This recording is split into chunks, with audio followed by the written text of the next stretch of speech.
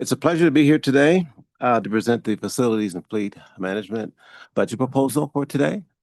I have a saying that in facilities, we often say the great service starts with strong foundation. And in our case, that's quite literal, strong foundations of a building. The FFM, or Facilities and Fleet Department, is the team behind the scenes, making sure every building, vehicle, and piece of equipment is ready to support the vital services of our community that the community depends on. Whether we are modernizing facilities, managing a diverse fleet, or responding to daily maintenance needs of our work touches every corner of the county, and we do it with purpose, pride, and a deep commitment to innovation, sustainability, and inclusion. We may not always be in the spotlight, and that's notwithstanding the detention facility. That's a given. However, we're always at the heart of the county operations, assuring that our colleagues have safe, efficient, reliable spaces and tools to serve the public. Together, we're building a more innovative and inclusive Adams County, one project, one vehicle, and one facility at a time. I'm incredibly proud to lead a team that makes this possible. They bring the expertise, creativity, and a can-do spirit to everything they do. I'd like to take a moment to introduce them to you now. My far right is our new Deputy Director, Colin Sanders, who's hiding back there, technically as of this weekend. And to my immediate right is Ariel Gerstein, our Sustainability Program Administrator. And David, I think by now you guys have seen him enough with the detention facility, head of our capital projects team. Mickey Beaupre, our real estate manager. Tanya Ford, our business operations. He's got a difficult division name. Business operations group. And last but not certainly least is Mike, our fleet and operations manager. And from there, no, just Mike. He just goes by Mike. So with that, we'll get started. We have an opening overview and pretty much the core service areas that we talked about that I introduced as far as sustainability, business operations, fleet operations, real property management, planning, design, and construction, and facility operations. Everyone here represents those particular sections, and oftentimes because we are an internal service fund. Sometimes we're behind the scenes, and some things that our partners and even the board in certain cases may not be aware of, that stuff just gets done, and that's what we do. So without elaborating on a lot of this, I will say the 2030 Sustainability Plan advances environmental goals with energy efficiency and renewable waste energy reduction, recycling, and sustainable practices. We're committed to innovation and efficiency. Facilities and fleet management ensures effective service delivery and responsible resource management to maximize community value. So we try to align our budget proposals with clearly the focus areas that you all have laid out for us. We feel our work plan, before you laid those out, address those, and I'm not just bragging, but I think you'll see the proposals do align with what we think are very well thought out focus areas. So what you'll see today is us aligning, and anybody speaking will align any proposal that we have will align with one of your focus areas there that we thought are very well lined up for us to follow. Okay. Our goals as a department and our priorities, we're looking to develop a dedicated customer service team. We'll be speaking a little bit more about that. We want to continue the funding of adding some funds to our sustainability budget line item. Additional support will be requesting for our real property division. We're looking at building security assessments and implementation of an overall countywide strategic view of how our buildings are secured and create a safe atmosphere for our employees and our customers that visit, and what their expectation is when they walk into a building. This one I'm exceptionally proud of, the Comprehensive Integrated Workplace Management System. I'll just say one thing about it, and Colin's going to address this in particular, is that right now we use a work order-based system that processes a work order when anyone puts in a work order, but it only deals with that, an operational aspect. Whereas if you're in a building, there's a lot of things that's attached, whether it be the lighting, whether it be the comfort level, or little gadgets that's on the wall up there, and even space management. We're looking at integrating those into instead of just upgrading to the newest version of a work order management system, we're looking to integrate those for more efficiency and to be able to give you more precise information if you put in a work order, who's occupying the room, what is the condition of that room in terms of temperature, humidity. This software that we're proposing to add to our repertoire will do that. And Colin will speak a little bit more details about that. We spoke earlier in the year about the energy performance contract. We're looking at the full implementation. What you have already approved, we'll be looking to come into public hearing to finalize that. Our vendor has already gotten started on the things that he legally can, that you all approved back in June. But we will be before you within the next, we would believe, 3 or 4 weeks at public hearing. Acquisition of real property. We continue to look at strategically acquiring real property, whether it be leases or not leases, whether it be vacant land, and how it follows what you all have approved in the facilities master plan. So those things would be aligned with the focus areas, but as well as what you have already approved last year in the facilities master plan. So first discussion is staffing requests about a customer service team. Thank you. Ultimately, it's just a dream that I've had to look at what I call one-stop shopping. So if you're a customer, you call in and you ask you figure it out, whatever the work order is, or how do we get a project done, or how do we get something removed in my space? For example, we recently had a request for a space move. We're in the GC, full disclosure, we need to do a different space. Who do they call? And how do they get their work orders processed? And right now, it's a confluence of a number of things that is not the most efficient. So I want to eliminate the confusion and be able to look at how do we process work orders?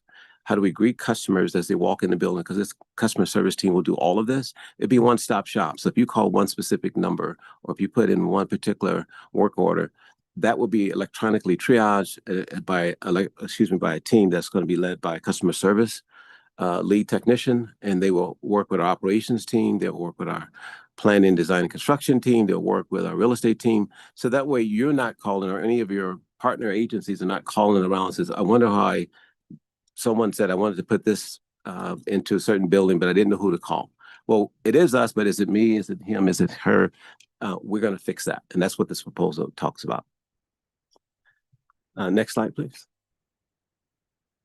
So graciously, the board has seen fit in prior years to did a sort of a business case, a test case for how do we boot up sustainability, and how do we actually do projects such as lighting, LED lighting, EV charging stations, electronic vehicle conversions. How do we actually do a lot of things that we have been targeted to do or tasked to do in the 2030 plan? Well, part of that is projects are being very specifically done out of that plan, and there are some front-facing and some internal-facing projects that does get funded with that.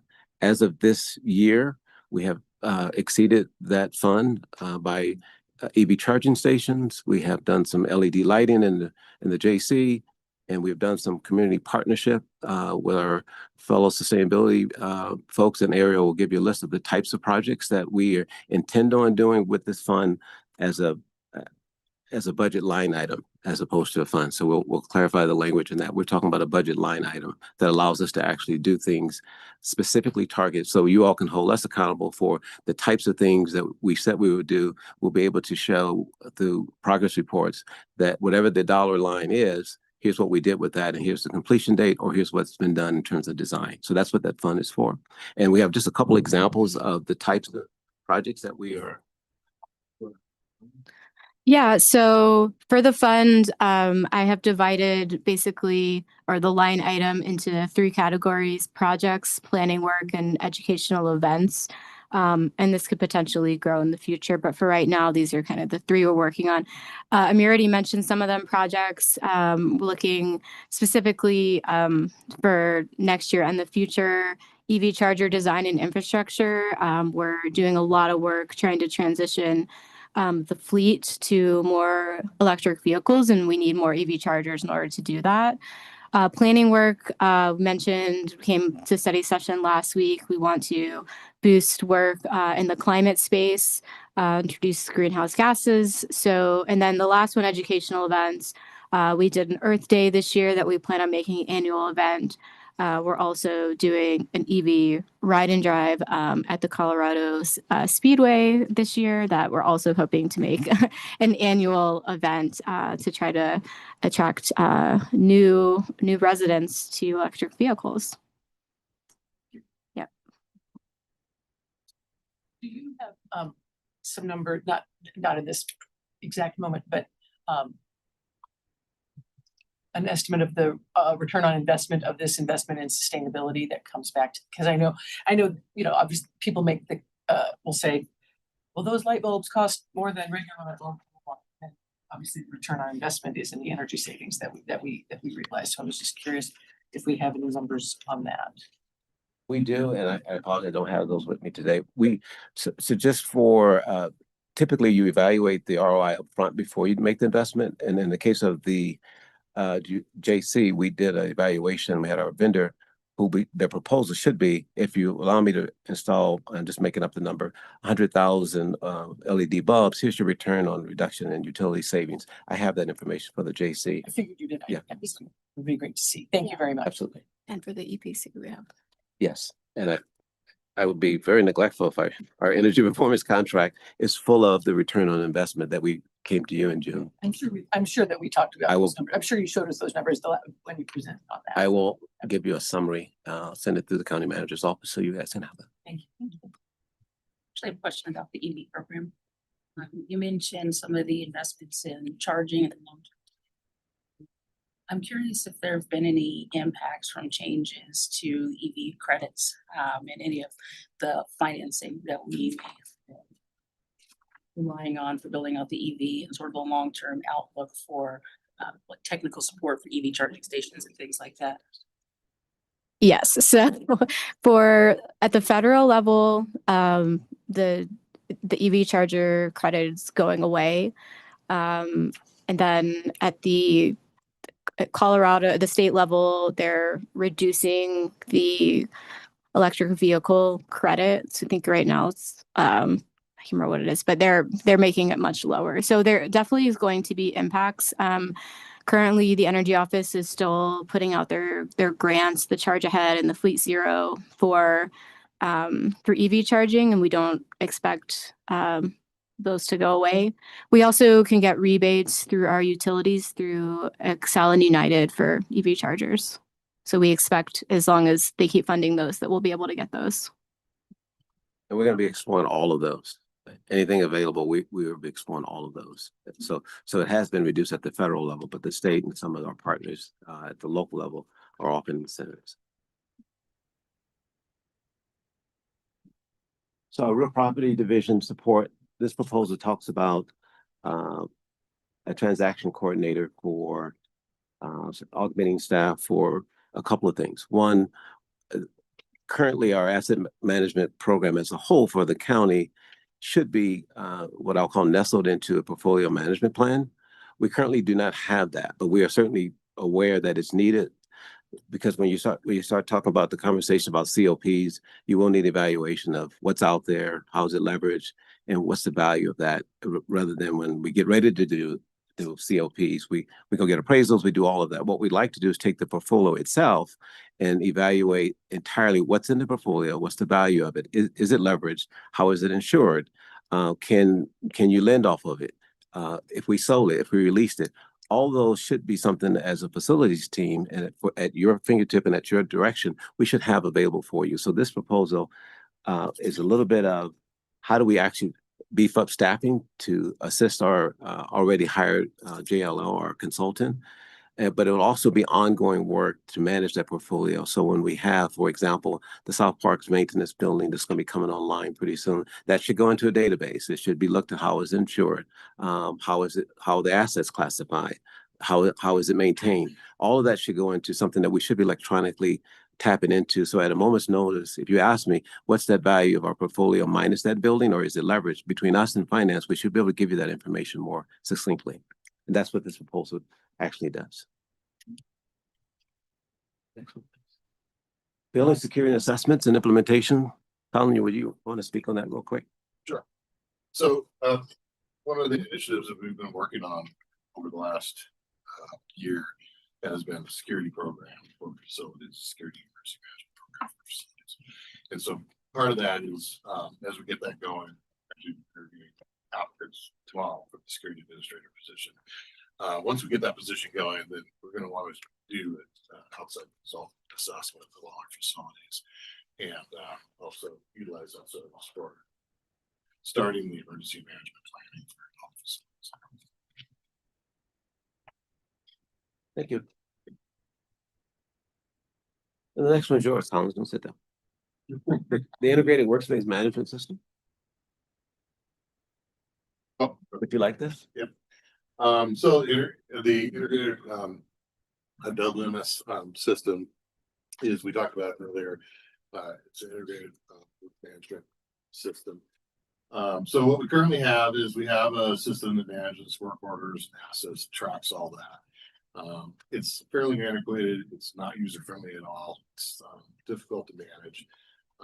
We've had it for quite a while. It worked, okay for the time that we had it, but they're growing assets. We're looking at a program that can utilize the different areas that we have impact on our facilities. So from a space planning perspective, a real estate perspective, obviously work order, asset management, managing all of warranty, track that information, give you information that you need on where our cost is going. Energy management plan is also part of that as well. And this is something we've been working on for about a year to develop scope. I think we're getting down to the end of the scope. We're ready to go out to RFP. But this will greatly improve our ability to manage all our assets and manage all our functions within the facilities. Is this an acquisition of a new software program that's being requested? Yes. Okay, thank you. It's a business case. Do you have the cost amount for what you propose that would cost in front of you? Yeah, I think it's about 175. Thank you. Thank you. Thank you. Oh, Steve. Oh, so sorry, Steve. Oh. Go ahead. No, you guys are fine. Can you hear me, first of all? Yeah, Okay. I hear you. Thank you. So far, I have a question on this and then the one before about the asset tracking. It's my understanding, I mean, we've gone and created asset tracking for our properties before. So I'm kind of confused why this is different than what we've had before, other than I think you mentioned a piece about valuation, but I don't know. And does that separate? Because I remember us going and supporting a project to do the tracking of the real estate. Now I understand you deal with both real estate, the land, whether we have improvements on it or not, as well as the improvements in the buildings. And I understand, but then when you add that question, that functionality with this one, I kind of wonder. There's in my mind, some of this stuff seems like my question is does the county not have a central system for tracking all assets, whether it's a car or a building or property? And are there systems that, rather than have us be siloed and us spending and having different technology in each department that has to be maintained not only by that department, but also by IT and then spent and contract, are there not some like central systems that we can, like government-based systems, so we're not like reinventing the wheel and creating more silos? That's one question that applies both to the asset tracking, the workplace management system, because I imagine other departments have similar needs, as well as customer service. But we'll start with this one first, since I know Nikki was ready to talk. Thank you, Steve. It's a great question, and we do have work that began prior to my tenure in 2018 for real property tracking, and it essentially grabbed all the parcels that are of record of that the assessor has demised and given us a shape for and attached to parcel number 2. What's not in there is everything else, like the right-of-way strips that they don't draw and put a parcel number on. What's not in there is our COP leverage. What's not in there is our appraisals, our facility condition indexes. And so often when we get a request from you all and need to respond quickly, or our finance partners, we have to go check whose email has that document, or if it's within their archive, or where at in our G drive. And so it's really fragmented not as wise as we'd like it to be, especially in the 2020s. The integration of everything that we're doing is paramount to our efforts. And so this portfolio work would be able to be fully user-friendly, integratable into our own system, and add value to our existing system. So we're not replacing anything, we're building upon, we're getting more savvy, we're getting more wise, we're being smarter, and providing more reliable information, and anticipate to update that with the staffing support. So it's a really big lift to gather all of this information. I've gotten a lot of questions from you guys, and I'm trying to put out the information for the county manager's office. And it's about 6 phone calls, you know, and a few emails, and that's not efficient because it takes days to get you guys back information. So hopefully that helps describe kind of where we've been at in our journey. We've got some pretty basic information. We'd like to get a little bit more savvy and become more of that advisor. What I would call more basic real estate information. You know, every owner should know what property you have, about what your value was, when you evaluated that, what your COP or debt service is on that, what's your operational cost, how can you triple bottom line, what you're looking at on margins for a truly data-driven financial picture. Does that help, Steve? It does actually. I still have a question about standards, and it seems like you totally answered the question. I think if you were to identify, and you don't have to do it right now, but you did mention there have been times that we've asked you questions that simply are not available in the current functionality of what you have. I do think that's important to note. And then I still would ask, like at a Dion level, like what are other, or even ask you, it's like, what are other counties doing in this area for people in your role? Are they using the same tool that you're proposing? Are they using some of the other government? Because I do understand that if I were to push for or recommend that we use one of those general government things that everyone uses, it may also be so general that it doesn't address some of the specifics within a department. I totally get that. I know, Steve, Amir. I can hear you, Amir. Okay, The good. mic light. The mic light is off, so I didn't know. Let me give you personal experience. I was deputy director in King County, and the real estate team reported to me. We had like a 20-person team.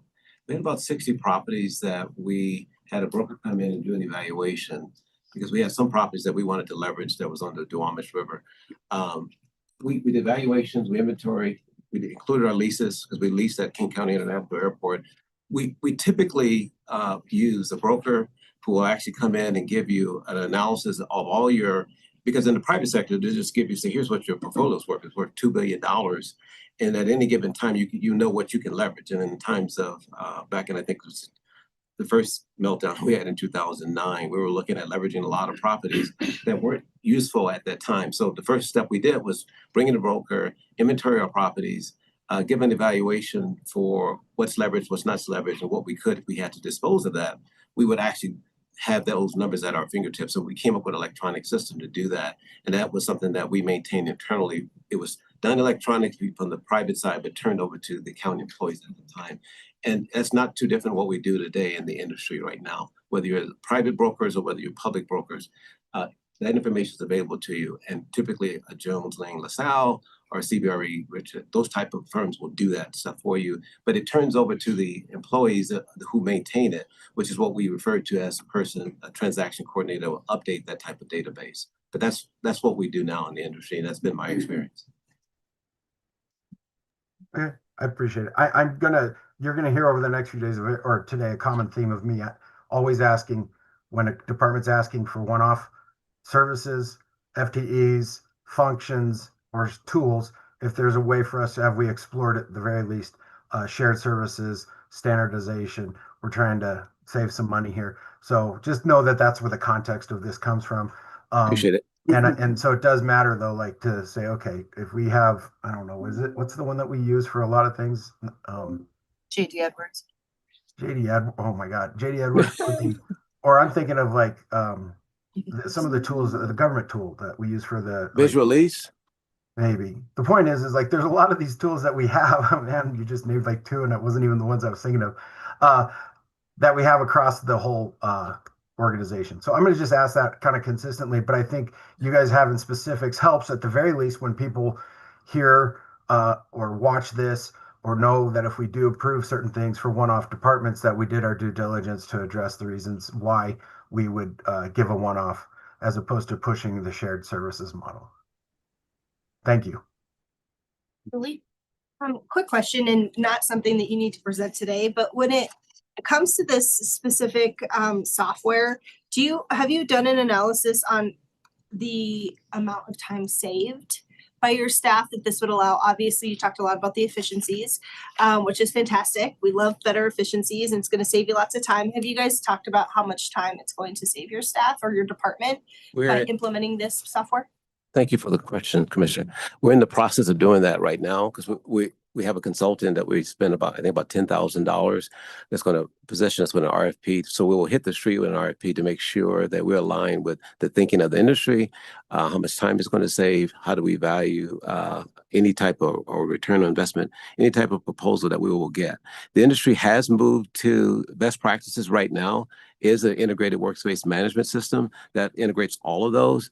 But there are a lot out there in that space. So rather than listen to the people that gets in my ear, salespeople, we hired someone to make sure we work with Jason's team in IT to look at what will work with our firewalls, what will basically be comparable to what finance means. So it'll be an integrated approach, and it'll look at savings of time, to look at how many hands can touch it, and the firewalls that's actually in place for our IT and our finance team to make sure the information stays proprietary. Okay. I'll wait until the end. Okay. Yeah. Thank you. Energy performance contract. Thank you. This one's prioritization, line time. And I will say it was difficult selecting a priority because we have a really good 2026 plan ahead of us. It includes delivering 2 Head Start facilities, 3 master plans, including public health, the judicial campus, and the government center. We also are looking at delivering those special initiatives, YRAC, FJC, the Behavioral Health Clinic. But this one was selected because of the county-wide impact and also the department-wide impact.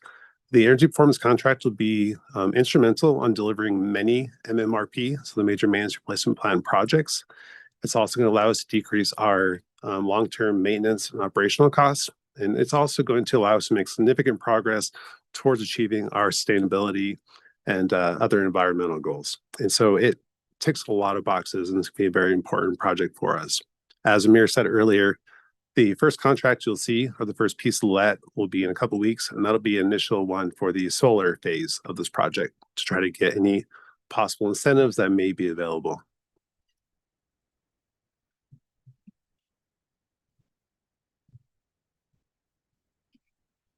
Part of our charter is to acquire property as well as sell, lease, and so forth. One of the things that we're working on that's consistent with what the direction we had received from the BOCC regarding our facilities master plan is how do we expand Adams County East. And one of the pieces of items that we've been working on is a strategic purchase or partnership with the Township of Bennett to potentially do a joint partnership for our own muni centers, we will potentially call it. So a budget proposal has been put in our budget. So if this purchase does come to fruition, you'll see a number in our budget to acquire that property, assuming you all will approve the ultimate transaction once it becomes in front of you all. Yeah, I have a question about that. So this is the town of Bennett is going to build this municipal center. Is that correct? They're building their portion. There's a tract of land, they're building their portion, but not our portion. We're just acquiring the land along with the required infrastructure there. Is our space where we will be supporting residents going to be inside the building they are building, or are we building a separate building? Separate building. Okay, so we're not, okay. So we're gonna buy this land and build and maintain our own building. Was there a conversation about us, about Bennett, about us being like a long-term or permanent lessee of space that they, rather so that we could be under the same roof? I mean, is there, I don't know I wonder if you can talk about the advantages, the pros and cons of something like that. Well, we will be bringing that formally to you all, hopefully over the next over the next month. We will be bringing that piece to you. But then the acquisition is the acquisition of land so we can build our own separate building within that municipal influence of that downtown Bennett area. So we would build for based on what our facilities master plan laid out, the services that are needed, and these are just examples. We're currently in a lease spot now with Bennett right now, with the clerk and recorder. There's temporary spaces for the sheriff out there, and elections out east, and occasionally Human Services does some things at a local, I believe it's a community center that they do some things there. So we're thinking about co-locating those services as a way of expanding the influence and the service to our citizens in the Eastern Adams County as a way of staying separate, partnership with Bennett, but we're basically having two tracts of different land. Okay. Commissioner, I can elaborate on that a little bit more too. There is a little more detail in the briefing memo we shared prior to our dinner with the Town of Bennett trustees. If you want to refer to that for some of the history on how this has evolved. Yeah, It's yeah. Taken many years, and we still are at a pretty conceptual level of how the town center will be specifically designed. There are thoughts around exactly what uses might go there. There's partnership discussions that you heard them refer to when we had dinner with them, and a lot of positive support for it, but the details are still coming together. And so our team will continue to evaluate options and total lifespan cost of leasing versus acquiring. They've already begun to do that, but the ongoing lease costs are something that we already, have plans for. And so if we were to repurpose those ongoing annual lease payments into an acquisition, we may ultimately have some analysis that shows that might be a more cost efficient way to deliver services in the town of Bennett, but that's something we're going to continue to evaluate. I think, the town anticipates that we will partner with them in some way, but they are still trying to figure out exactly what that partnership looks like. So we do plan to bring more details to you. We have ongoing periodic meetings with them, and another one I think is scheduled in a month or so. So after November that, we'll be able to give you another briefing on how this might continue to evolve. And I'm happy to answer further questions, but I just wanted you to know that it is still at a pretty conceptual level. Okay. Is 2.5 acres going to be enough for all the services that you outlined that we want to offer out there? We believe so. Just with some efficient building and some more sustainable practice in how you build. We believe so. Thank you. So I really appreciate this slide. Thank you for saying it's in the conceptual stages, but I want to see the analysis, but I am really leaning to purchase, and we own and operate our own building and facility. I know that that's probably going to be a lift on logistics and what that looks like for staff and equipment and whatnot. The challenge is as Bennett, all the townships continue to grow out there, that we've already been bumped by Bennett when it came to the clerk and recorder from the sheriff's office, that there's been some tension held between the city or the town and the county of space that is needed. And I don't want to be in a 30-year, 20-year timeframe that if we lease and Bennett needs space, that our space would be the first space that they would look at to expand or grow. And it's not just the town proper, the town government, it's also like their fire department is looking to grow. What if anything, library is also looking to grow. So I would rather be in a position where we drive what is out there. I would also like to add, I wrote down the needed services or services that we currently provide. I would also add potentially the health department, what services look like out there at the health department. And then there's been a request, I've done at least 2 tours of the townships out there with the public works department of an employee walk-in clinic of what does that look like for employees. So even if it was a flex space, shelter, whatever that case may be, I'm open to this real property acquisition. Thank you for that feedback. I just want to chime in and say I agree for all the reasons that Lynn just articulated really well done. I appreciate that. I think also I have a preference to own our own property because our other elected officials have different relationships with the town of Bennett. And we've seen the mayor change over as well. And I loved Mayor Boyce Pindell. Whitney is great as well. But like these mayors change over in towns and administration changes over and other elected officials have their own relationships. Having our own property gives us agency in, I think, a really important and long-term way that is about our obligation to serve residents, not whatever political tides are coming in and out of a city. Not that the town of Bennett, you know, isn't great in their own right, but we have our own obligation to serve and show up for residents, and to have to go through an intermediary to provide that service is always going to make our work harder. Oh, did Steve kind of hand it? He did. No, not, I just caught it, so. Oh, good job, Ken. It was off screen, so I wanted to. I know. Yeah, I agree 100%. And so I do think, and I appreciate, Amir, how you say like acquisition of property is a strategy that, and you hear this new board saying that. We regret getting rid of the old detox building. We definitely regret it now. We almost got rid of the human services building, and now we're using it. We almost got rid of the family services center, and now it's for housing, right? The one on Broadway. Every time we've had a situation where we wanted and contemplated about selling something and we didn't, we have been thankful that we didn't. I know the haunted building's kind of a pain in the butt right now, but it gives us I options. knew you'd say that, Steve. Huh? I knew you'd say that about the haunted building. Yeah, pain in the butt, but it gives us options that we wouldn't have if we had sold it for $400,000. All these things that you guys have, we could look at that history. And Amir, I know you see it. Every time we got rid of something, we usually regret it, and every time we kept something, we were glad that we kept it. And even recently, with the new CRC building, us acquiring that gives us other options on things that we need. So, looking out east, I agree with Lynn 100%.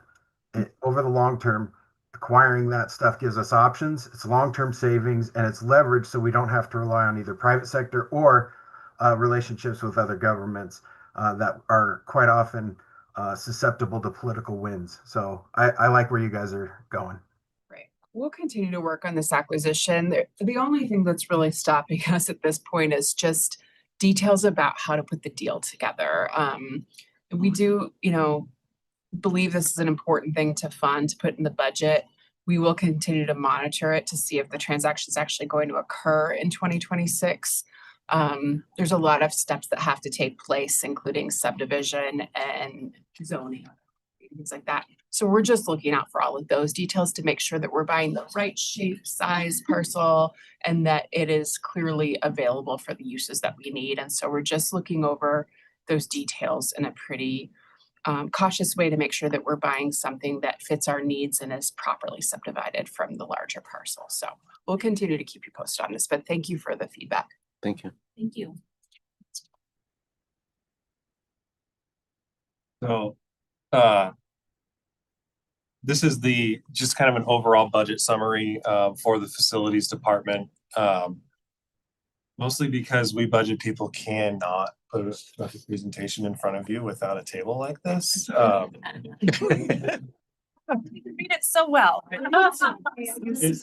Thank you. It was meant to go edge to edge. Terribly in comms. Just to kind of give a high level overview, the facilities and fleet department is in multiple funds. So we have the general fund is where most of the operations take place. Capital facilities fund is where we're doing our capital construction. The fleet management fund is an internal service fund, kind of just the ins and outs, and collects enough money to support the service without making money over time. So you can kind of see here the flow of you could see here the flow of the budget if the text was larger.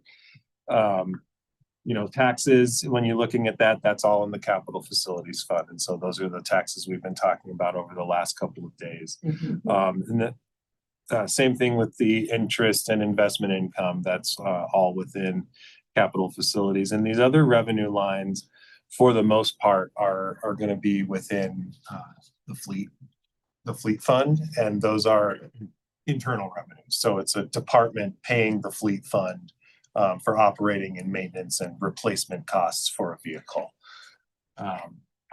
As you go down into the expenditure line, you can see the wages and benefits. The proposed base is right now showing at an increase, just because as the budget is requested with all of the FTE requests that have been put in, and any sort of compensation plan changes. And then the next two columns over are the breakout of the business case requests. So that would be your operating type requests that you've heard a lot about today.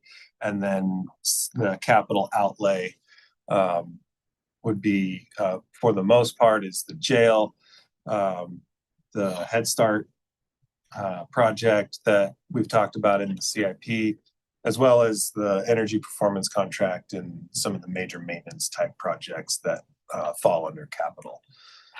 So just a high level budget overview, and a look at the department as a whole. And so you can kind of see some of the changes year over.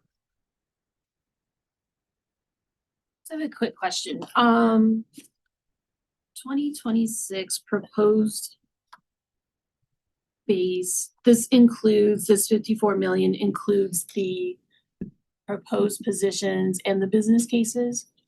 So no, the base would include the proposed positions. Our system doesn't let us split those out like we can split out the business case and capital requests. So only the new proposed positions and then the base budget from last year. Okay, so the 54 million is the proposed positions in the base budget from last year. That's correct. Thank There's you. another slide that'll show you the specific number of FTEs that they've requested, right? Mark? Yep, Yeah, yep, so you'll that's be the able to next see slide. those separately, and obviously Okay. we'll also be sharing a full list at the end of the budget of all FTEs that are requested. Okay, we do have a online version of this that this type is very small, but we can also share that with you so you can see at this after. I think I can figure it out Yeah. by like staring really hard at the paper in front of me. So thank you for the paper copy. It's harder to like do that on the screen. But thank you. Thank you, Mark. Okay, so this slide is a similar type summary, and also very small. But you can see we wanted to show the FTE history, so you can see the first column is what the 2024 authorized, what was in the 2025 adopted budget. And then we added a couple of FTEs during the year this year. That's that 3 that you see there. And then the requested amount. If you were to add all that together and all of those, if they were approved, then you can see the FTE total in the final column. And then as context, you'll see this in most of your presentations today. We take a snapshot in time. And so you can see as of September 16th, this would be the list of vacant positions within the facilities department. And we do that because that's typically one of the first questions when we're looking at a new one is, what positions do we currently have that are sitting vacant? So that's us trying to guess what questions we're going to get and provide that information ahead of time. No, this is really helpful. Positions that were approved on the amendment are on this vacant list because they've just been approved. So facilities, security, and emergency manager is one of the new positions the board approved in 2025. And then I believe there were 2 building maintenance technician positions at the detention facility that were approved in order to provide additional shift coverage to cover the 24-hour operations at the detention center. And there was points made by the department about the vacancies are connected to some of those overtime needs and things like that. And so I think the department feels that those new FTEs will help them reduce the vacancies on BMTs, building maintenance technicians. Is that correct? That's correct. That's correct. So I just wanted you to know what you recently approved. And so there were those 3 positions. Two building maintenance techs and then 1 facility center. And then the security position, about halfway down this list, was recently approved. So the vacant positions are all Mostly budgeted. And Just a as quick of the 16th, those were the vacant, but since that time we have filled, 3 of those positions have been filled. Okay. The facilities operations superintendent, there are 2 there. That's been filled. They've been filled. And we have 2 in offer status, and we're interviewing 4 other positions. Those will be the BMT positions. And we have 3 posted. So we think in probably another month, that list will be very small in terms of what's actually vacant. Okay, go ahead, Steve. Thank you. Got it. Just to clarify, these are the existing positions, not new FTEs, because I thought I heard Kristen say these are the new FTEs will help with vacant positions, or Yeah, that's a little, yeah, let me try to do a better job explaining that. There were just 3 positions approved on the amendment, which was a month ago, maybe, or so. Mhm. And one of them was the facility security and emergency manager positions. That doesn't have anything to do with vacancies. The comment I made about vacancies is that we have had some vacancies for building maintenance technicians at the detention center. You'll see 4 of those 6 BMTs at the top of this are at the detention facility. 2 of those were just approved on the amendment. Right. And there have been ongoing vacancies because it's just a challenging role to fill in general, and covering 24-hour operations has been even more challenging for those particular building maintenance technicians. And so the concept of asking for 2 more was to help keep people in those positions and give them Yes. a more reasonable to do.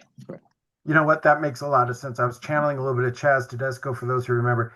He would always get really worked up if people have this like block of vacancies and then they're asking for additional FTEs just to simply raise their high water mark of FTEs in their departments. It was something he caught on, and I watched and learned that sometimes that happens. And before you know it, you have this high water mark of FTEs raising for each department, and you still have these vacancies, and you have to look and say, could those vacancies be moved up? And maybe you replace those. In this situation, what you just explained is because of coverage, you can't fill an 8-hour person a day role if they're expected to do 24 hours. And so I think this is the first time I've heard somebody actually make sense when they say a new FTE added to the high water mark actually helps us fill these. So that's a good explanation. So thank you. It's something to keep an eye on for all of us to see if that actually does make a difference too. So thank you. And I'll add that we've asked every department to include their current vacant positions, because as we are asking for new FTE, we just want to make sure that we are filling positions previously approved. And, you know, if you have anything to add about the timeline for filling those positions, but that is an important background to have. Absolutely. I agree. So we're down to about 8 minutes. Final thoughts from the board on this presentation, questions for administrative staff, presenting team, Julie. Couple questions. So going back to these vacancies, are you planning on hiring all of these, or are some of these positions being on hold for whatever reason? The straight answer, we're planning on hiring every single one of those. Absolutely. And we're in different phases of that. As I mentioned, we have 2 offer status, 4 are being interviewed this week. We have 3 already posted. And there's 4 more. We're just working through compensation and our acquisition team. So we're moving. Perfect. Just wanted to double check that. And then, did I have another? No, that was my only questions. Okay, I'll go. We'll just go down the line here. Great. Thank you for your presentation. It's very forward-looking. We're a nerdy board in a way that we like the systems aspect of it. I know, so we like the building in the systems. And then it's also the efficiency of how can we be more efficient? So as whatever the next, what year are we in? 25, political climate, government shutdown, unknowns, lots of unknowns, even as consumers, whatever that looks like. I think what is being proposed is foundational to our work. I do want to call out, thank you for the electric vehicles, need more charging stations. I appreciate that. Establishing a portfolio. I didn't know I liked that so much, and I do like that a lot. And I think that it also to incorporate, and I don't know, maybe it is already, all of our projects, not just those projects, or all of those land buildings, even those that aren't under facilities management, if that makes sense. So like looking at parks, looking at open space. I would also love to see at least that it's tracked somewhere is our water portfolio. Like what is our water? Where does it live? Who's the ditch company? All of those. Within would scope. would be really helpful. We just had, several times we've heard, probably too much for this team. I don't know, I'll let you decide that, but the bridge structures, we had a big, meeting on culverts and et cetera, et cetera. So love that. Let's see, I support the ongoing request for 1 million. Not in this budget, but this land right out here is our front door and we don't own it. So I don't know if we have a master plan for that. At a minimum, I'd like to look at what is our zoning, because we would want something complementary to the government center, I would hope. But not for this budget season, but if we can look at that property at some point, that'd be great. Yes. Thank you. I don't have much to add. I asked my questions more along the way. Thank you for the presentation. And I second pretty much everything Lynn said, not only about this land out front, but about that comprehensive portfolio is going to be really critical. If you save everybody a lot of time and be able and help us understand what we have, what we need, and where we're going. Because this board gets a lot of ideas about how to better serve the residents, and we need to know what those options are to know how long, what the timeline is, what the horizon would be for us to achieve the goals that we're setting for ourselves and for the staff. So I think that'll be really valuable tool. I think it's a great investment.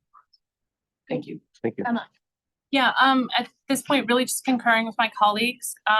We are a nerdy board. We like the detail. I think for all of us, like what I feel is that we really want to get it right and to understand what the portfolio of options is, going back to Nikki and your comments on understanding their portfolio and how long it takes to source that information versus being able to pull it up and be like, this is what we own, this is our obligations, this is who's leasing from us, this is who we're leasing from. I mean, tracking all those health department properties, for example, has got to be just a nightmare because they're all so separately titled and we inherited them from a different organization. And so I really support where y'all headed, and I also appreciate the transparency and the effort to be clear and upfront the things that are costly, so that we can have those conversations at the front and then have a conversation about the value behind it. So just a general and overall appreciation for where you all are headed. I know we have a lot of tough conversations baked into this, like we discussed yesterday with the land use in the detention center, particularly as it relates to facilities, and then other facilities complications moving forward. But even this understanding, as you're talking about second tower or not second tower on this property, the ability to understand where everyone is officed and under what type of ownership or lease that is would help us make those decisions so much faster. So I see it as an efficiency. I see it as a professionalization, an upgrade, and overall, it's been a really great conversation and complementary to some of the specific conversations about facility and land use we were having yesterday. Thank you. Great comments. Anything else? Devo. I'll just say thank you. I think, first of all, as a whole, this goes to Dion as well as the team in front of us. Showing the vacant positions, we're always asking that question. And so I appreciate you guys adding this to the standard deck. And it was very helpful in that conversation. I think adding, which ones are adopted, which ones are new versus also the vacant helps us. That question is going to come up all day. So the fact that you guys added it to your standard, bravo to the executive team. I also, it does make me wonder about this tracking of real property assets, whether it's land, buildings, water, minerals, all sorts of things. But also, is there a way to integrate it, like with what Brian has to do in parks, where we also track, sometimes they're not assets, they're sometimes liabilities, like culverts. I love how Lynn brought that up, because we also need to track the liabilities and obligations that we have out there. And that includes like the culverts and the outfalls. And at some point, we're going to have to talk about what are we going to do with right of way, whether it's medians or even the stuff along public roads, even if it's not in front of the buildings. And so we kind of need to break down that silo between Amir's team and the public works and parks and figure out, if we need to do something together, and you have one specialized team that focuses on right-of-way type stuff that can kind of float around, whether it's a parks or facilities or a public works. But those are the things that are going through my head. And again, I agree 100% with Emma. We're trying to be systems thinking professionals on this, and I really appreciate all the conversation I heard today. I'm getting that as a plaque, Steve. I agree 100% with Emma. We're ready. Right, 10 o'clock. Thank you again. Thank you.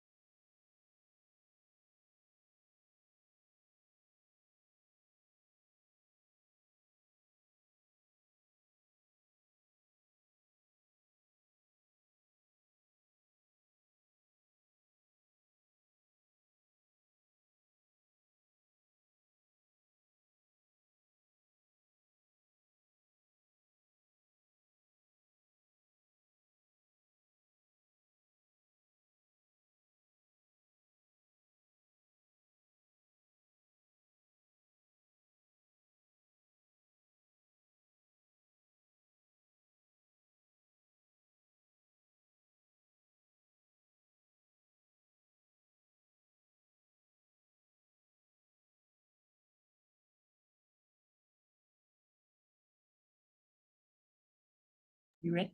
Yes.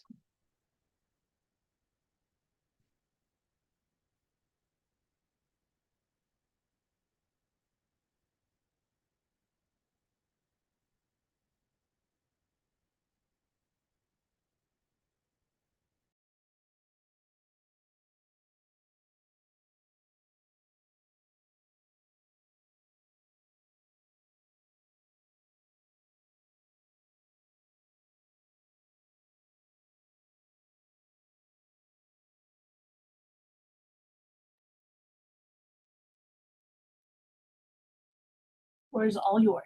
Good morning. Good morning. Good morning.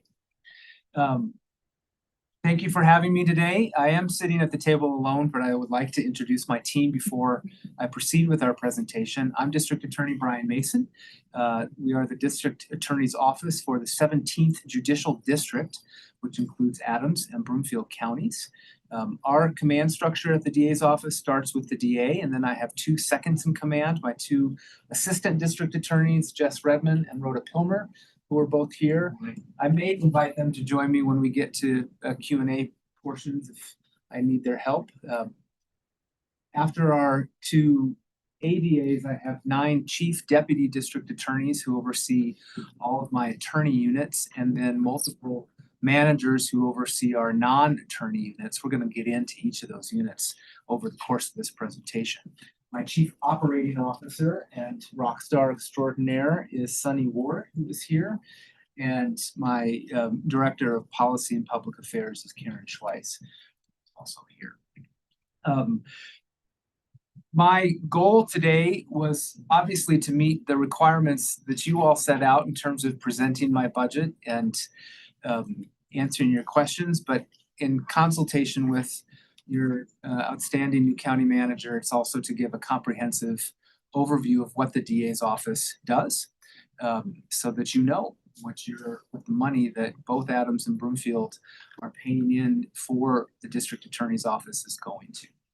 And so I'd also like to acknowledge Nancy Rogers and Graham from They're right there. the city and county of Broomfield. They're right behind. They waved. Yeah, you did it. Good job. Because once again, this is the 17th Judicial District, and the District Attorney's Office serves all of the 17th Judicial District, which is both Broomfield counties. The mission of the DA's office is on our slide number 1 here, and I'm just going to read it to you, and that is to keep the community safe and to make the criminal justice system better. We do this through the fair and ethical prosecution of criminal offenders while supporting and uplifting victims of crime, and we further advance this mission through crime prevention, education, outreach, and reducing recidivism. In terms of our 4 service areas, I could have filled the whole screen with these boxes, but these are the ones that are very much central to our mission. Obviously, prosecution is what a DA's office does. And when I make presentations to the community with town halls or other things, I often engage in a little bit of a give and take at the beginning and ask folks, how many cases do you think we have right now at the DA's office? And I'd be delighted to ask you all to take a guess, but without meaning to put anyone on the spot, I can say I typically get answers around, well, 400 or maybe 4,000. And people will say, well, certainly no more than 10,000. And the answer is 30,000 cases. So now that's not 30,000 cases every year that we file every year. That's 30,000 cases that are pending in our office at any given time. Because when a case is filed, it doesn't resolve in particularly designated time period. Some cases can last for years. Some cases can resolve within a few months. But at any given time over the course of any given day at the district attorney's office, we have around 30,000 cases, and it's a massive job. So prosecution is obviously our core to what we do.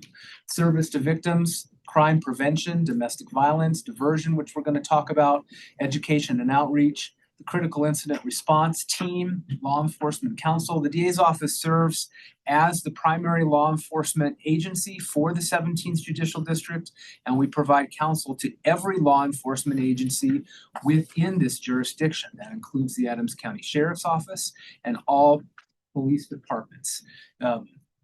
We are on call 24 hours a day, 7 days a week, 365 days a year.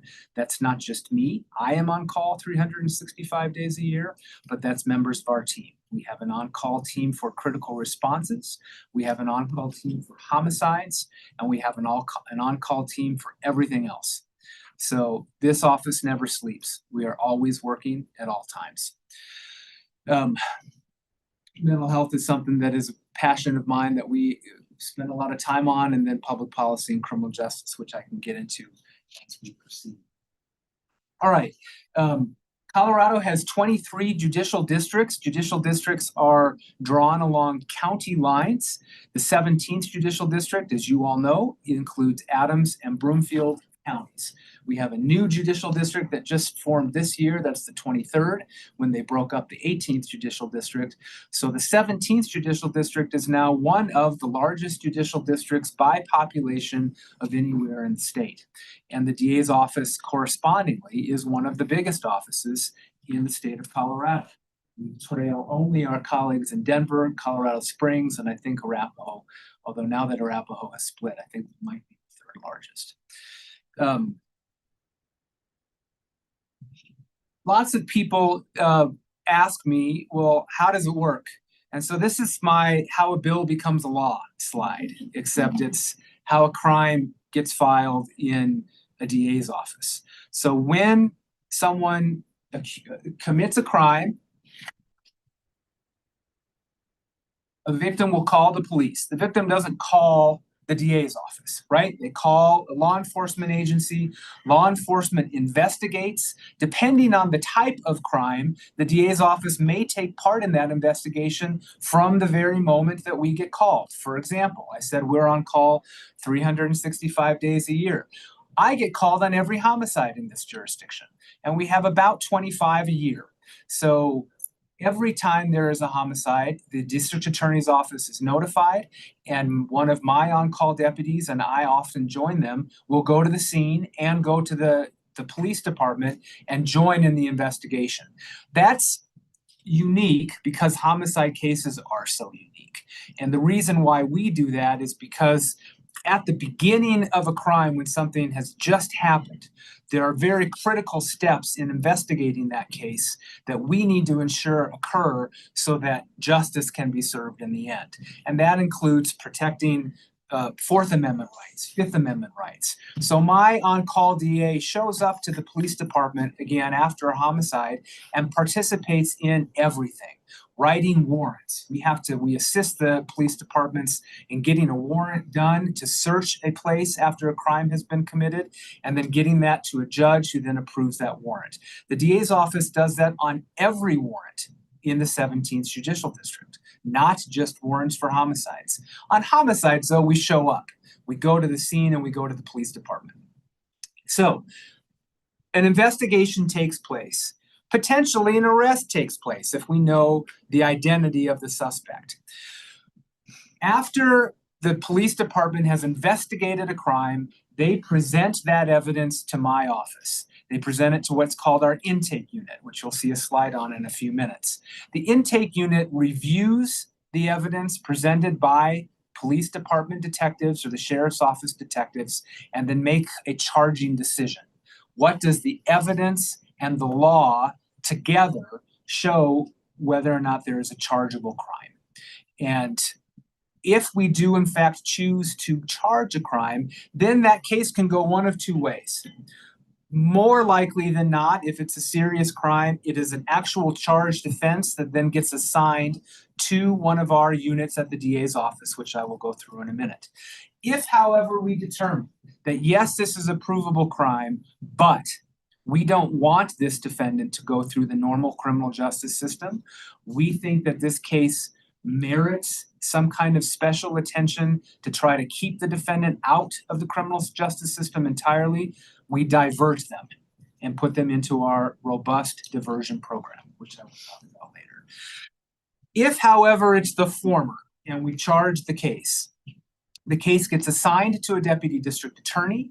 That attorney then shepherds that case through the rest of the process. So they review the case for everything: evidence, witnesses, charges, reviews the charging document. Does the charge match the evidence in the case? What is the defendant's criminal history?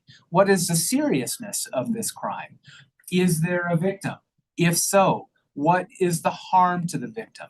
What is the victim's views on how they would like to see the case proceed? And after that full case review, and again, 30,000 cases. We do this on every case.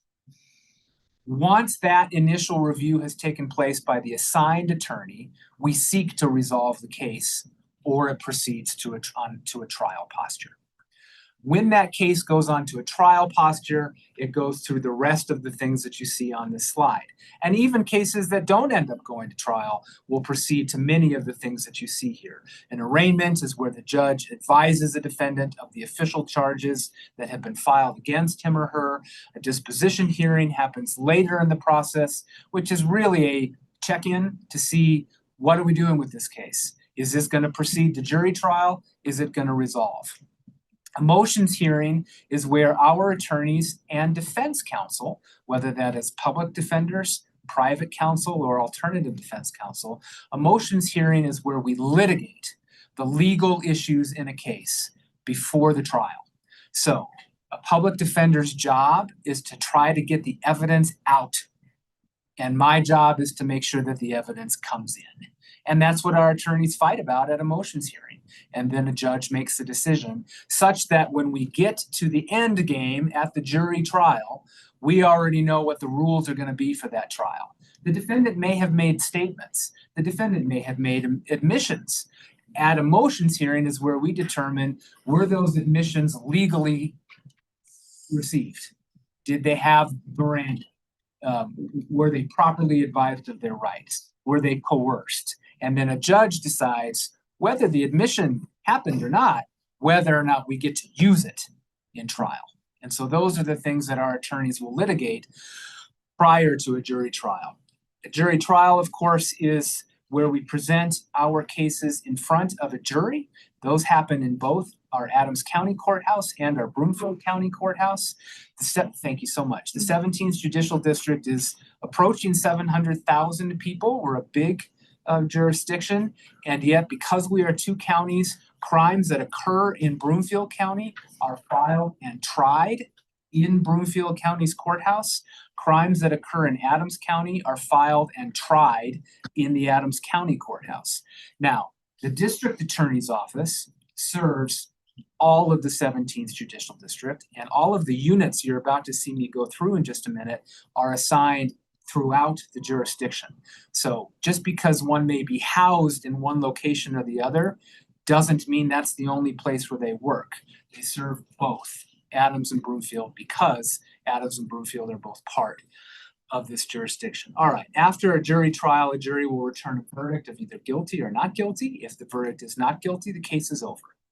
If the verdict is guilty, we then proceed to a sentencing hearing. Now, we also proceed to a sentencing hearing in cases that don't go to trial, because well over 95% of our 30,000 cases resolve short of a jury trial. I will share with you, and I have said this publicly many times, so it's not a secret. If every single person who was accused of a crime demanded a jury trial, the criminal justice system would shut down. We don't have the capability to do 30,000 jury trials every year. We don't have the judges, we don't have the attorneys, we don't have the infrastructure. But the vast majority of cases don't end up going in front of a jury because we're able to resolve them somehow. And when they resolve, they also proceed to a sentencing hearing. All right. I've talked a little bit about our leadership structure and our org chart. I'm going to keep moving on. These are just some examples of crimes that occur in the 17th Judicial District. They occur everywhere that we prosecute. The great big difference in the criminal justice system that helps sort of divide up the work that we do is whether or not a case is a misdemeanor or a felony. Misdemeanors are lower level crimes. And the biggest difference between a misdemeanor and a felony, one is the seriousness and two is the consequence. A misdemeanor someone who's convicted of a misdemeanor cannot be sentenced to prison. Someone who is convicted of a felony doesn't have to be sentenced to prison, but can be sentenced to prison. So felonies are more serious cases. And those include everything from financial fraud, first-degree assault, kidnapping or sex assault, to robbery and first-degree murder. Misdemeanors include everything from DUI to theft to lower-level domestic violence cases, all of which I'm happy to tell you more about if you wish. All right. We have several divisions within the office that are both attorney divisions and non-attorney divisions, and I'm going to briefly describe each of them. This slide kind of gives you a list of what those divisions are. We'll start with county court. So county court prosecutes all of our misdemeanor cases, and that's about 20,000 of those 30,000 cases. So that's traffic and misdemeanor cases. Again, it runs the gamut of DUIs to thefts to domestic violence.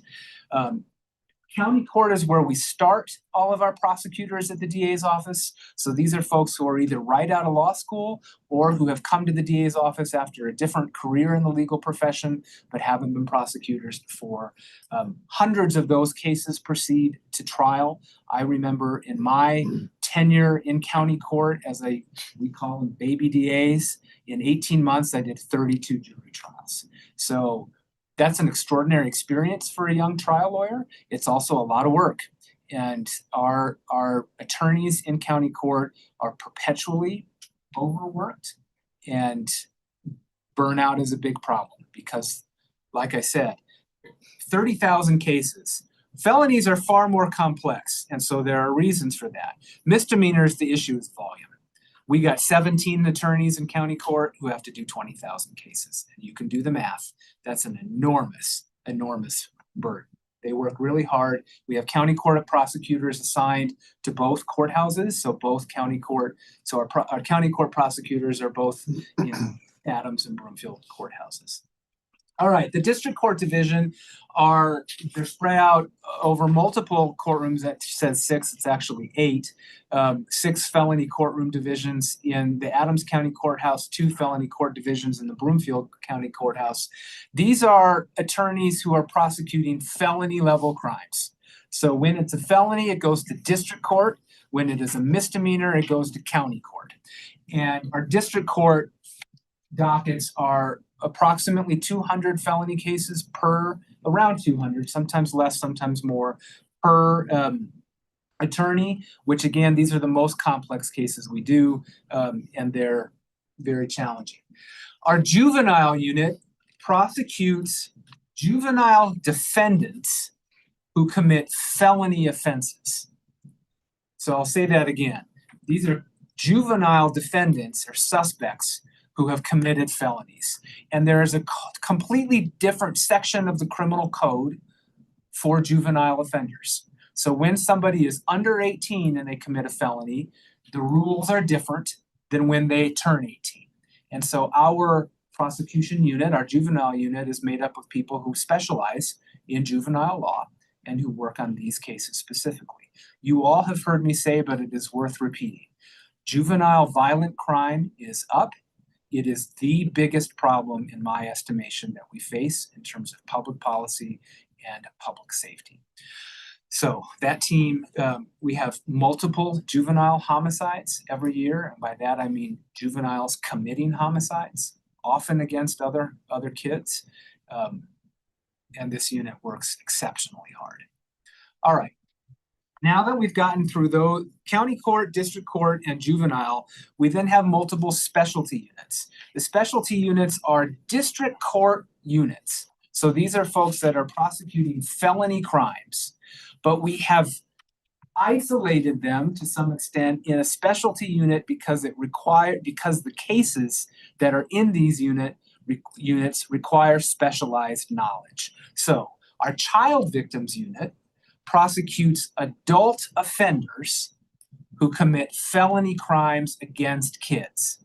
So this is different than the juvenile unit, right? Those are juvenile offenders who are committing felonies. The child victim unit are adult offenders who commit crimes against children.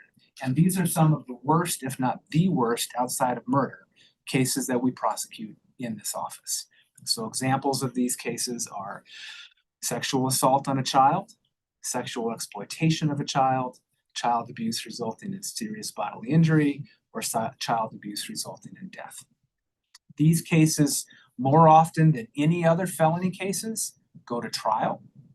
And the reasons for that are the complexity of the case and the almost constant inability to resolve these cases, because defendants don't want to plead guilty to things that will come with mandatory sentences to the Department of Corrections. And yet, we have to make excruciating decisions every day on these cases with whether or not to re-traumatize a child by asking them to testify in front of a jury about the worst experience of their life. So our prosecutors and staff in the Child Victim Unit work exceptionally hard on some of the worst cases that humanity commits. And burnout, of course, is something that we have to really pay attention to with that unit. The Special Victims Unit is one that you all are very familiar with because I talk about them all the time. I created the Special Victims Unit when I took office in 2021. This is a specialized unit that specifically handles sexual assault, human trafficking, and domestic violence cases. This is also the unit that where we originally put our domestic violence high-risk team when we formed that in 2021, and is the unit that has, up till this point, been the foundation unit for our work on a family justice center. They also do some of our most complex cases, and it is worth reiterating, all of these specialty units work in both courthouses. They prosecute cases throughout the 17th Judicial District. So we got a bigger building in Adams. Most of them have their office space here, but their work is in either in either courthouse for the entire jurisdiction. And I'll give you the most recent example. The worst domestic violence homicide case we've had in the last couple of years was the Daniel Krug case. Stephanie Fritz, our chief deputy for the Special Victims Unit, led the prosecution of that case. It was just featured on Friday night on 2020 and on Dateline NBC, and it's going to be on 48 Hours later. But I share that as an example just again to say, we take our best prosecutors wherever they are and attach them to the cases based on complexity of the case and the resources necessary for that case. And that is in both courthouses in the jurisdiction. All right, Financial Crimes Unit prosecutes fraud, economic crime, cybercrime, and elder abuse cases. I'm super proud of this team. I've recruited them personally, and they have really put us on the map nationally for some of their work on financial crime cases and have been asked to present at conferences quite literally all over the country. Our Drug Trafficking Unit focuses on the investigation and prosecution of the big fish. So we got lots of drug cases in this jurisdiction, lots of them. Some of them are big, major cartel-related cases. And so our specialized drug trafficking unit goes after those people in particular. They work closely with our North Metro Task Force and the Drug Enforcement Agency. The complexities of major drug cases are such that I can't even get into all of it here, but I'll give you an example. One of my roles as the DA is I personally must approve all wiretap warrants. What's a wiretap warrant? When we have met the burden on a significant case where we think we need to listen to somebody's phone calls, that's a higher burden than a regular search warrant. And this often happens on major complex drug cases. We want to listen in to cartel members who are literally here in Adams County distributing poison that they have brought across the border into our jurisdiction. And some of the best ways to get that information is to try to listen in on it. There's a very, very high standard for that, and our drug trafficking unit facilitates and oversees those investigations. Felony Intake Unit, I've already talked about a little bit. This is the unit that meets with law enforcement probably the most because they bring the evidence of their investigations to felony intake, and then intake will file the cases. The only exception to that is some of our specialty units, which I've just described, do their own case filings.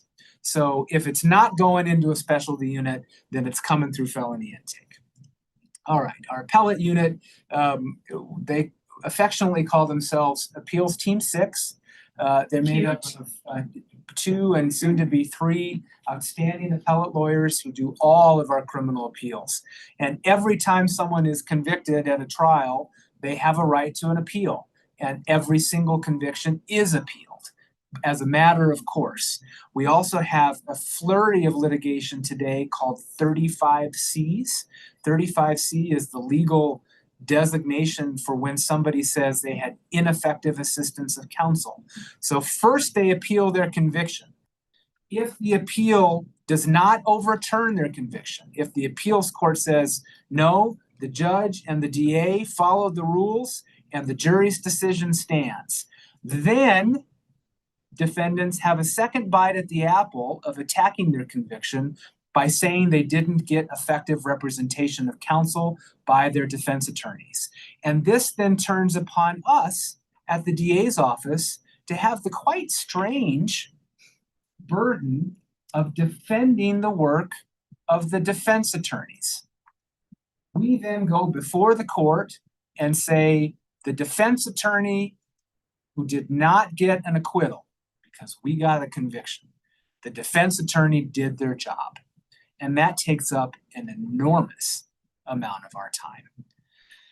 And the appellate team does an extraordinary job with it. All right, those are our, well, there's one more unit in here that I didn't get a slide for and I just realized it last night and I apologize. And that's our domestic violence and domestic violence high risk team unit. You all have heard me present on them many, many times. Our domestic violence high risk team literally is the building block for our future Family Justice Center. The DVHRT reviews domestic violence cases for lethality factors every week, and we have a multidiscipline, multi-stakeholder team that is involved in that, and then we rush services to victims of domestic violence where we can to try to protect them. That unit is growing, and we're going to start doing even more DV related work with them in the years to come. All right, non-attorney units, we'll start with our investigations unit. The investigation unit is comprised of sworn law enforcement officers who do essentially critical investigation into our felony and misdemeanor cases. They build on the work of our law enforcement partners. They try to fill in holes on cases, and they're also responsible for finding everyone.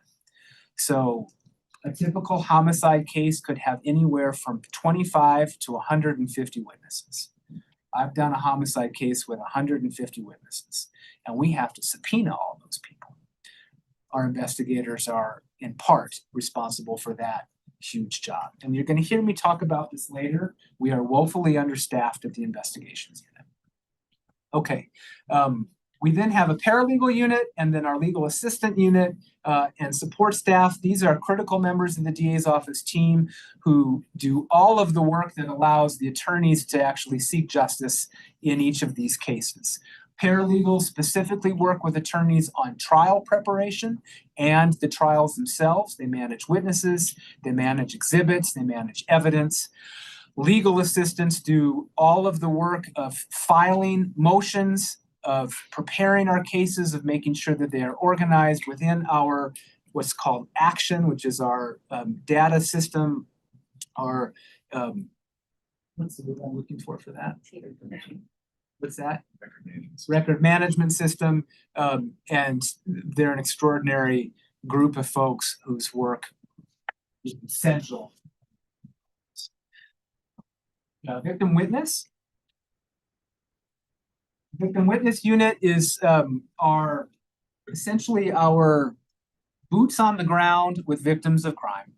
So victim advocates shepherd victims through the criminal justice system at every step of the way. We train our attorneys to be empathetic and victim-centric. And yet when the attorney is up standing in front of the court, litigating a motions issue or cross-examining somebody in trial, they can't always tend to the needs or the questions of a victim who wants to know what's going on. That's what our victim advocates do. They are literal heroes in the criminal justice system, and I'm very proud of them. And we have victim witness folks stationed at both courthouses in Adams and in Broomfield. A restitution unit is the court-ordered repayment of losses directly related to a crime. So when someone has been convicted of a crime, if there are monetary losses and the court orders that they pay them, we have to actually show the court what those losses are. And our restitution unit collects receipts, works with victims, and then files motions for restitution. Our crime victim compensation unit is similar to restitution, but different in that they administer a fund that are made up of funds both from the state, federal government, and other sources to give assistance to victims of crime before they're going to get paid restitution. Because victims in the system would have to wait a long, long time and often never get repaid by the offenders who have offended against them. The Crime Victims Compensation Unit tries to get money to victims sooner to make them whole and to help them with a myriad of things, from counseling to, after a burglary, helping them get board up service, things that victims of crime need. Okay, the diversion unit, which I talked about earlier, services clients. We call them clients, but these are folks who were charged with a crime or could have been charged with a crime, who we have decided we are going to divert out of the criminal justice system instead. And they then go through a rigorous program with our diversion unit. And if they get through it, and that program includes everything from mental health counseling to anger management services and counseling to couples counseling when necessary, addiction counseling, etc. They have to take accountability for what they did. So again, this is somebody who could have been charged with a crime. If they come to us and say, well, I didn't do it, we say, well, that's great. Then you should go to court and defend yourself. Then you should get a defense attorney and plead not guilty. In order to go through diversion, you have to actually say, you're right, I'm accountable for this, I take accountability for it, and I want the help that you're going to provide. For those who make it through, you can see down at the bottom, after 1 year, 94% have never committed another crime.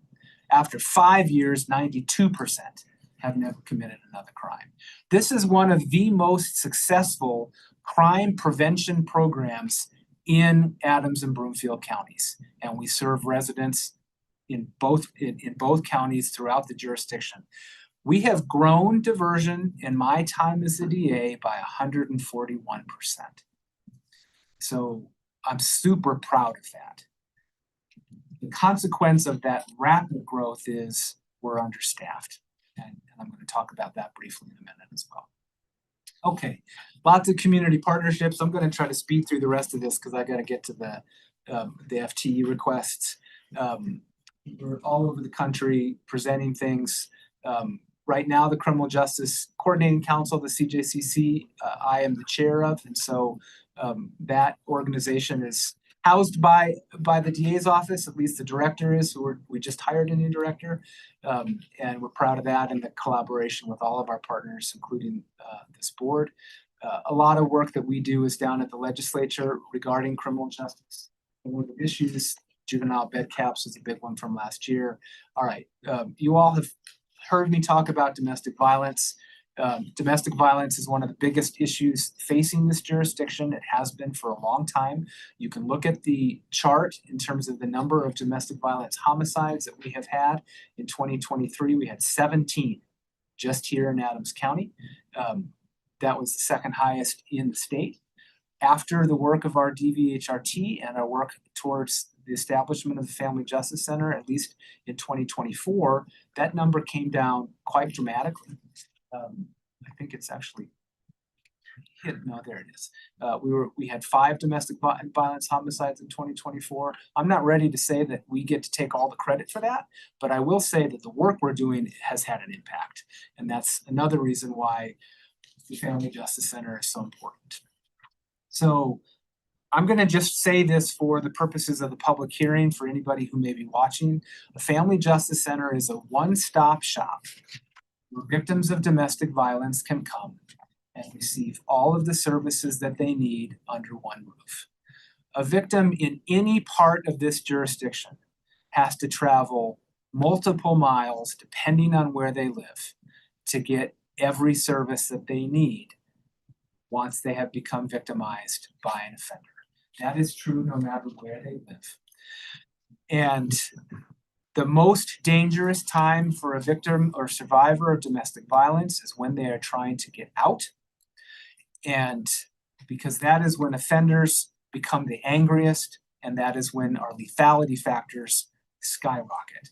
In every single jurisdiction in this country that has a family justice center, and there aren't that many, 150 or so.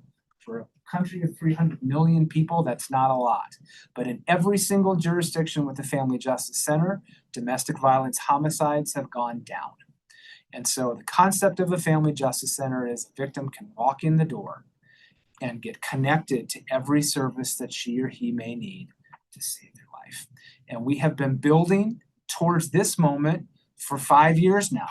It started with the creation of our special victims unit, then the creation of the domestic violence high risk team, which progressively brought in every single law enforcement agency within the 17th Judicial District. It started, I think our first one was Thornton, our second one was Broomfield Police Department, and then we have built that out to include every single police department. Now we are ready for the next big step, and that is opening a family justice center. All right. I'll quickly go through goals. You know, my first priority is always the ethical prosecution of criminal cases, serving victims, keeping people out of the criminal justice system that we can. In terms of priorities for 2026, it's to open the FJC. That's my goal. In addition to our goals that I just stated in terms of ethical prosecution. So I will just say, I have very strategically and deliberately focused my budget requests, and these, by that I mean additional budget requests, other than the standard funding of the office, which funds all of the units we've just talked about. But in terms of growth and need, we have multiple needs. But for 2026, knowing the budget complexities that this entire jurisdiction faces, I have temporarily ignored some of our critical needs at the DA's office to focus on what I think is the biggest need, and that is to open the Family Justice Center. So my FTE requests are specifically geared to those, and I'll get to those in just a second. All right. I think I got a slide for each of them. I wanted to put this in here just because I want this on your radar for the future. What I'm not asking for in this budget. I'm not asking for more investigators other than one for the FJC. But I need this board and I need our Broomfield colleagues to know that that's going to be a need in the future. We have in this office 17 investigators. That is woefully low compared to our sister DA's offices of similar size. The Denver DA's office, which is close to our size, has over 40 investigators. The Jefferson County DA's office, which is very similar in size to us, has over 30. Arapahoe County has over 30. We have 17. And I started working on this with Ray Gonzalez when I took office. And I said, I'm going to ask for one investigator a year. I'm never going to come in and ask for 15. I wouldn't want to put that kind of a burden on all of you. But we're trying to build up that team over time, and we need to continue to do it because we're understaffed there. What does that mean? We don't, in this jurisdiction in my office, have a gun relinquishment investigator. Other offices have investigators who full-time are in charge of, after someone is convicted of domestic violence, making sure we get their guns, which they are required to turn over. But they often don't turn them over unless we go and ask for them. We're not doing that here, and I could, and I would like to ask for that, but I'm not, because I am respectful of the fact that the budget is tight. I also am aware of what some of my other colleagues are asking for and the numbers, and so I just want you to know I'm not asking for everything that I need. Same with diversion. I know this board and I know the Broomfield City Council really supports what we're doing with diversion. because diversion is literally keeping people out of the criminal justice system that we can, and the success rates are remarkable, and it's keeping our community safer. We've grown it exponentially. In order to maintain that, we're going to have to continue to invest. But I've asked my team to hold on for the next year because I don't want the burden of asking you for more FTEs for them, but they do need them, and that will be something we'll talk more about in the future. Okay, so as you all have undoubtedly seen, I am making requests for 9 FTEs, and I'm going to speed through these so that there's plenty of time for Q&A. The first one is the only FTE that is not exclusively for the FJC, although it is related to the FJC. Because the DA's office has grown so much, and we needed to grow, but because we have had to grow so much, our financing and budget have become much more complicated. And right now, my dear friend and colleague, Sunny Ward, as our Chief Operating Officer, has told me I've got to have more help on the financing. I've got to have more help on the accounting.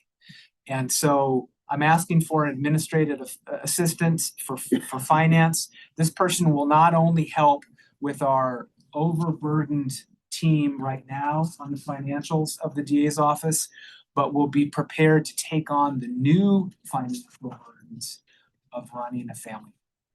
So it is a critical.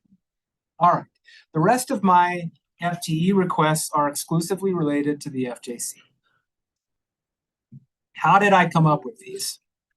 Our team did extensive research into all family justice centers nationwide, both government-run and nonprofit-run, both DA-run and non-DA run, to learn what are the critical positions that we need to open the doors and run an FJC.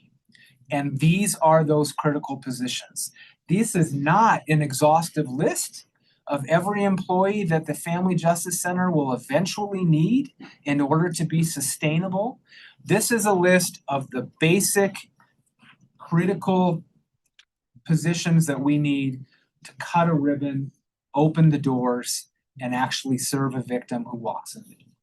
So that first FTE request is an executive director. That's somewhat self-explanatory. We need somebody who is actually running the show. I don't have someone at the DA's office now that can just switch out of their duties and run the FJC. So I know I have heard questions before, not just from this board, but from other boards and from city councils. Well, tell us about overlap. It sounds like some of these positions are things that are already being done. All of the positions that I am asking for are not being done by anybody else.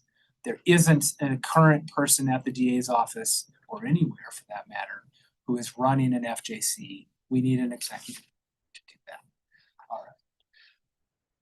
After the ED, the most important position that we have learned from this research in any family justice center is called a client navigator.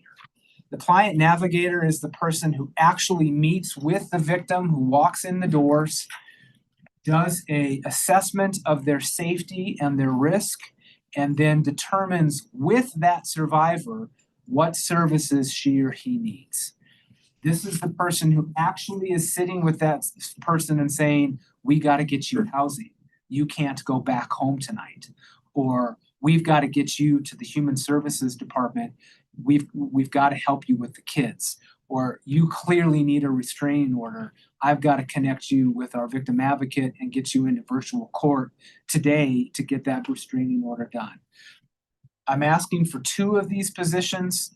The reason for that is if we have more than one victim at a time, we're going to need more than one navigator. I think over time, we will need several, depending on the success of this FJC.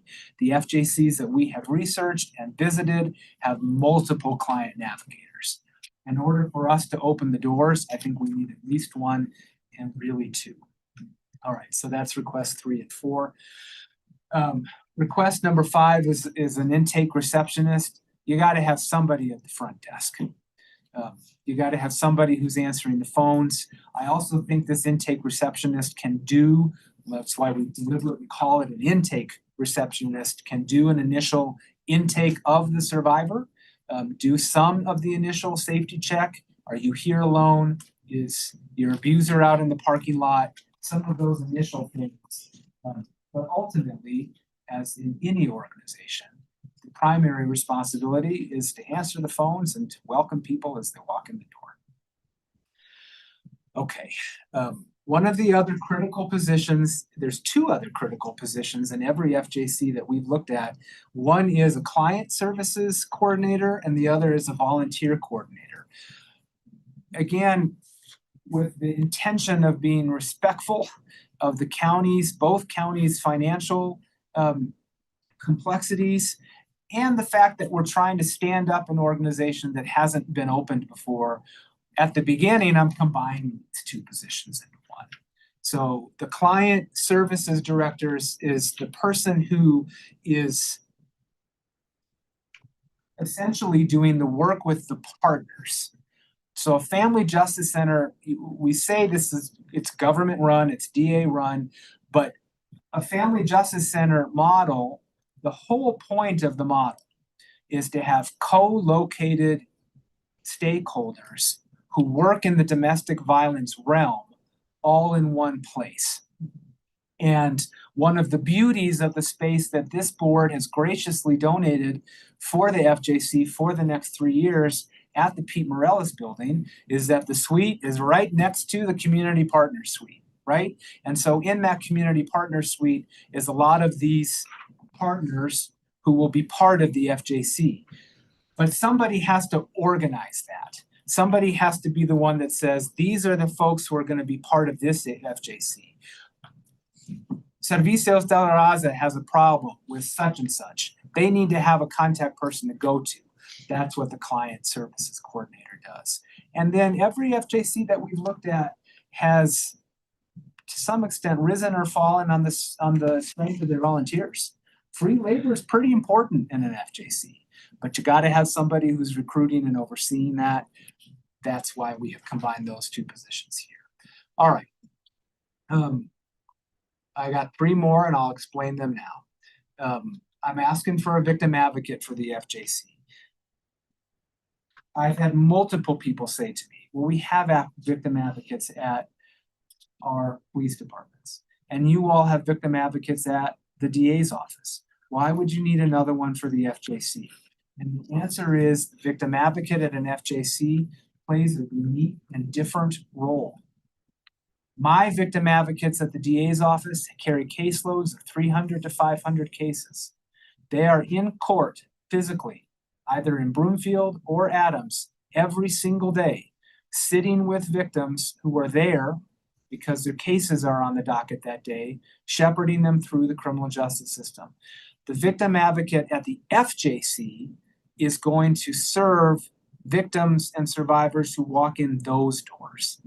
And as I know this board has heard me say, the Family Justice Center is not just for victims who are reporting their case to law enforcement. On the contrary, most FJCs that we have worked with, about 70 to 80% of the victims are not reporting to law enforcement. They just come to the FJC for help. And so the victim advocate's role at an FJC is to help that victim and specifically to help them with legal issues in our virtual courtroom. Part of the concept of an FJC is not having a victim have to go to court. And that means not going to the Broomfield County Courthouse or the Adams County Courthouse. It means not having to show up and face their abuser in that setting. It's being able to do it virtually in a virtual courtroom at an FJC. That's what the victim advocate does. All right. Our investigator is very similar. Obviously, we have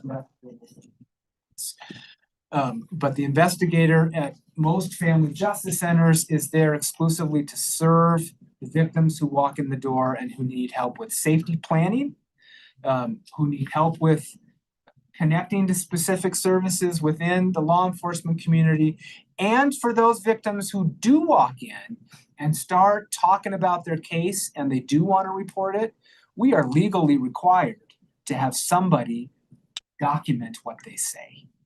And that can't be a victim advocate. That has to be a law enforcement professional, which is why we're asking for the investigator. All right. The last request is a development coordinator. I'll just tell you right now, you don't need to give this to me this year. Long term, we want the ability to find as many different funding streams for the FJC as possible. And when we have talked to other FJCs about how they do that, they say, well, we have staff who are full-time committed to exploring every possible area for every possible dime. I think an FJC development coordinator will help all of us long-term find resources to make this a sustainable organization. I don't think I need it in 2026, but I'm putting it on here for your radar because it is a position that we will need eventually. There are a couple business case scenarios. I think maybe I skipped through those earlier. One is to request budget software for the DA's office. That for an office of our size is overdue. One is to have, we need to have specific intake software for the FJC. We do not have software at the DA's office now that can simply be transferred to a family justice center intake process.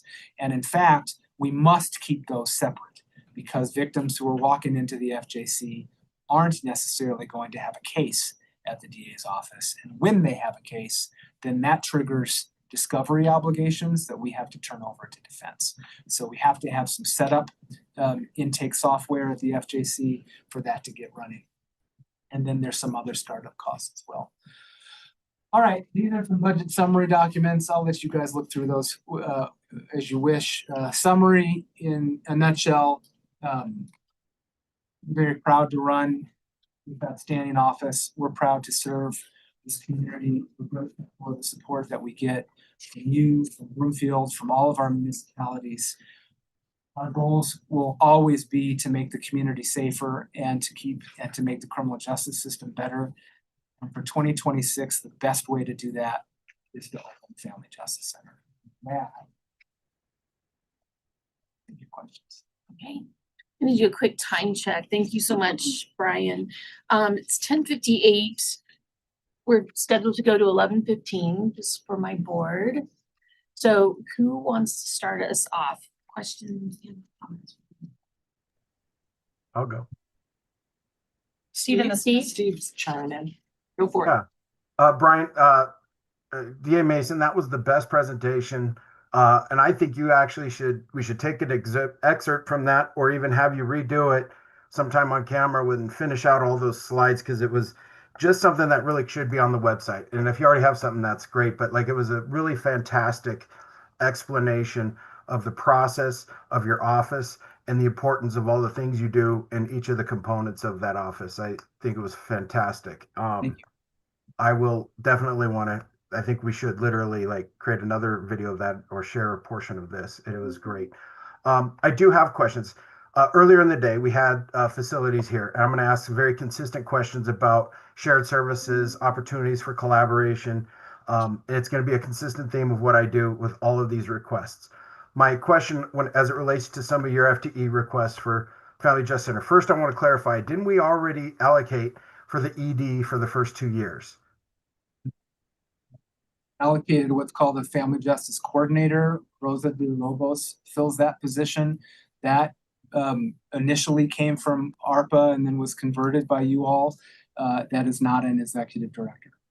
So it was my understanding that that coordinator would serve two functions, first helping it get set up and then also go into the ED role. So if that changed, I might have missed that meeting, but respectfully, I think you're remembering that wrong. We had lots of conversations about whether or not it should be somebody who's going to run the FJC or if it's more of a project coordinator person who is going to do the planning for building and opening an FJC.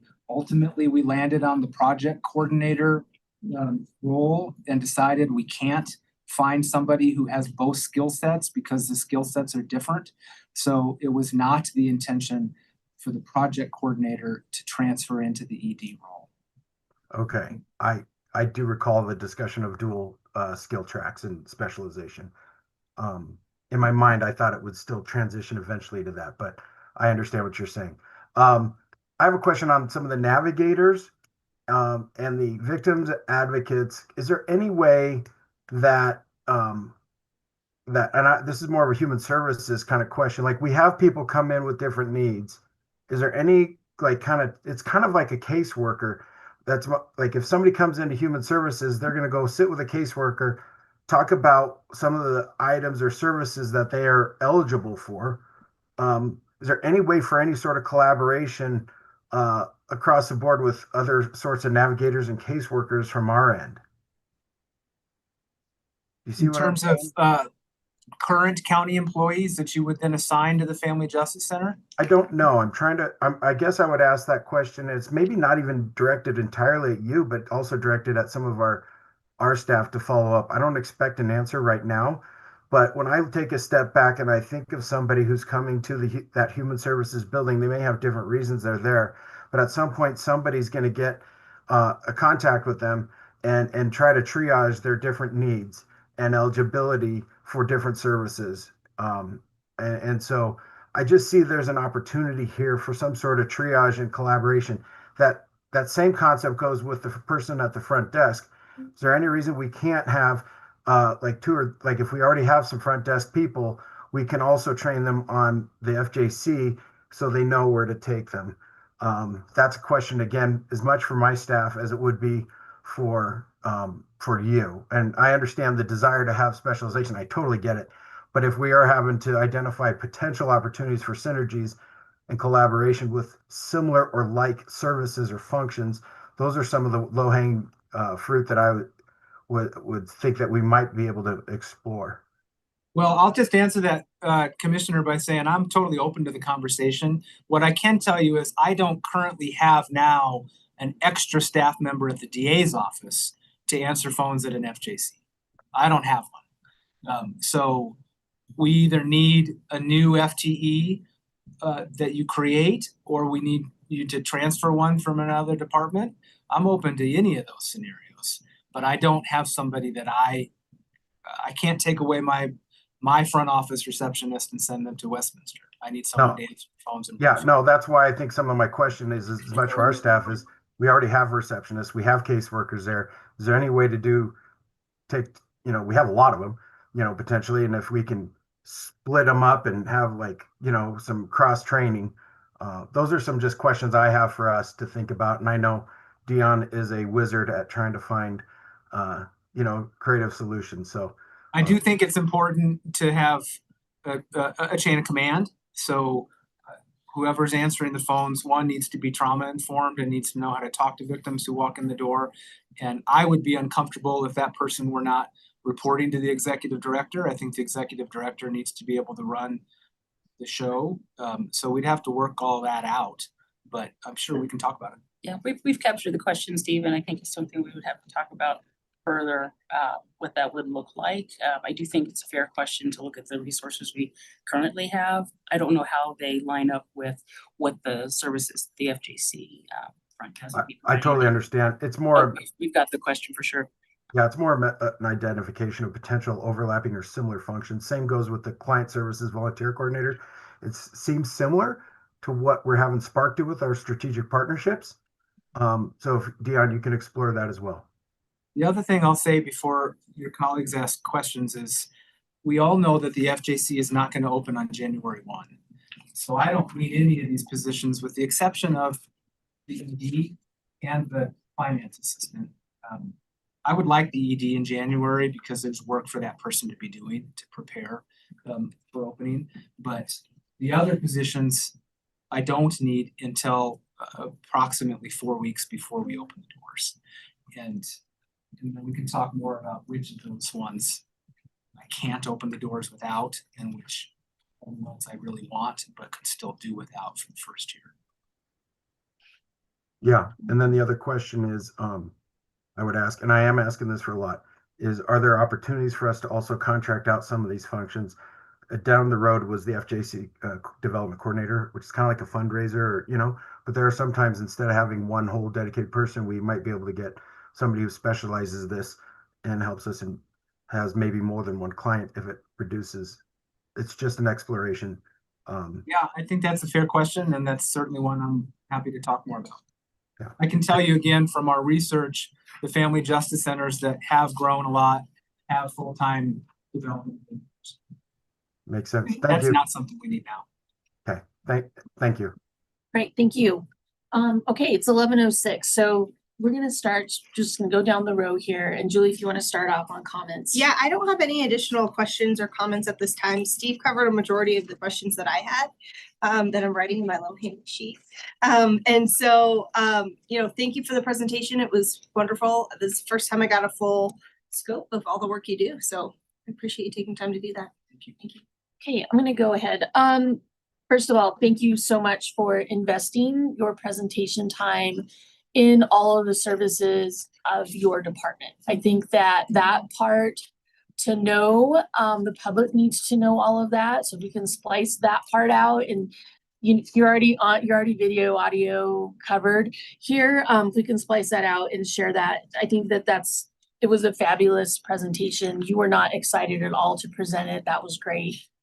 You were so passionate, Brian, about this, district attorney, and I'm so grateful that we have you. And I just have to give quick anecdotal story here is I regularly visit my folks, as you know, my parents, and one of the things my mom and I do is we watch all of these shows, 20/20, 48 Hours, Dateline, fill in the blank here. And as we were visiting, I was like, I think that's Broomfield. And so as we watched it, it was the Crew case. And so fantastic job on that case and your team, and that I hope that it was depicted in the way you wanted it to. It's not always done that way.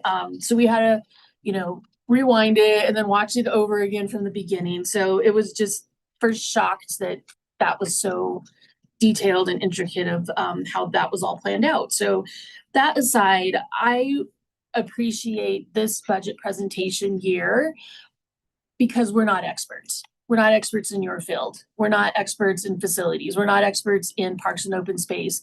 And so to have you make a case, come talk and inform the board of what you do. There's a lot of trust and synergy, I believe, that we have as elected officials here in Adams County. If this is what you asked for, this is what you need. Thank you for sharing and being honest on what you're passing on.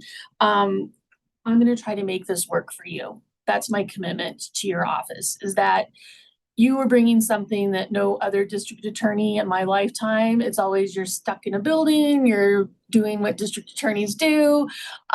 Same thing goes for AG Weiser, has made me so much more informed of all the things that are possible for elected offices. So thank you for this. I support you and your vision as we go forward. So you're welcome. Okay, well, she said it all. Thank you. Fantastic presentation. We appreciate your work so deeply. I do think that the question Steve raised about synergy, where we can source some employees, because that's unfortunately the reality of the budget situation we are in. I just want to clarify that starting when you're talking about January 2026, you're asking for executive director, project manager for the FJC, and then one other. For January, I'm asking for the finance assistant. Finance assistant, And the ED, those two. Okay, for January. Okay, Yes. and I think, and again, we really appreciate your generous consideration of the situation we're in your presentation. So thank you very much. And like Lynn said, we will endeavor to deliver everything we possibly can. Thank you so much. Thank you. You did all right. That's good. I got nothing. You did a really good job today. Yeah. Very comprehensive and gives us a lot to talk about with our regional partners, gives us a lot to talk about with each other, and helps us understand the scope of the various asks you're making. As you know, my concern that I've reiterated several times is if the county picks up the startup costs of the FJC, my deep and abiding concern is gathering regional participation later. We're facing that right now with other regionally shared resources. And this is so important, and I want it to be successful. And I'm also really challenged by how do we bring in regional partners to see that. we can't carry for the region alone. So I'm wrestling with that, but I also know that FGC needs to open, so it's an active wrestling on my part. And I'm grateful to this board and to the team in both counties. Supportive of our office. More specifically to the Family Justice Center, I want to thank you all for the space. It's been great. And as you get closer to making your decisions for the budget for next year, I have certainly communicated with your county manager and indicated to you all just now, some of those positions we can't open the doors without. Some we can. And I'm happy to help you as you get through that if you wish for me to come back and talk to you more about it. Thank you. And we will come to you as well. All of us have been invited and have gone to, and all the regional partners have been invited and attended as they can, the various FGC conversations. You've done an outstanding job of facilitating those and having everyone at least be invited to be at the table for going on 2 years now. And so I think those conversations are really rich and provide virtual options. And I certainly have tried to be at almost everyone. And I hope that our regional partners take up the same. And it's really, really life-saving and critical work. And we are also really stressed about community buy-in. Good luck with everything. Thank you for the time today. Thank you.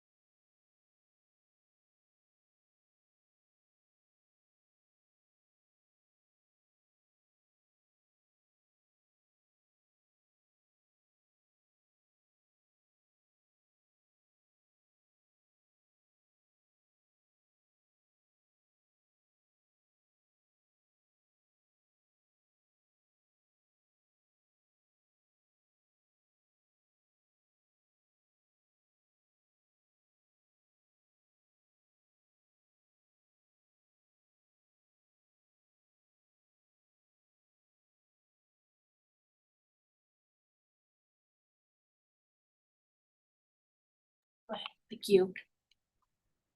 We are. Yep. Have any preamble? Again? Okay. So thank you for taking time to hear today from the Public Works budget presentation. Briefly giving an overview of the department, we are responsible for, we are responsible for the transportation and drainage networks, the public right-of-way across the county. For the department, that means division into 6 unique divisions in 4 service areas, 3 of which are under the operations noted on the screen.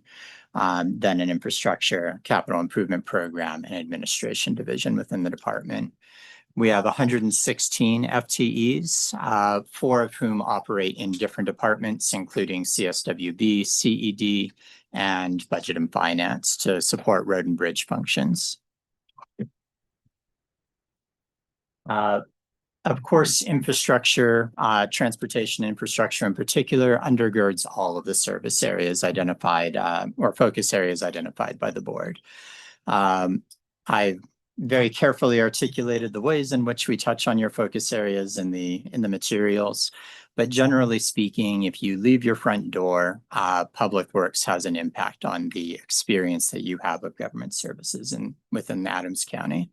And we take that role, that responsibility very seriously within the department for both public safety and quality of life.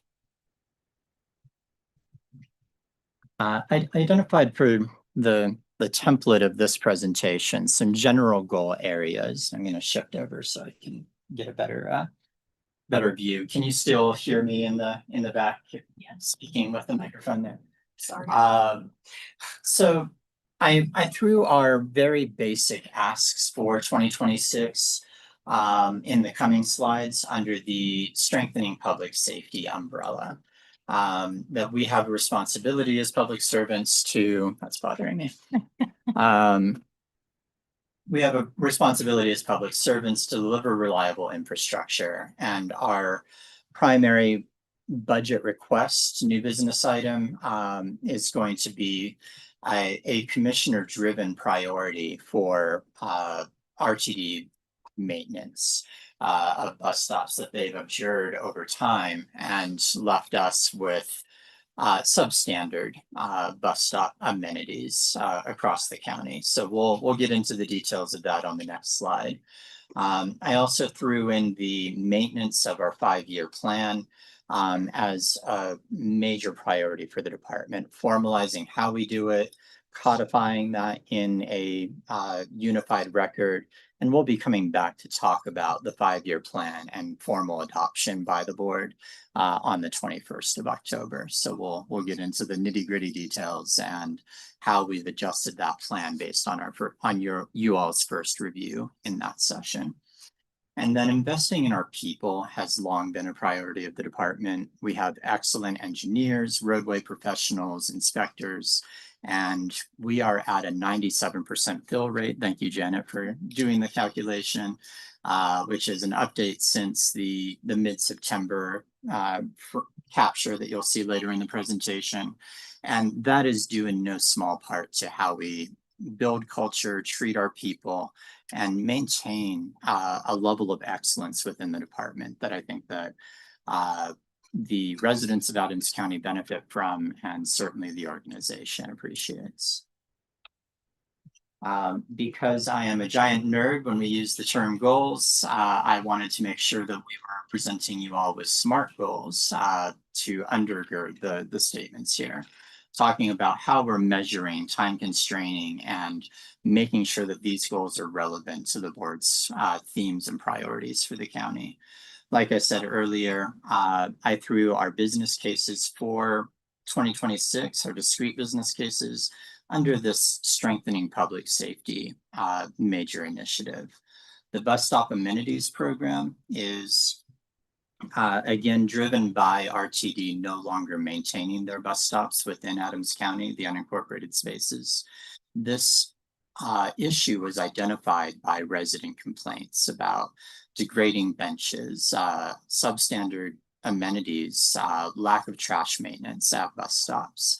So we put together at the board's direction a program that will help us address improving amenities for these bus stops and improving the level of service that we're offering our residents across the county that use the RTD system. The 2026 commit and contribute business case those are the regional transportation commitments that we've made to projects where we're partnering with cities, the state, or have agreements with, say, E470 for the project just outside our front door here for a new interchange. We have about $4.5 million contributed or committed to those levels of contribution across many projects coming up in 2026. That table of commitments is included in your 5-year, excuse me, stumbled over my words there. In your 5-year plan for Road and Bridge, you can see the discrete projects to which we've made commitments. We also come every spring to re-up and make sure that those commitments match the commissioner's priorities to ensure that our regional transportation program is meeting your expectations. Moving on to the 5-year plan. Of course, we're going to dig much deeper into this in a couple of weeks, making sure that our 5-year outlay of resources matches both our revenues and available resources, but also your expectations for project priorities. We have some $300 million in identified needs for transportation projects. We've identified about $5 million per year of available revenue excess that we can invest into. I shouldn't say it that way, available revenues that we can invest into capital improvement programming.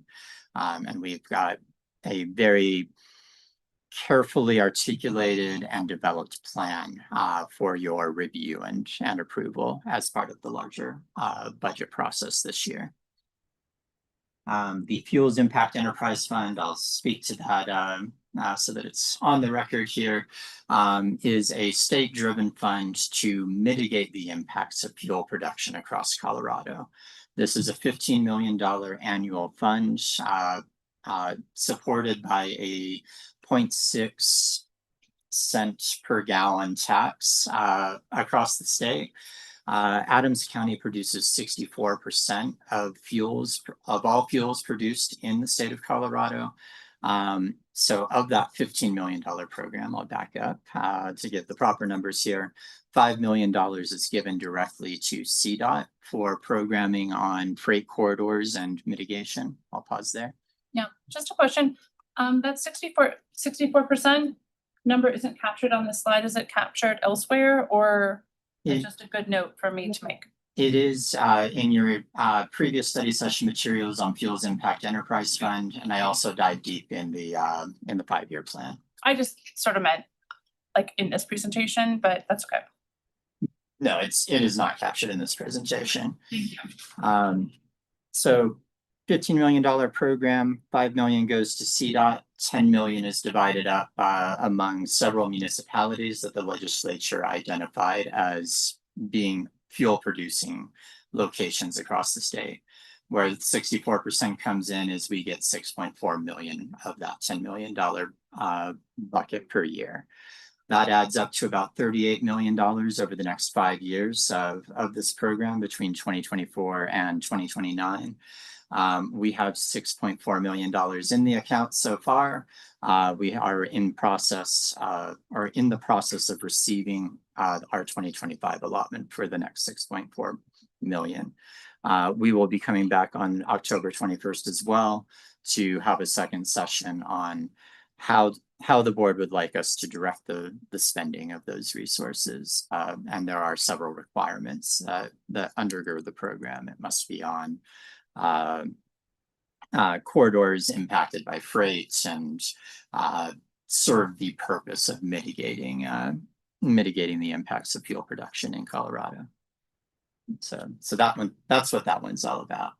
Would it be helpful looking at budget and finance to capture additional details about Fuels Impact Enterprise in our budget materials for the record? Is that something that's necessary? Other editing, I think for me, it was just understanding like where you wanted that also documented, because you mentioned it as a really important, it is a really important fact.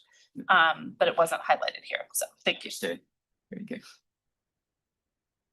And then finally, investing in our people, we take the trust of, I guess, leadership very seriously within the department, making sure that our team members are keeping current on the latest resources, technologies available. We go heavy in operations on experimentation, leveraging the latest state-of-the-art opportunities to shore up gravel road investment and ensure that we are using the county's resources to the best possible effect. And that starts with making sure that our people are well supported and well educated on how they're serving the residents of Adams County. So getting into the budget, this is quite small. Let's see if I can actively control here. We have yep, trying to identify where I'm at here in the business cases. We have 4.54 million in other governmental services. Those are regional project commitments. And then we have 270 in capital investment for the bus stop amenities program, $85,000 in operations and maintenance of those facilities. So trash removal, graffiti removal, etc. So those two line items, 270 plus 85,000, are all part of the same business case for the RTD bus stops amenities program. So I will move on to our vacancy. Line is that? I'm sorry. Under business cases 2026. Okay, thank you. So the 270 and 85,000 are from bus amenities. Okay. Excellent. And then, as I mentioned at the top of the presentation, as of 9/16, we had some 8 vacancies in the department, all of which were critical to ongoing operations of services that we provide. So we followed the process very carefully to get internal approval through PNC and the executive team. We have either secured personnel or have accepted offers for 5 of these positions, and we currently have 3 vacancies, 2 on our operations within our operations team and 1 within our infrastructure team. I think Steve has a question. I think I saw his hand up. Okay, Steve. Sorry, I just wanted to ask before we move on. Can you go back a slide to the bus that showed the like 3? So when you say the business case is operating and maintenance, this is only for the bus maintenance? That $85,000 would be to implement a O&M program for the bus stop amenities specifically. 85,000 for that piece. What's the 270? That would be new equipment purchasing and installation. So Does that mean bus like benches, shelters, etc. Okay, so that's mostly one time. The charges for services would likely be ongoing.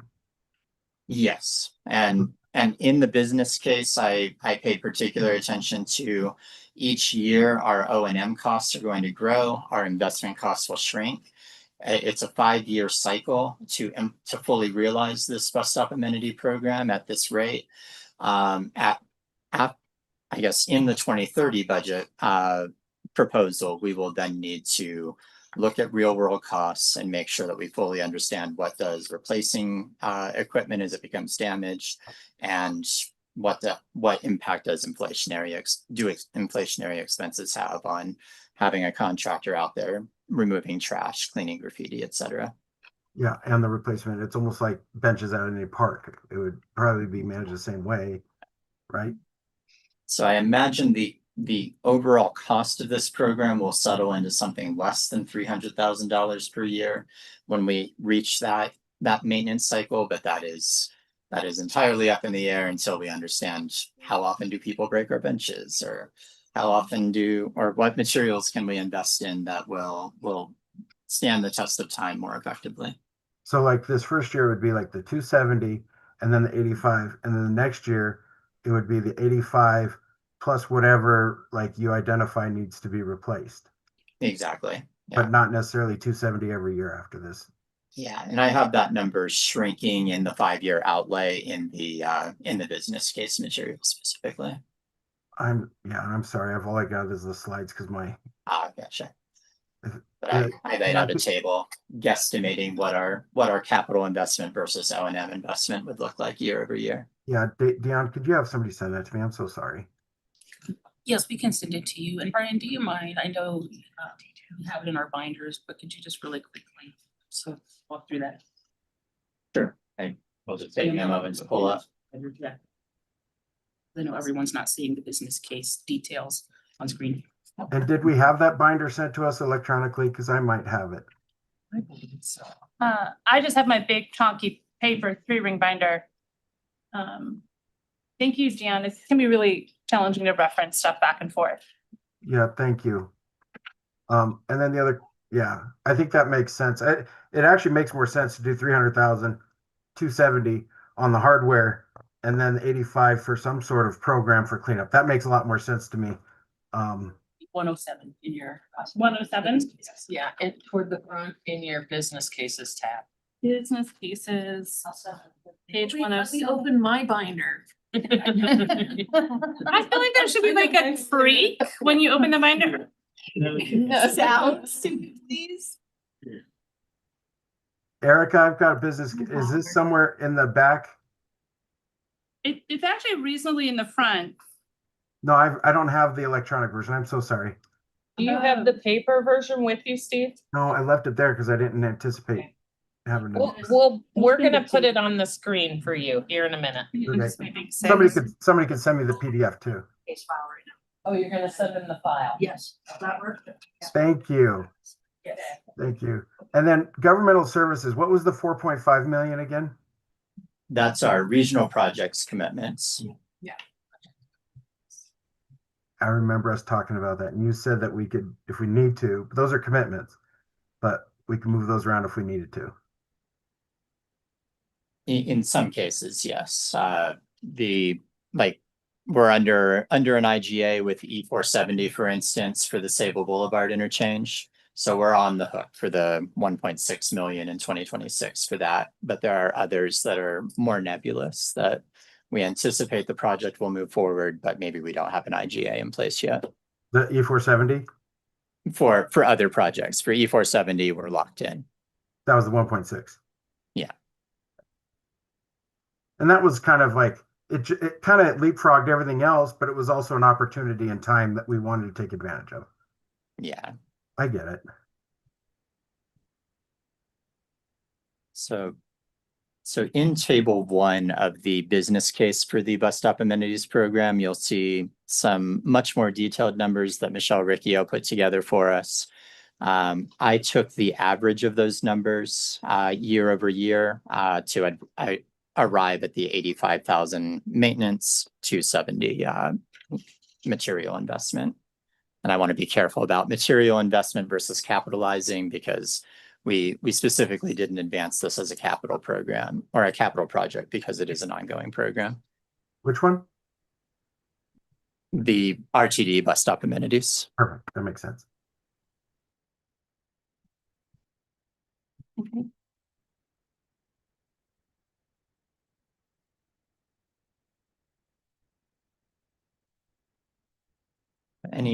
Any specific details you'd like me to get into on the year over year outlay, reasons why or ambiguity there?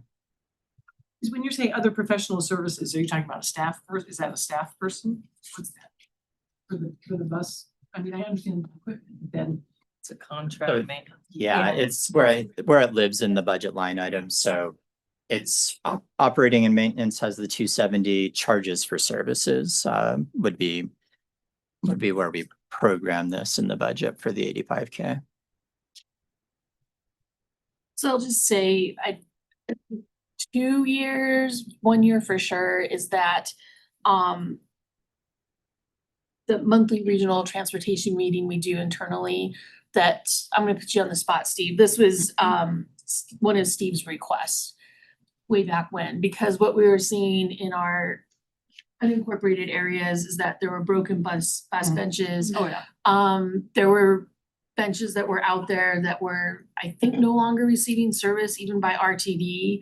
And it really was a way to, how do we start a program in Adams County to really invest in these neighborhoods that are unincorporated, quite frankly, and that are up and coming neighborhoods as well, that, you know, this investment, and really it kind of goes with the bus station. It's not a bus station, it's a train station. That the art program portion of it, like Steve also talked about maybe incorporating art. I don't know where we're at on this in this budget. Just really bring a lot of pride to community, lessen crime. So, you know, when you see a mattress, then before you know it, you see like a mattress and a couch. And then you see, especially, thank you for doing 132nd Avenue, because then it's like, and we have an abandoned boat, and now we have a desk, that little corner up there. But to really invest in the community, I think has benefit not only just for RTD bus, people that ride the bus. So I appreciate that being incorporated as one of your budget line items. And it really does speak to quality of life of our residents. If you have to wait on a bus, having a bench it makes all the difference. I know how many of these, but we saw several examples when you brought this to a monthly meeting, that some of these stops are like no longer even ADA, they're not ADA accessible, and RTD is like, no, that's not our problem, that's your problem. Exactly. So, all right, Steve, are you getting what you need? Do you have a question? Yeah, go ahead. Question on, as we're talking about these bus stops. So, I'm putting on my old Northland hat for a second. The city never operated or improved any of the bus stops because we had a contract company who did that. Is that not something we're considering pursuing ourselves? No, that's what we are proposing with this. So we'll have the initial construction. So this has been a multi-phase experience. So Commissioner Odoricio and Commissioner Baca a number of years ago brought this to our attention. We went through, and the first piece of this was really just getting the trash, the broken benches out, everything removed. Then we went through and did an inventory of all of the unincorporated Adams County bus stop locations compared with ridership, and then locations where there was a change of service where routing was no longer done. And then we worked with community safety and wellbeing when the neighborhood group was up and running through there, and then now Spark, to identify locations where it made sense to implement this program to pick off those bus stops. But previous to this, no, we did not really service these bus stops at all, and we'd like to. I'm going to correct the record on that a bit. These bus stops, no. We do have a handful of bus stops under which we have a contract with or somebody like that. You're right. We have 5 locations with, and they do advertisement at them, but they don't actually maintain them. That's the struggle that we have. Okay, they're not willing to pick up any of these other bus stops? We would have to go out to RFP. There's few players in the market. They're generally relatively unreliable in their maintenance and operations over time.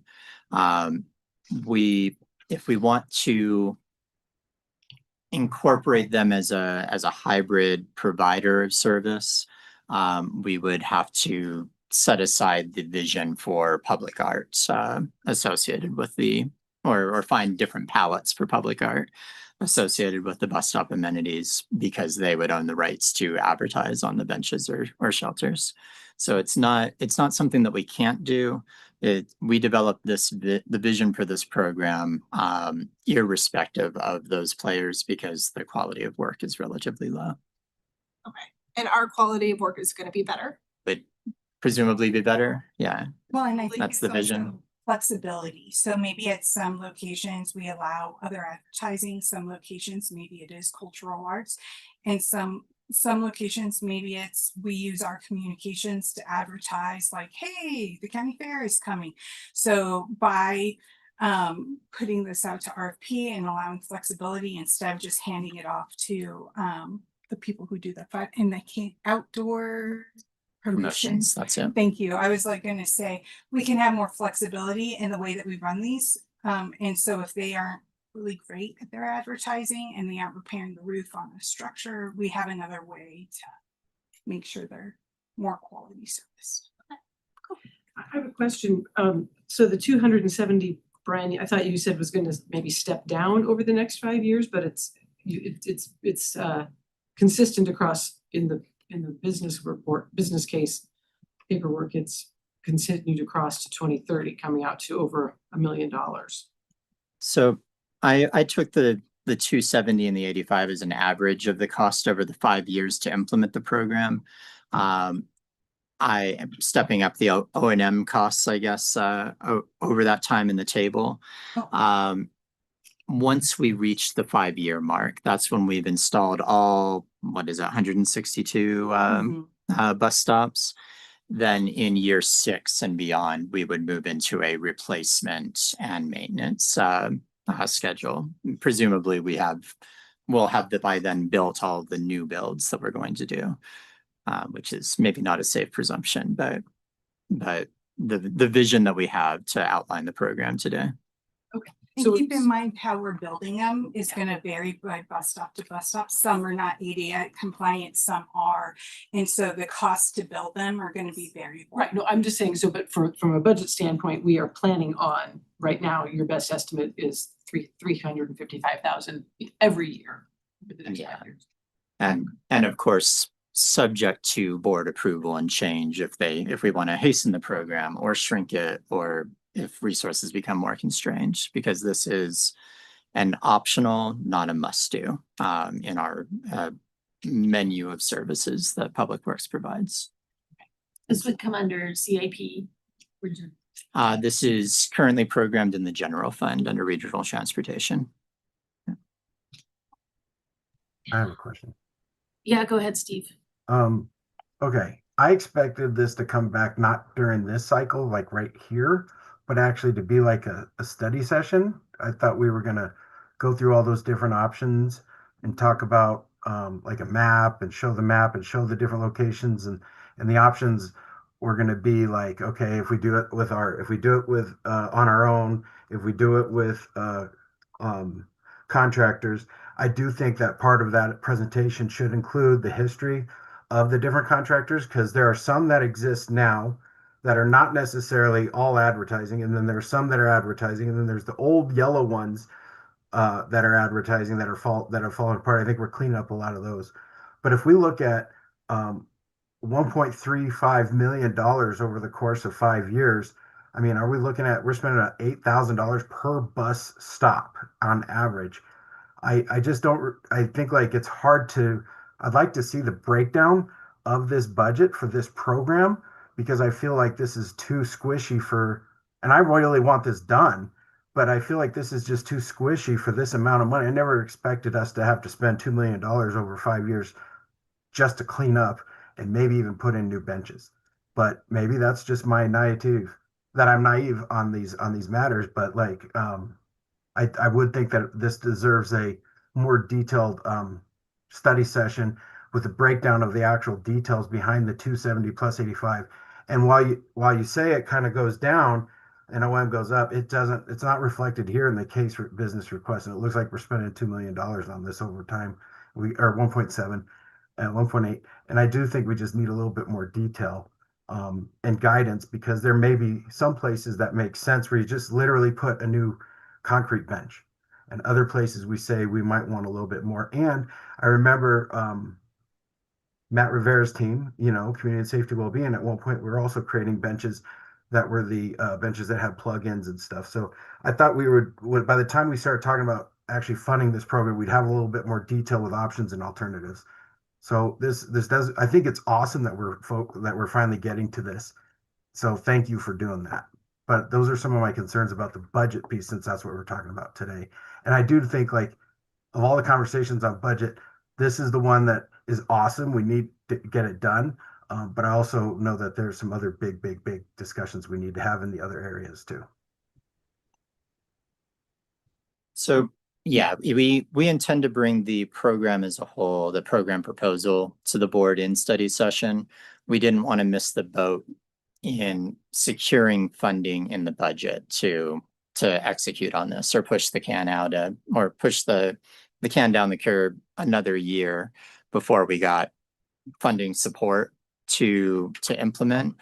That said, I can circulate to the board the project details, the project documents that Michelle has been working with to develop this business case for y'all's review before you make a final determination on this business case. Okay, we're at the 10-minute mark. Did you have anything else you wanted to add to your presentation? So not seeing anything from Brian. Commissioners, who wants to start us off? You can start us off and we can go around. I don't have that. Okay. I don't have any questions or comments. I don't, and there's a lot of discussion. I feel good. You feel good about it? I do too. I wanna thank you. It has been a request for years now for this bus stop amenity program. I appreciate that you built in the full implementation of the program because oftentimes I came from city council, dollar in my jar, that like, we're gonna change our logo. And then before you know it, like half the city has a logo and the other half has the old logo. And, you know, now we're just got the vehicles done this year, but so I appreciate this, that if we're gonna do it, let's do all of it. And then we're in a maintenance, we're in a situation that we maintain. I know that there are several demands on the budget this year. I think that this is a thoughtful way of approaching this work. And I think part of our values is to be inclusive and provide safety. And quite frankly, people can't, there's no ADA accessibility when you have to get on a bus in a rock garden. Which we see where there is no sidewalk nearby and you have to stand in the street to get a bus. And is that great this time of year? Might be, but you know, when it's snowing, how do wheelchairs, how do the elderly, how do the kids, how do we all Steve with access his various knee surgeries. that too? You're right. So I appreciate the look at this, and we have several large projects going on Federal Boulevard. We have some improvements on Pecos Street, and so I think to have a complete street and the amenities and have that money available to go in and do these bus stops and improve it at the same time, I think it's just really thoughtful. I do think this is we should commit to this, and it's good. And I'm glad that, you know, and the numbers maybe seem a little bit surprising to us. We don't know. But I mean, unkept is unsafe. It's unsafe from a crime standpoint. It's unsafe from a physical safety, ADA access. And that is not the message that we want to send to bus stops in any part of unincorporated Adams, whether it's semi-urban or certainly rural. We don't want anybody to feel forgotten, that, you know, they should just live with the way it is. And so I think this is a good program, and if it, you know, and keeping us updated on what the actual costs of these updates and the maintenance will be is going to be really important, but I definitely support it. So thank you. And I will, I'm sorry, I will offer context for the scale of cost. We have a somewhat galling request from CDOT on the Federal Boulevard BRT corridor for maintenance of 8 bus stops annually at $300,000 per year. So Just for 8? Just for 8, which of course staff is not advising, and we will figure out what the numbers are behind that request. But maintenance and operations is a pricey endeavor, and we will tell CDOT to sharpen their pencil on that one. But we'll also be very mindful as we continue the conversation about this program about what makes sense. How can we maintain these bus stops in good repair without breaking the bank? I appreciate that. Steve, you want to go ahead and then? Yeah, I'll end with bus stops, but I will say one thing I didn't see in the budget this next year discussion, and I think it may need to come next year, even if it's an amendment, is our discussion. And it's beyond just public works. You probably heard it this morning about right-of-way and some of that maintenance. And I think if we could pull the facilities, public works and parks together and start coming up with some ideas, if we have some sort of like joint SWAT maintenance team that goes out and deals with those similar functions. But I do want to see that discussed at some point. The other thing is street sweeping. I'd love for us to kind of swing back around on that discussion at some point with the team. But this also bus stops. I want to thank you because you guys did listen and try to take this on. It is important because it is about neighborhoods like Lynn said, but it's also about mobility and it's about transit. And we want to support transit. And part of the reason people aren't taking buses is because it's not either safe or convenient. And I think this is a big part of that mobility piece. So I love this.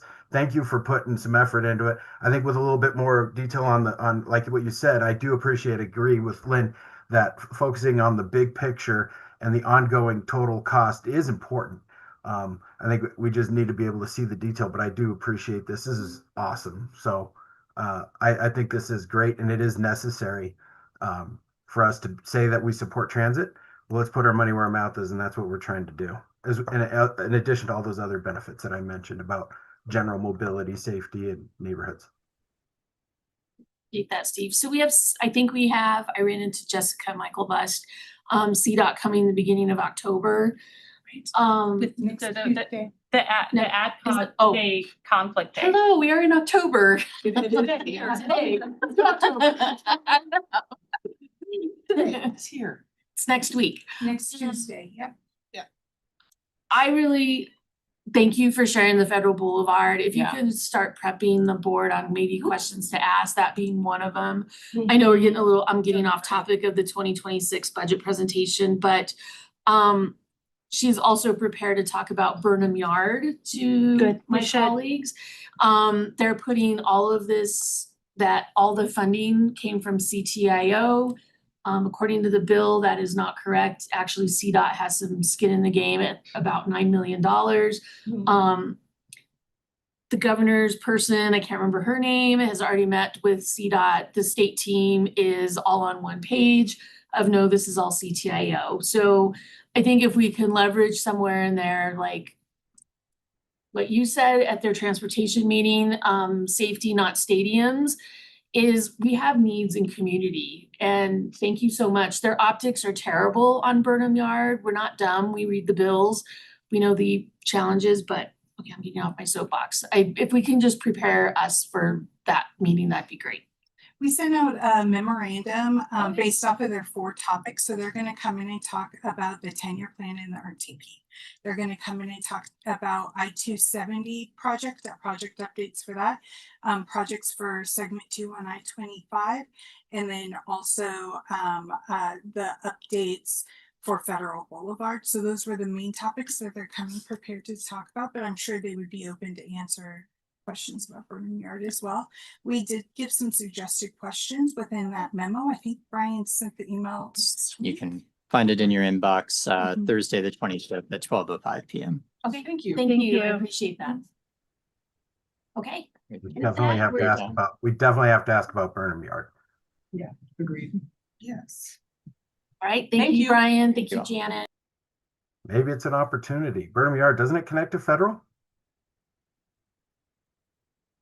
No?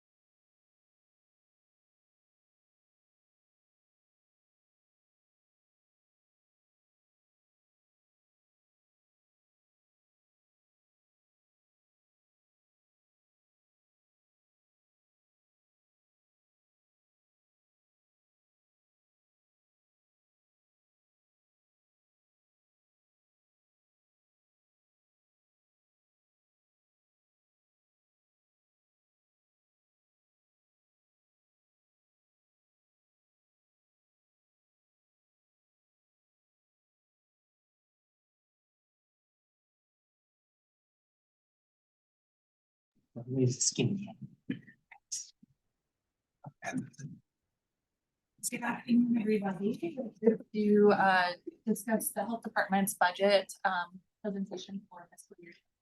And with me today, I have Lee Von Kupfer, our deputy executive director, and Michael Young Hall, who is our division director over our performance review campaign. I have him to thank for our strides and all the work on our budget and the team meeting, and then also, of course, our colleagues in the budget and finance department. Okay, I don't want to cover too much here other than just this slide provides a brief overview of our six divisions and examples of programming within those divisions. Please note that this slide does not capture all of the programming in these divisions. And for a detailed summary of all of our programming and related performance metrics, I refer you to our 2024 annual report, which was disseminated to you earlier in the month. Okay, just our budget. This slide provides you a general overview of our operating budget for fiscal year 25. This represents our amended budget and includes new grants that were received in since the initial budget approval process. You will note that just under half of our department's revenue comes from county general fund allocation. External funding includes both competitive and non-competitive grant or contractual funding. And then that 8% includes our revenue from fees and charges. This includes our environmental health fees, vital records, and clinical services. We like to use these financial comparisons just for reference points. Most of you have seen this slide or something like it before. This slide demonstrates a helpful comparison measure for ACHD compared to other local health departments in Denver Metro and beyond. This measure looks at the amount of local government general fund appropriations to local health departments per resident. As we have noted in previous presentations, the general fund allocation to ACHD is right in the middle of our peers at $26 per capita. And you can see how we compare to Denver Department of Public Health and Environment, which is kind of at the high end, and Douglas County at the low end. This is another apples to apples comparison we also like to use, looking at the percent of general fund revenue to the total budget. So what percent of the local public health agency's budget is comprised of general fund allocation? And again, you can see Douglas County is on the high end of this one, and El Paso County in the low end. And you can see that we are right in that middle area again at 43% of our budget being general fund allocation. I want to talk about some key budget considerations. I know since the departure from TCHD, we've had a lot of conversation and just, comparing us to other local public health agencies, and then also what might be driving our general fund allocation and driving our budget. These are some considerations that we continue to make that are some of our key drivers in our budget. Thank you. And we're looking at some facility expenses and lease increases for our North Broadway and Brighton location. We are still, we pay for those common area maintenance part of our facilities. And a lot of times when we are budgeting, we don't know the dollar amounts for those. We do have ongoing costs associated with renovations and furniture for our current office spaces. Supplies and software increases, license fees for some of our specialized software, including our electronic health record, our health inspection software, and also just general inflation, tariff charges, things that are impacting all of our department's budgets. Also personnel expenses, salary and benefit expenses, largely outside of the control of the health department, including annual employee investment, health insurance premiums, and other inflationary costs. I've shown this slide in the past. We continue to project out what county general fund investment might look like, given no changes to FTE count around general funded FTE, and making some assumptions around like 3% annual employee investment, 5% in health insurance premiums. So hitting on this again, I've been messaging this since I was hired here, that the general fund allocation to the Adams County Health Department for the level of services that we are currently providing are not expected to decrease. In fact, those investments are would need to be continually increased to maintain the level of service that we currently have because of those inflationary factors that I mentioned. A flat general fund allocation would result in the loss of level of service. As you all know, we are constantly seeking new grants and external funding, but those grants and new funding often come with new scopes of work and we are not able to supplant general fund with those new new funds. So we're not able to supplant capacity that already exists. Okay, so we have talked about this in the past. I know this might be new for both Commissioner Mullica and Commissioner Henson, but we've talked about the general fund investment as it relates to foundational or mandated services as defined in statute, and then where we are investing general fund in non-mandated services. So of our $32 million budget, and that $13.9 million general fund allocation, about $10.5 million of that is in our mandated or foundational services, and about 3.3 of that is in non-mandated services. So generally, we are directing general fund to those mandated services.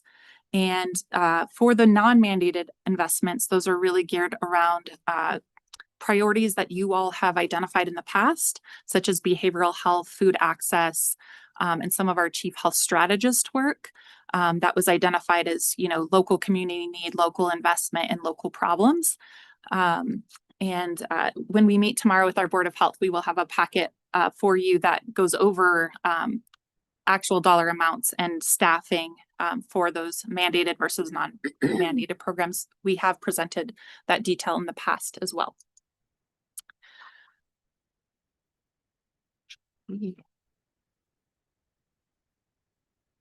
Okay. In regards to your key focus areas, I just want to mention that the health department has key strategic and community facing plans that touch upon all of these priority areas. Our plans include our community health improvement plan, our departmental strategic plan, community engagement plans, and program specific plans. Economic security, housing, and access to care are the priority areas in our community health improvement plan and include cross-departmental work across the county.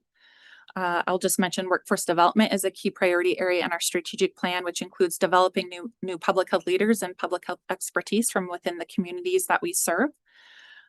This slide provides just some examples of all the different areas in which we're working around economic vitality, our environmental health and retail food programs, really support small businesses and other businesses and getting those licensure that they need, inspection.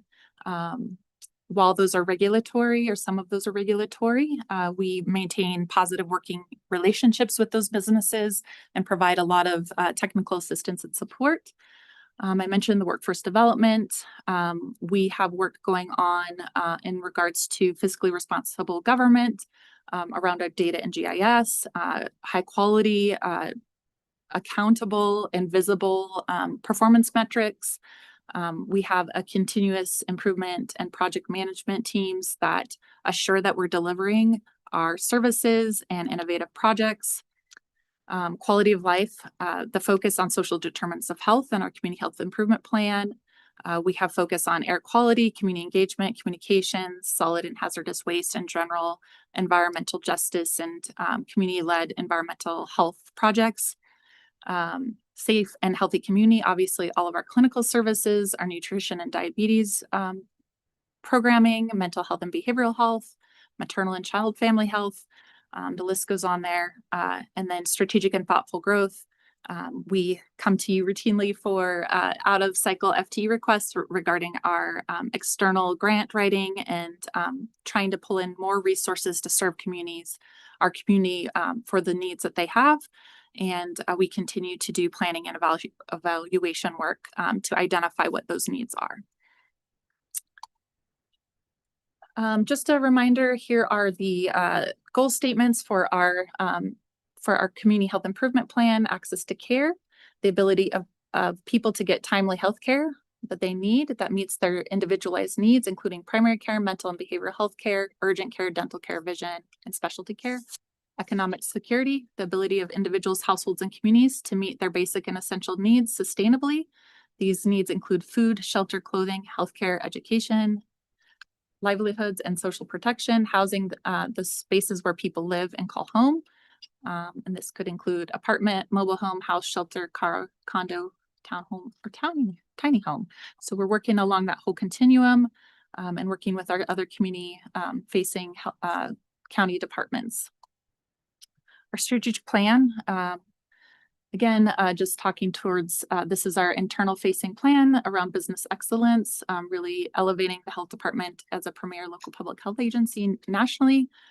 We have community-driven environmental health impacts, so developing cohesive strategies with community to confront climate-related health impacts and focus on impacted communities, data and technology, our partnerships for social determinants of health, and workforce development, as I mentioned before.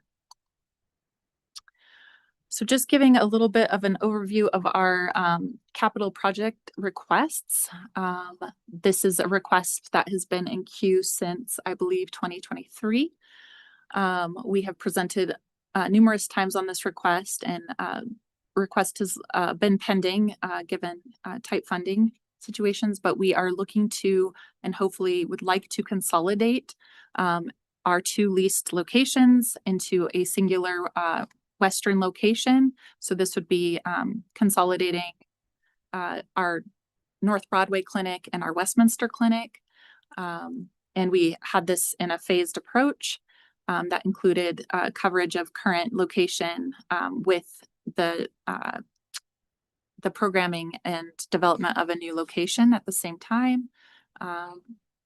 And then also looking to remodel some of the current space in our South Platte Crossing location to enhance and expand some clinical services that have been identified as a needs gap.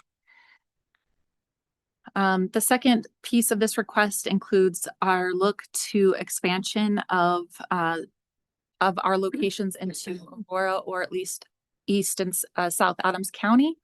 We identified this as a need. We requested approximately $1 million in one-time funds to help get us started in looking at a service hub in Aurora. It's notable that we're missing some location for our department and services on this side of the county. We would be looking at tailoring services to refugee and immigrant health and diverse populations that we have, looking at potential expansion of tuberculosis services, disease treatment and management, and opioid and substance use services. So just noting that these requests have not been funded, but just want you to know that they exist. So when we were doing the budget preparation, we were asked to kind of take a look and note where we were expecting or were at high risk of expecting cuts in our grant or external funding. I'll note that some of these, since we even developed this presentation, we found out that some of them are no longer happening. So that's good. But we were looking at a potential cut in revenue from what was submitted in the budget, around 1.1 million. So I'll note the very first one on the list, the Public Health Emergency Response. This is the FEP contract through the State Health Department that comes to us from CDC. We had been notified by CDPHE initially that we were expecting the cut that's shown there. But just last week, we were notified that the state received the NOA from the feds that the full funding will be coming through. So that's one that is no longer anticipated. We have some known cuts coming from Hunger Free Colorado, WIC, our Immunization Corps contract, which is a federally funded contract, comes through also through the State Health Department. That is a known and large cut. And then also we are impacted by the cuts to TANF through Human Services that fund our nursing support program. We're anticipating cuts to our family planning budget, and then some of the other things that are listed below include our women's wellness. All of these are sexual health related. And then our communities organizing for prevention, which is formerly called CTC, Communities That Care, and maternal and family health. We're hoping that the Title V maternal and family health cuts will be similar to our emergency preparedness funds. We're patiently waiting to hear from the state that maybe they received the NOA from the feds, but we are getting updates week by week. So we will talk about our mitigation strategies in just a moment. So the health department started implementing various cost savings measures in anticipation of some of these cuts back in February. So this included some reduction in supply and equipment, travel and training expenses. And in some programs where we were anticipating a known funding cut or we're anticipating more cuts, we put a hiring freeze into open positions in place. That was program specific. So for example, our nurse support program, we were anticipating those cuts to TANF. You know, the signals from Human Services were that that funding was going to be going away. We had vacancies in our nurse positions and just held those positions, and those positions remain currently on hold. So in some cases we are, you know, we've asked where there was opportunity to ask funders for additional funds, trying to secure more external funding. We have over 60 funding sources across the department. All of our programming has, or not, I shouldn't say all, most of our programming has diverse funding where we blend and braid funding to try to help absorb changes over time. And then we've also, we have a business development team, grant writers that are consistently looking for funding opportunities that exist and could help sustain or cover some of the programs where we might be getting cut. And then we have a reduction in force plan in draft form, working with people in culture to finalize that, but really specifying how we might weather larger cuts if those are coming. But we've been very proactive in trying to create mitigation strategies that don't depend on making any new asks of the general fund at this time. So I'll mention those were federal cuts, and then state funding, given the special legislative session that happened in August and the governor's executive order, local public health was impacted by cuts through our OPHP or our planning funds. And then also through some of our core our environmental health services. So that includes, just some funds that we get for delegated programs and then lead testing. So you can see those known cuts in the governor's budget. So one of our, so here you can see in this table for each funding area or program that we experience the cut, what our mitigation strategy is. Recently, we came to you asking for a research epidemiologist funded by OPHP. That position was approved by you all as a project designated position, but we are putting that position on hold given this new cut from the governor's budget. So that's enough bad news. We have some good news. Along with cuts, we've also found that we have received increases in funding in some of our awards. Again, we have over 60 sources of funding. Here are some of the places where we've actually increased or experienced an increase in our award and the difference of about $300,000. Again, most of these are siloed and specific funding for very specific programs. So we have to use them for those programs that they are noted. But this helps us weather the storm in terms of some of those other cuts. Budget summary. This gives you just an overview of our different revenues by category and really our largest expenditures, which are by far wages and benefits. You can see changes to operating and maintenance, services for charges, and governmental services. So yes, and percent change from last year is 23%.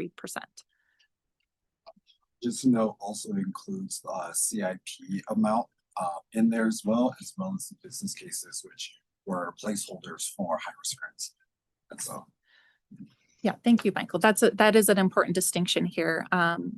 we want to be clear that the health department is actually not making any formal business case requests of you all for general fund at this time. This was just a placeholder for those high risk grants. And as I mentioned, we plan on using those mitigation strategies mentioned earlier to weather those cuts without asking for additional general fund to cover our programmatic services.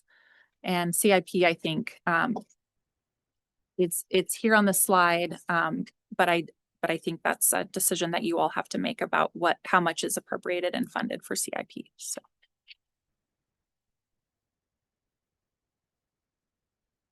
Okay, and then full-time equivalent position summary. We are sitting at about 222.25 FTEs, and you can see where our vacant positions are at the moment. I believe most of those are in progress of being refilled, with a few exceptions that I've mentioned where we've held some positions due to funding cuts.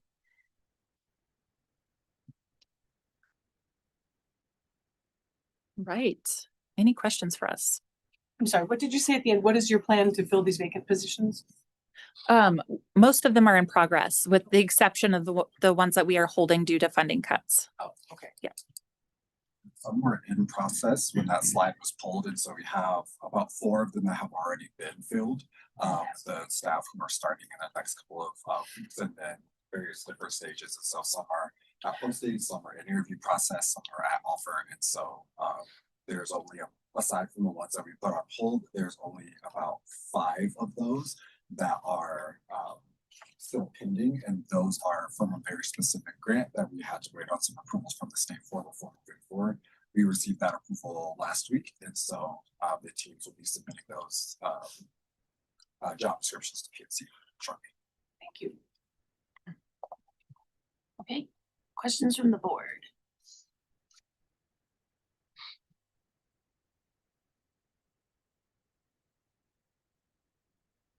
All right, I don't have a question.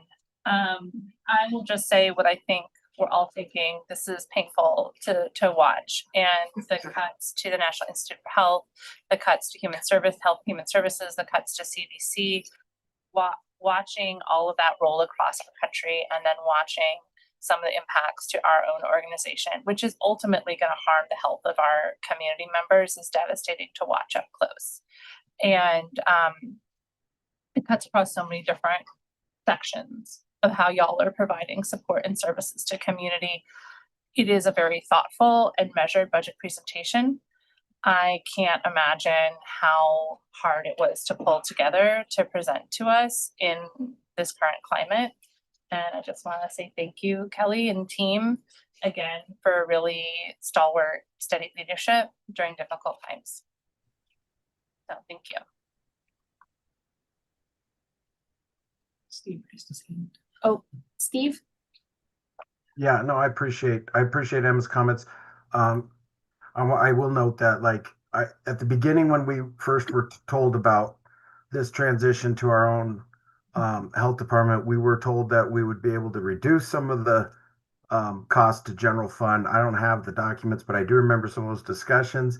But I will also acknowledge that over time, part of the reason we left the Board of Health from Cherry County was so we could customize and raise the bar of what we could do in our community, customized to our community, because we were in a situation where the partners that we had at Old Tri-County Health were holding us back on issues that acutely impact Adams County. And those include some of the things that we have invested and leaned into, those non-mandatory things to address. And that includes some of the environmental stuff, the behavioral health, some of those challenges that we are suffering or facing at a disproportionate level than what our old partners were doing. And so they didn't want to invest into those things. So I still stand by the fact that we moved for the right reason.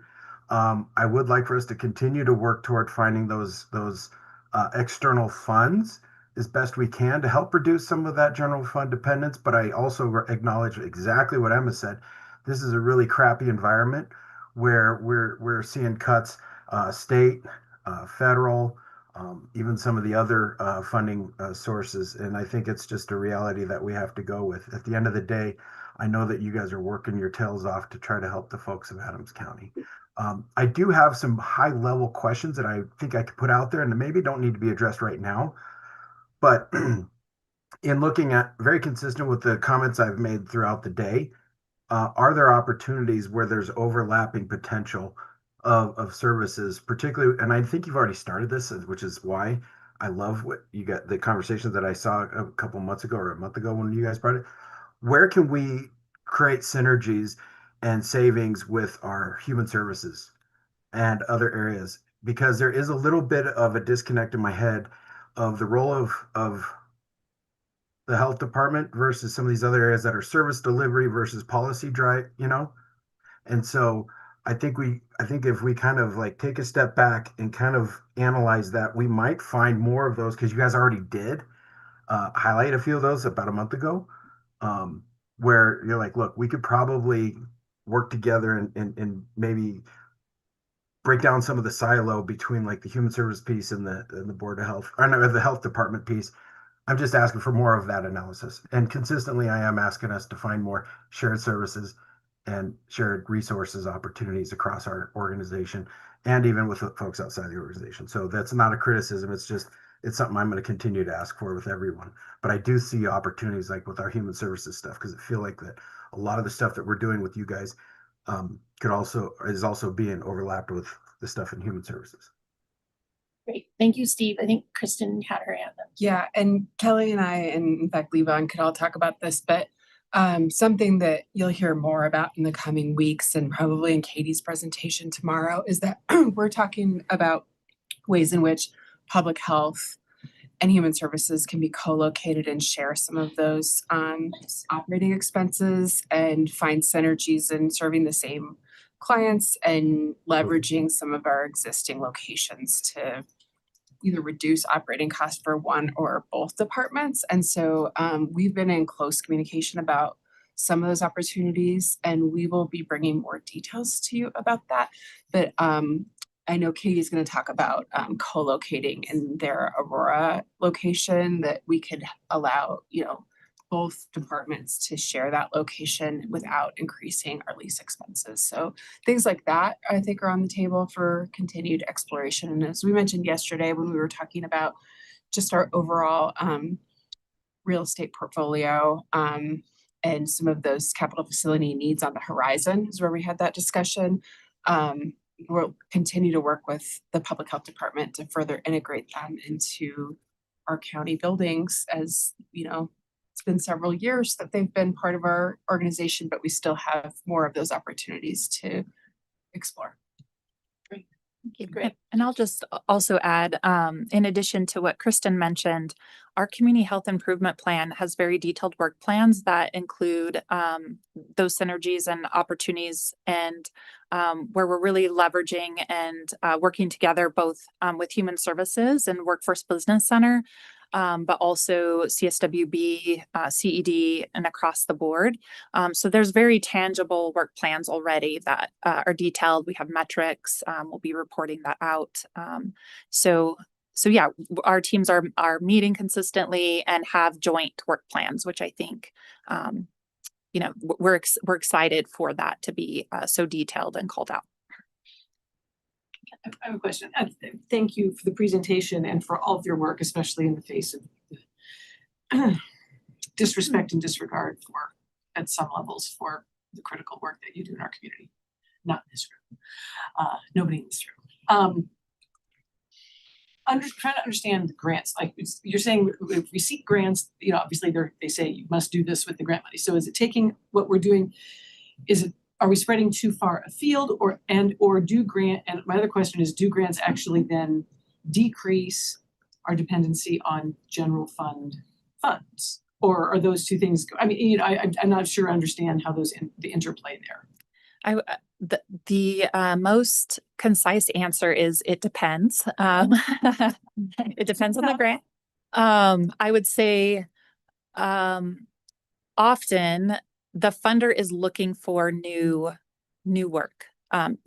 they're paying for us to extend maybe programming that already exists, but having more additional reach or, expanding our services. So they don't want to pay for something that already exists, right? But when we bring in general fund, or when we bring in grants, there are indirect that we can capture that could help reduce the reliance on general fund. And there's sometimes where in public health we've had the program for years and we kind of are blending and braiding funding along the way, where we might lose a little from the state source, but we're bringing in some additional funding from a new grant source. So it's very common for public health to be kind of blending and braiding like that. And so, but you're not going to have a funder, for example, where we would like to cut off general fund support of our food access program, for example. You're not going to have a funder be like, yep, let us give you everything that you need to fund that entire program, right? But we might be able to make progress in the work that we've already identified would be like a natural next step, and get the funder to agree to fund a new initiative, or a new plan or a new project under that program. Thank you. That does help. It sounds like quite a delicate balance. to say the least. Julie. Okay. Thank you so much for the presentation and the work that you guys do. I think one of the things I'm most excited to see how this department has evolved over time is just how you've worked really hard to bring community together on all different levels.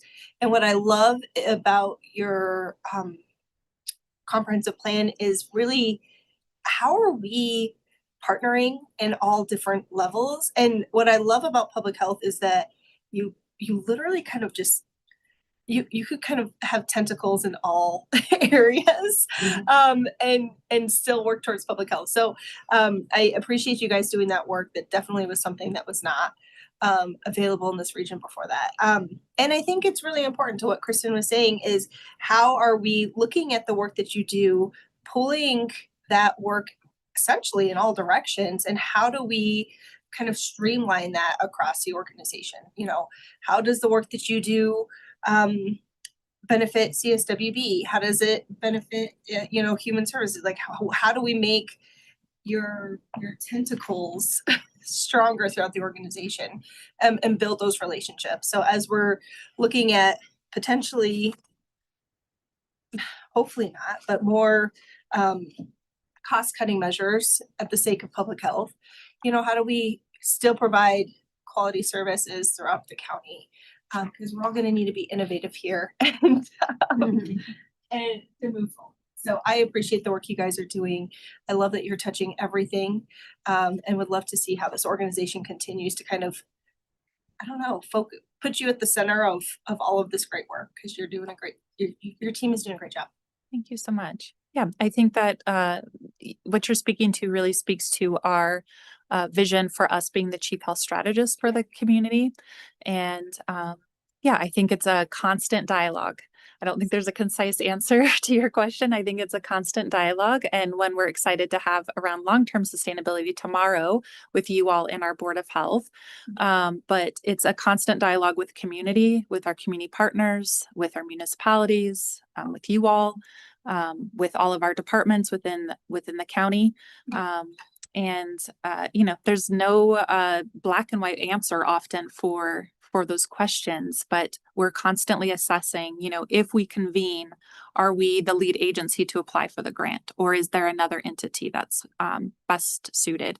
And so it's a lot of just assessment along the way, and then really looking at where we can provide support that maybe that support doesn't exist elsewhere, and trying to fill those gaps. And I would love, and I believe that we have brought value to the county as a whole, and to the county departments, and likewise, like their involvement and dialogue with us has brought value to the work that public health does as well.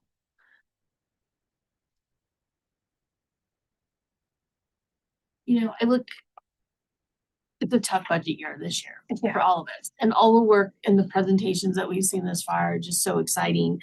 Yours is a little more sombering, but thank you for including all the challenges of budget cuts, and just seeing the value add that we have here in Adams County, and how fortunate we are really to still be in this position of directly serving the residents of Adams County versus the convoluted tri-county health model that we had. Not that they didn't do great work, but at the end of the day, it matters where you live, what your education level is, what industry is around you, all of those determinants, social determinants of health that our foundation is here in Adams County. Thank you for including co-housing potentially in Aurora. That is an area that we have not seen many services. I think that that's really critical. Your department was named earlier when we start looking at the townships in the county, like Bennett and Byers, Stewart Trail. What does support look like out there? So I'm really interested and curious, our partnership with Bennett as they pursue a more town square style for their services, that you would maybe be co-located out there as well. The other really big thing, and I understand why, is really the need for a mobile health clinic unit. I think Bennett and the townships are far. While there is interest, these projects take a long time to come together. There is no hospital support out on our plains. There is no 24-hour clinic.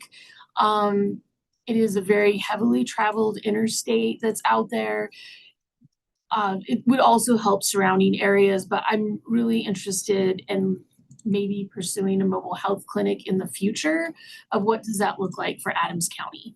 I think that the federal policy that changes that we're seeing on all levels in all areas is going to have decades of impact on residents. And so as we kind of play that out in the long term, and I am not a specialist at all in your field, but what does health look like for them, for, anything online? I have family members that attend the diabetic prevention program, but really what does support look like across, and how do we meet our different communities, whether it's rural, suburban, or urban? How do we meet them where they're at? And there's a special need in our township areas, the town of Bennett and the surrounding communities. So thank you for, I'm looking forward to that co-locating of you, but for sure looking at a mobile clinic. There's just so much. was very grateful to do a podcast and to learn more about the services of the health department that I think everyone can use, and really be knowledgeable of what services that you provide. And we can talk more, I think, is that tonight or tomorrow night? Tomorrow. Tomorrow night. You can talk more tomorrow night. Yeah. So that's all I have. Important annual dinner. Thank you. Steve, did you already go? He's done. I think he did. Yeah, I think you already heard my comments. Thank you all for the work that you guys are doing. I appreciate it. And I just continue to promote looking at different options. And what Kristen said was like, I was jumping up and down and saying, yay. But the camera was Working on it. It's been a journey, but we'll get there. Nice. Great. Okay. Thank Thank you. you so much. Thank you very much. Not at 1:15, so we have a 5-minute. Great.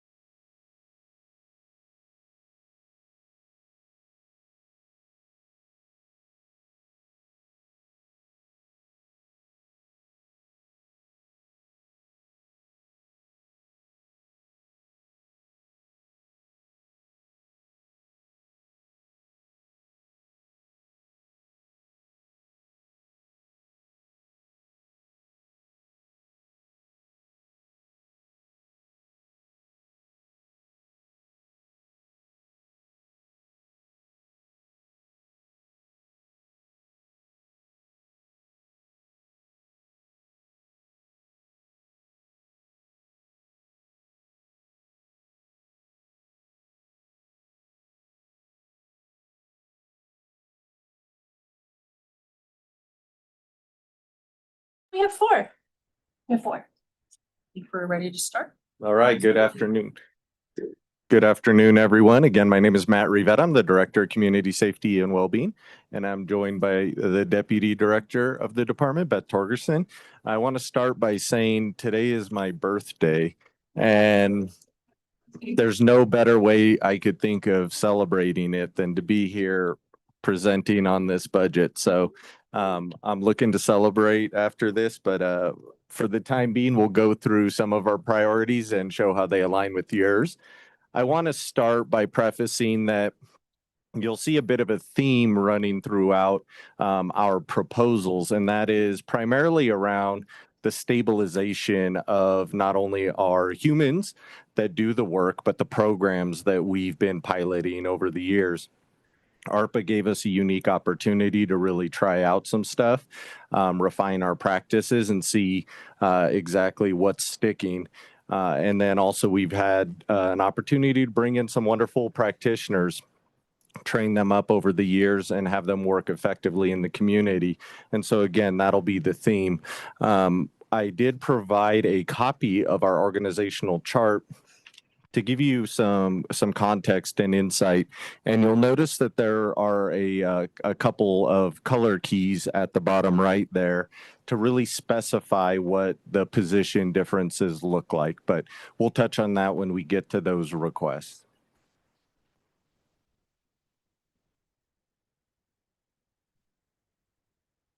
All right, as you can see here, our core service areas really consist of neighborhood services, community corrections, our poverty reduction unit, which includes homelessness services, as well as our data performance and evaluation team. There are descriptions, but I feel like we've been in front of you enough times and we've been able to bring you up to speed on all of these service areas. But it is to show that it is a uniquely positioned and situated department. However, we've been able to really find that congruency throughout all of our service areas. And there is a lot of crossover, and we use a lot of cross-functional matrix style work to get our tasks accomplished day to day. So again, we went ahead and defined what it is that we do in concert with your key focus areas. And I think it's important to recognize that we really do touch all five, which I know most departments do, but we do so very intentionally.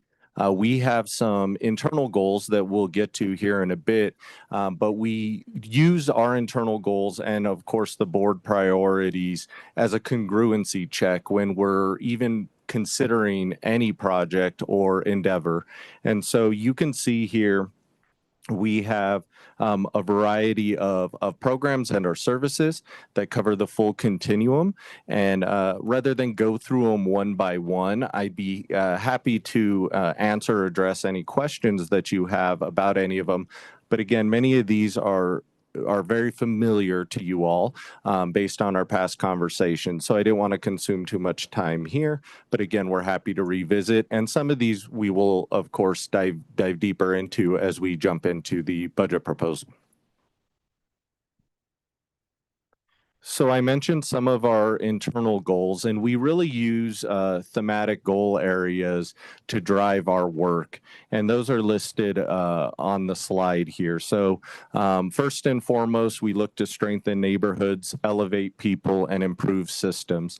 So really when we're considering any and all, again, proposals, whether they be internal, external, we like to see where it fits in the mold and exactly what levers we're pulling and how they align across our continuum internally of what we want to achieve out in the community. What you see in that gray bar along the bottom is just as important, because up in the green is what we do, in the gray bar is how we do it. And so utilizing data and technology, promoting social equity, being forward thinking, strategic partnering, and that includes on a regional level, and serving responsibly. And again, we feel like as long as we're checking those boxes, we're doing good work for the community, we're doing good work that aligns with the board priorities, then we can feel confident in terms of moving something forward to really from a place of ideation to potentially conception. So we'll go ahead and jump into our first business case, I'm sorry, and we have a couple listed up here. And you can see the way we categorize them are by those thematic goal areas within the department. So these would fall under our Strengthen Neighborhoods proposals. The first one being the code citation program. As you all know, we were approved to move forward with the citation program. What we were finding is that we were having diminishing returns when it came to voluntary compliance out in the community. We've actually been very proud to boast that we've achieved 90+% voluntary compliance with our current system. So we're working well with the community. And yet we know there are some folks that need a little more encouragement. And so we've come up with a strategy that'll alleviate some of the pressure that ultimately could make its way up to the county attorney's office. Now, this is for operating expenses to maintain that because originally it was approved as a pilot concept. And so again, when I talked about sustaining what we've already been building, this is a perfect case of that. So this $100,000 request would be for the costs associated with maintaining that going forward. The FTE is already in place and we already have the individuals in those seats. So again, these are the costs associated, which include things like equipment, but also AdCom access, expenses through the sheriff's office to get the individual special deputization. And then it's also important to know that we've gone out and we've already done some citation work this year. And happy to say we've already been seeing over 50% of those have resulted in voluntary compliance. So now we're chipping away, as I mentioned. So we're about 93% voluntary compliance before.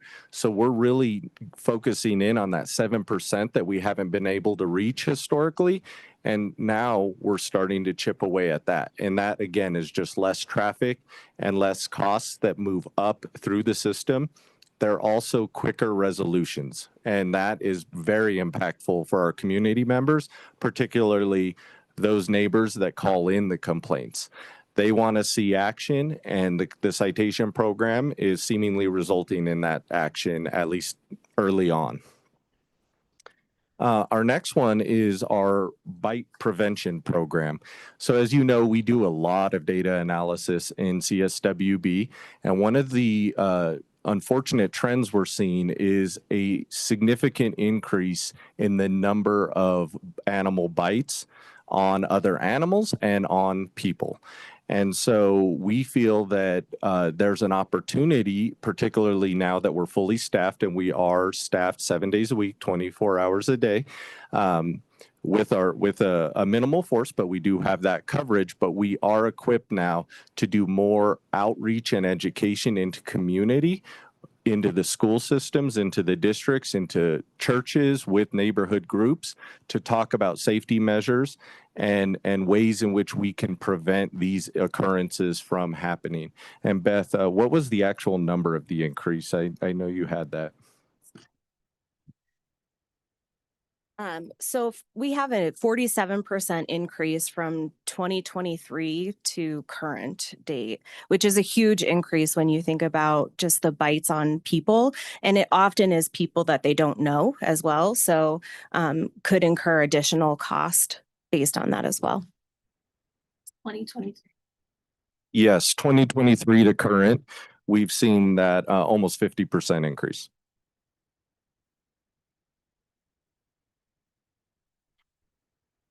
So as we move into the Elevate People portion of our thematic goal, we're really looking at a couple of major investments, and these are primarily, again, programs that have already started and proven to be effective. We have the first one in particular is rehousing services, which is actually captured under what we deem to be our Pathways to Stability program. And what that is that program takes individuals who are nearing readiness for housing and or a respite care situation. We lost that service a few years back. So individuals that were healing from a potential surgery or coming back from a significant medical emergency did not have a place to seek care or shelter. And so this program has really been a stopgap measure for that. And what we've seen so far, what we've been able to do so far is primarily fund this through emergency solutions grants and also TANF. And so knowing that we've already been given the indication that our ESG funds are going to be significantly cut and we don't have access to the TANF dollars any longer, we're asking for this to be funded to continue. This program has actually proven so successful that we'll be meeting with the City of Commerce in a couple of weeks, and they have actually requested to provide some funding that they have left over for ARPA to appropriate towards this program. And so our hope is to continue this program going forward. The important part about this is through our analysis, we've been able to determine that for every dollar invested, we're saving $1.10 in downstream costs. So the ROI is really there for this type of program. And since we've started it, we've been able to avert over 6,000 nights of homelessness. And so, again, a huge sort of housing and sheltering initiative that is getting people into more of a permanent situation. So that's the first one. The second one would be our encampment resolution program. And, you know, I don't know if you all walked away feeling the same way, but after our town hall, I know we put a feather in our cap because that might have been the first town hall that we've ever gone to that homelessness wasn't brought up. And yep. And I say that because we've been able to present to you, and we did so as well at the Thornton City Council, the visible homelessness is significantly down. We're seeing that the encampments are decreasing. And a major factor is, of course, the full regional support in our network with POSCA, Public Health, other departments. But additionally, we went down this path of doing encampment resolution, which is a more targeted approach onto individuals that are congregating in a public space, and we're cleaning it up, but we're getting them the care and the services they need and getting them into housing. And so again, we were able to pilot this program, and we were fortunate that we had grant funding to primarily support this type of program. But to continue this program going forward, we would need to ask for a general fund investment. And so that would be the encampment resolution. And then our last one is our poverty reduction and homelessness stabilization services. That's really what we've been talking about under our $1 million blocks plan. And that is going upstream. That is really looking at all of the environmental factors. And again, I want to be very clear. We don't focus on the demography of the population. It is the environmental factors that take place in a community. And we then assess the actual cost onto the community of what all those negative outcomes are from a particular zip code and or block, census block.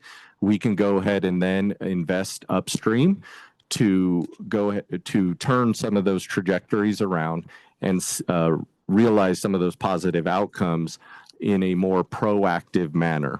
Again, historically, we've been able to get this grant funded, and now we're looking to maintain this in an ongoing capacity. I also want to just put out there, and I want to acknowledge, and we have historically been very successful in receiving grant funds and being able to support most, if not all, of our services from PRU because of grants. And so that is great, and we've been able to defer some of those costs.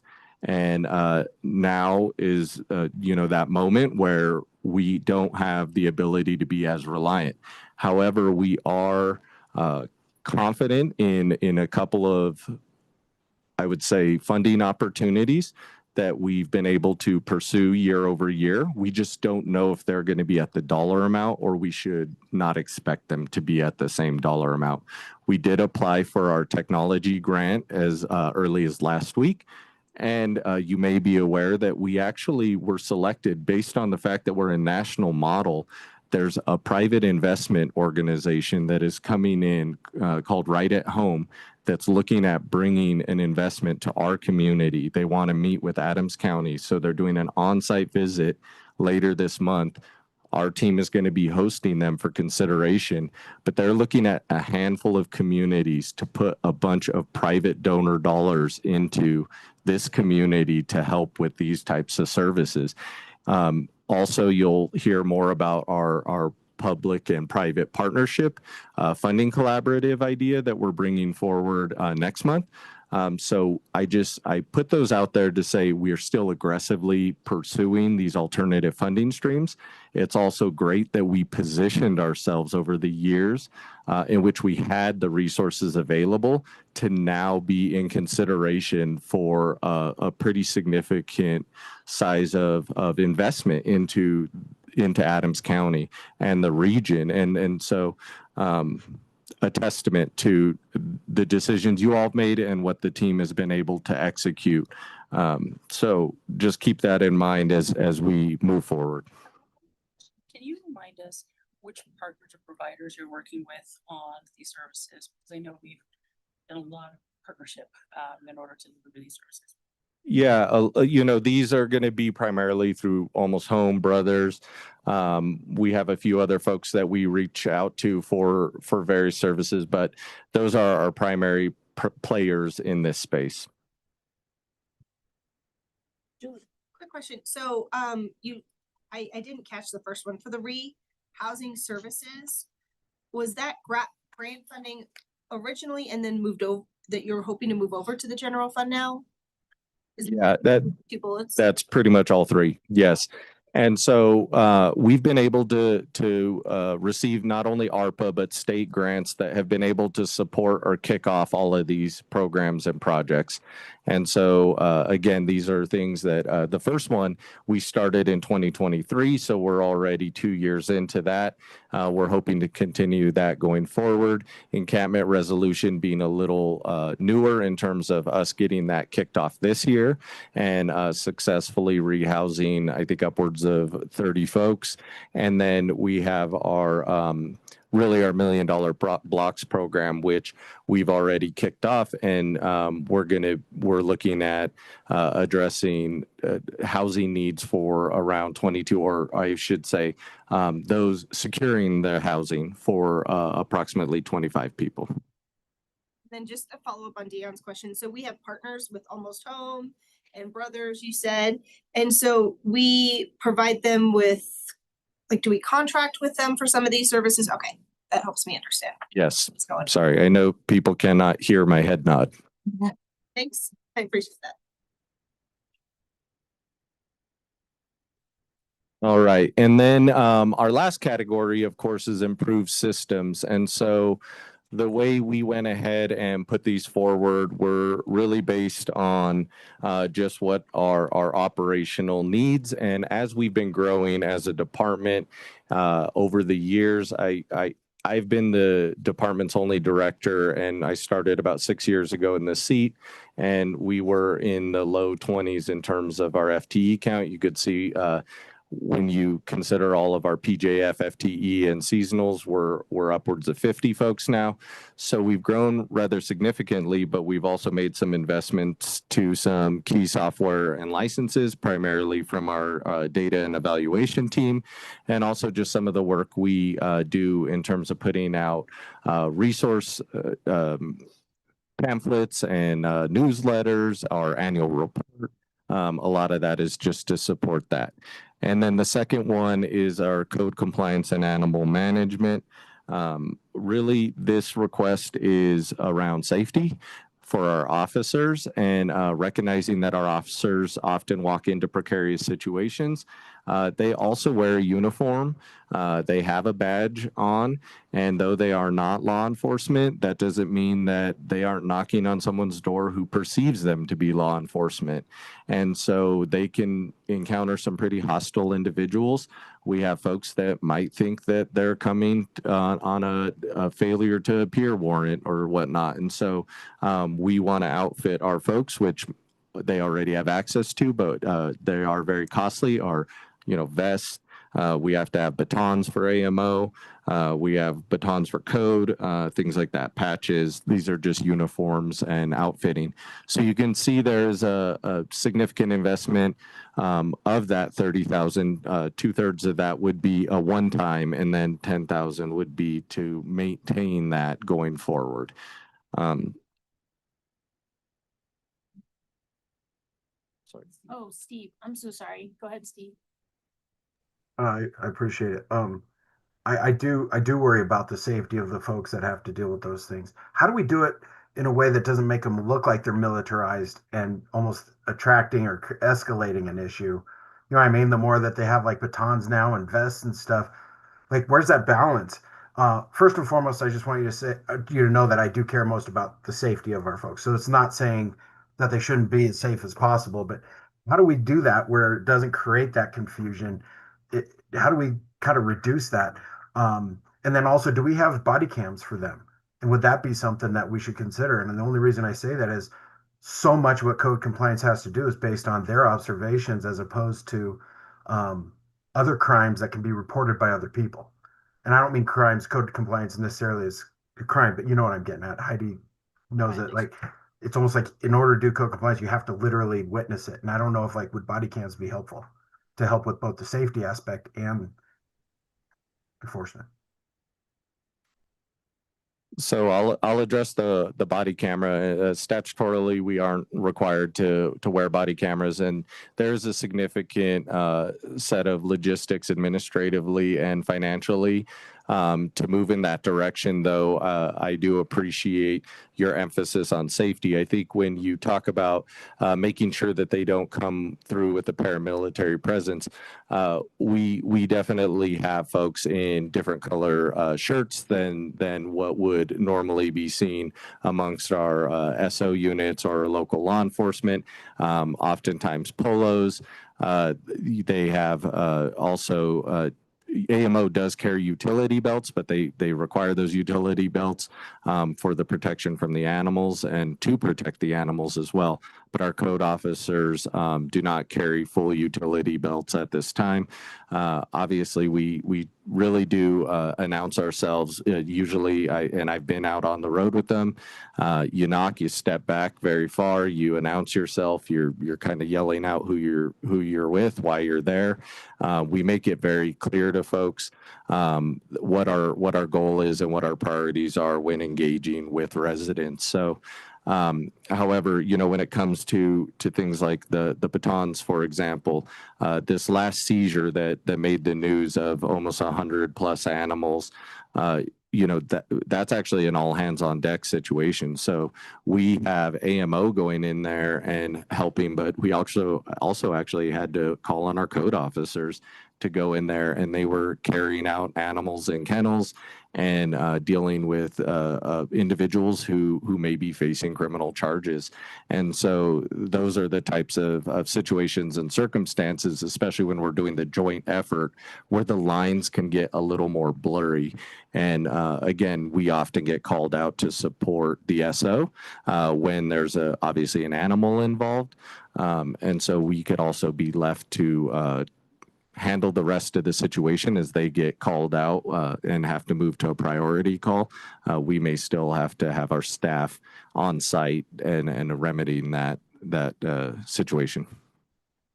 And I'll just add, Commissioner O'Dorisio, our office does try to be careful about making employees look like law enforcement or carry law enforcement tools that are not law enforcement, because we think that creates liability for the individual and for the organization. So our priority is always safety of the employee. And in this case, code officers are very well trained, and they are great about, if a situation does not look safe, they bring law enforcement with them. So I think we prefer that as opposed to arming them. I also just want to specify that particular to the citation program and the citation officer, they are wearing body cam because they are acting on behalf of the sheriff in that limited circumstance when they're issuing those citations. So as long as the statute remains as written, that must be the sheriff's office, this person has to be deputized by the sheriff, and then we treat them like law enforcement. Perfect. Thank you so much. Yeah, and to be clear, the batons that we're requesting, those are for creating distance, and therefore really animals. And so we have actual training that you go through. They're not meant to be used on residents or really in terms of self-defense from an individual per se.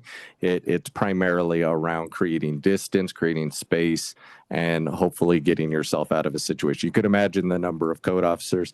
They're like mail people, that if you think the mail delivery person gets dogs chasing them, a code officer will have just as many. Yeah, thank you. Okay, and so here you can see our budget summary. The real highlight or takeaway from all of this is clearly we have our business cases that reflect a significant spend, and that is again to move these from a pilot situation and or grant funded situation into permanency. But also what's important to recognize is the primary I should say 50% of our budget actually comes from the community corrections pass-through dollars. So you can see those revenues that hit at the top. Those are those just pass-through dollars that go to onto our providers for community corrections. So a significant portion of our overall budget is that.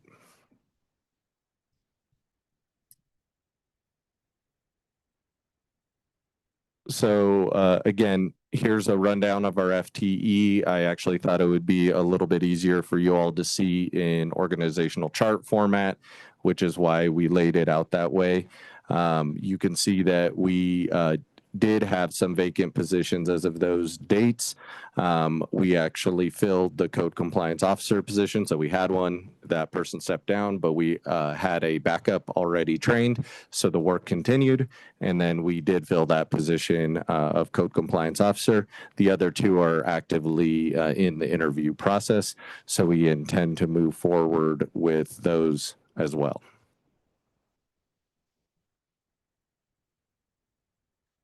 And then I actually should point out that, part of our budget request was just for consideration around our PJF positions. And again, what I would point you to is your organizational chart. We're coming to a point where our poverty reduction unit, if anyone is highlighted either red or blue, it gives you an indication. Those are all project designated, and those are all only funded through 2026, some of which are only funded through September of 2026. So we are facing a real uphill climb in terms of how do we stabilize these individuals, these services, and continue to be that model in poverty reduction and homelessness services, not only locally, but nationally. We do have a lot of metrics in terms of caseload and what that looks like. And, standard or best practice is somewhere around like 1 to 15, even 1 to 25.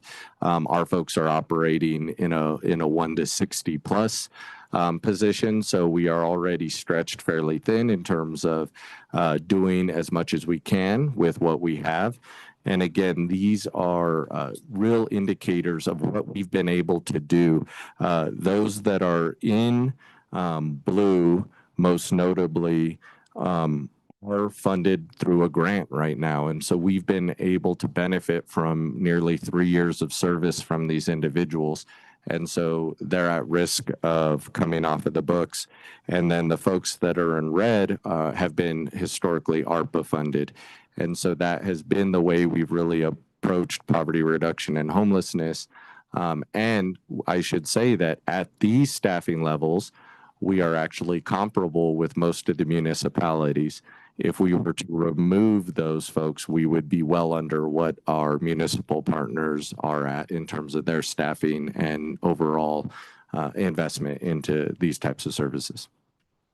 So now I'll take questions.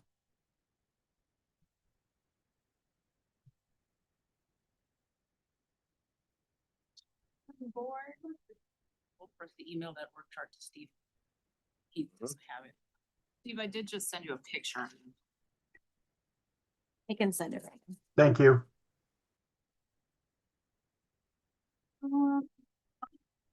Have to go through the org chart a little bit. I did make some notes.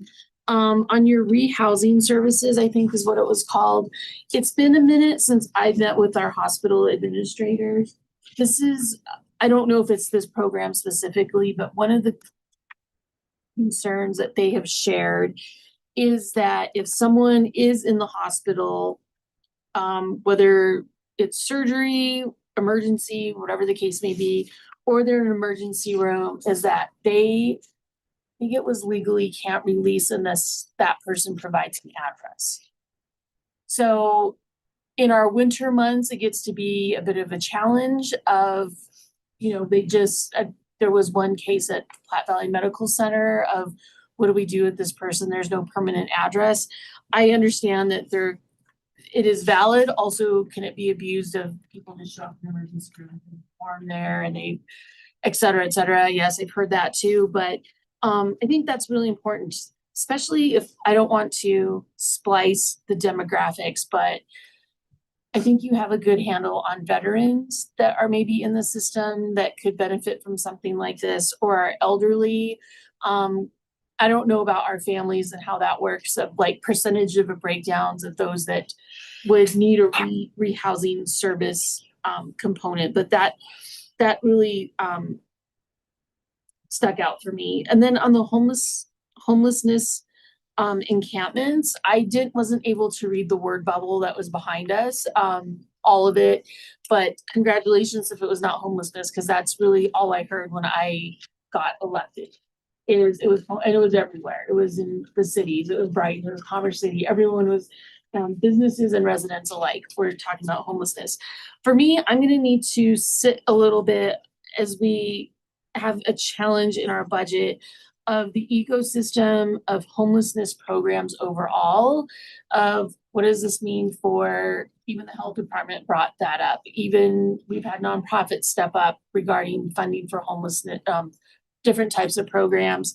I anticipate we're gonna hear something from Katie. So what does that look like, that big picture, and where are the gaps in service, or where do we need reinforcement and funding? So historically, this board, and I think you put it on here for the SWAP program, this board, followed by Denver, because of our example, is that we were at a 0 deaths in winter because of winter conditions. And what does that look like for Adams County to fund it? I think that's a program that your department operates. Correct. Yeah, we get reports from the coroner, and we continue since we started the SWAP program to have received no indication that anyone has passed from cold weather exposure.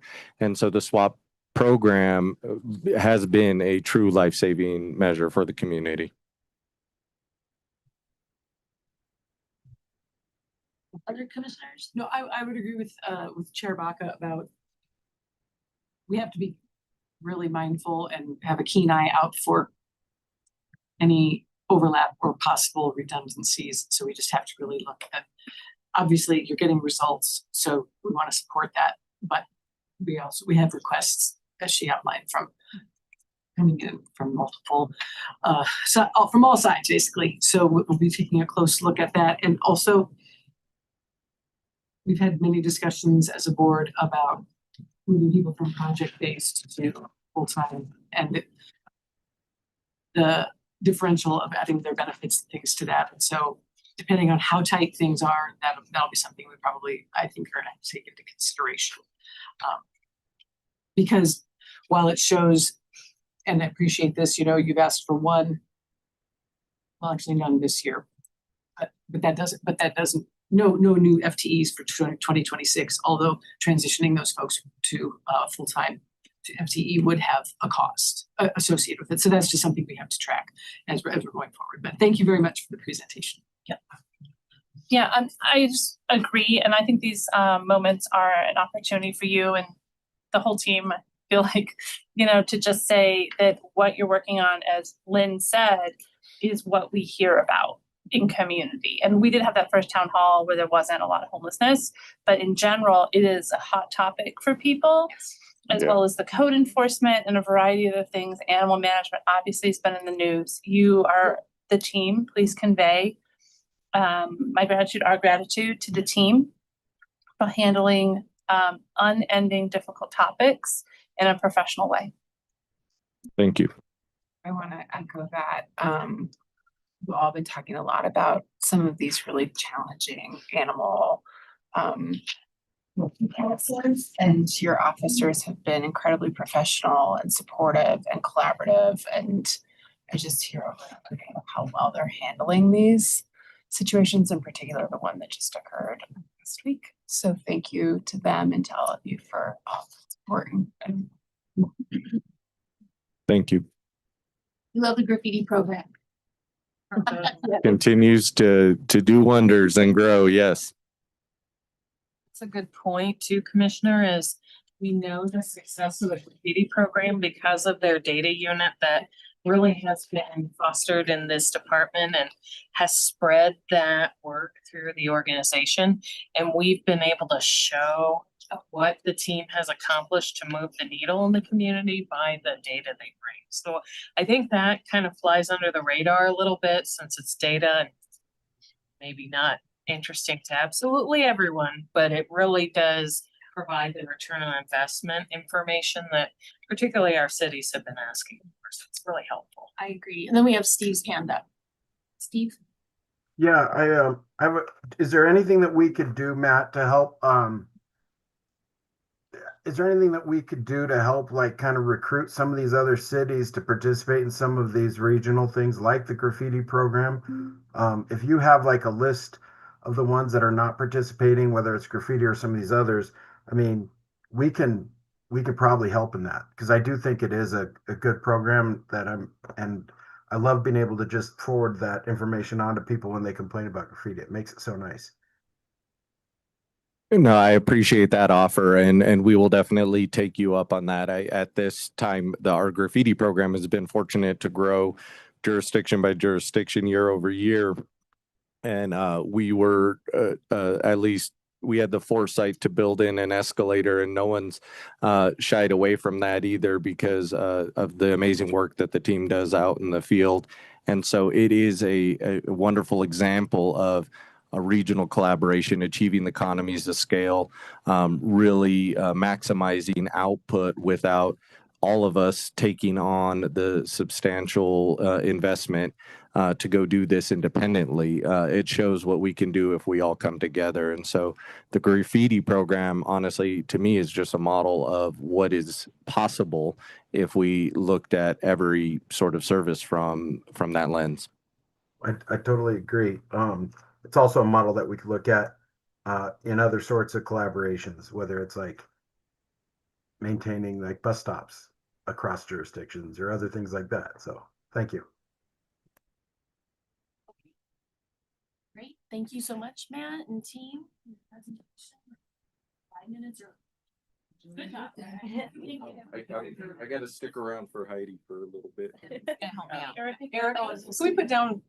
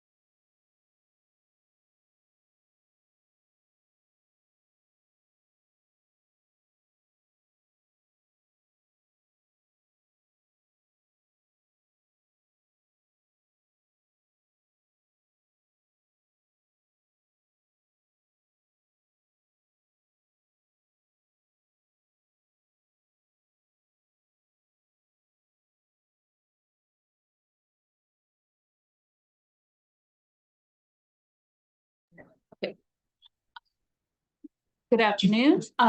You probably can see from the agenda that I am your shortest presentation. Our budget is usually pretty straightforward. But just to go through the slides like everyone else has, the county attorney's office, this is our kind of official statement, is committed to providing the Board of County Commissioners, the elected officials of Adams County, the other Adams County boards and commissions, and the county departments with competent and professional legal services. County Attorney's Office, through constructive dialogue, shall encourage new ideas, be progressive and foresighted, and always analyze the legal, social, fiscal, and political consequences of our opinions and actions. So I did pass out to you a staffing study, but I'm actually not going to spend a ton of time on that just because I only have 20 minutes. I want to make sure we get through all of our requests and your questions, and then we might go into that in more detail. Okay, so our department overview. Again, you know, this description, I think the board generally knows that we do all of the legal work for the county, right? All of the offices, all of the elected offices, departments, all of the court work, probably more than most of our peers in cities and counties. We do more litigation and other work that is outsourced in other organizations. We have 5 divisions in the county attorney's office. We have the civil division, which you guys interact with the most, right? That's the team that you guys see quite a bit in study session that's located here in this office. That is the division that provides the day-to-day legal advice and then litigation support for all of the departments and elected offices. The Dependency and Neglect Office is located at Human Services. And of course, they do the child welfare work for Human Services. The Child Support Division is 2 attorneys and 2 support staff, and they are located here in the Government Center. And they work with the Child Support Division in Human Services and do all of the work, court work for that team. Risk Management, Phil Padilla is sitting here next to me. Risk Management is also located in this building. Risk does all of our insurance, liability coverage. Risk in our organization runs the workers' compensation program, and then some occupational safety programs as well. And then Labor and Investigations is a small team. It's just 2 people, but that is the team that is the liaison with the union and oversees the collective bargaining process. And then also a full-time investigator that does employment investigations in-house. Our key focus areas, you'll see that I'm not very creative here. The truth is we are support function, right? That is what the county attorney's office does. We very seldom have ideas or programs that are just for us, right? We are always behind the scenes working on pretty much everything that comes to the board. There's some attorney somewhere who's been working on that program. So we are support for all of your departments and elected offices. I think we primarily fall under the high-performing, fiscally responsible government, and that we work with the county manager and all of the departments to understand the county's legal roles and limitations, and to support the work of the elected offices and departments. So our goals this year, our budget goals, code enforcement support, and that's what I'll eventually get to that staffing study I passed out.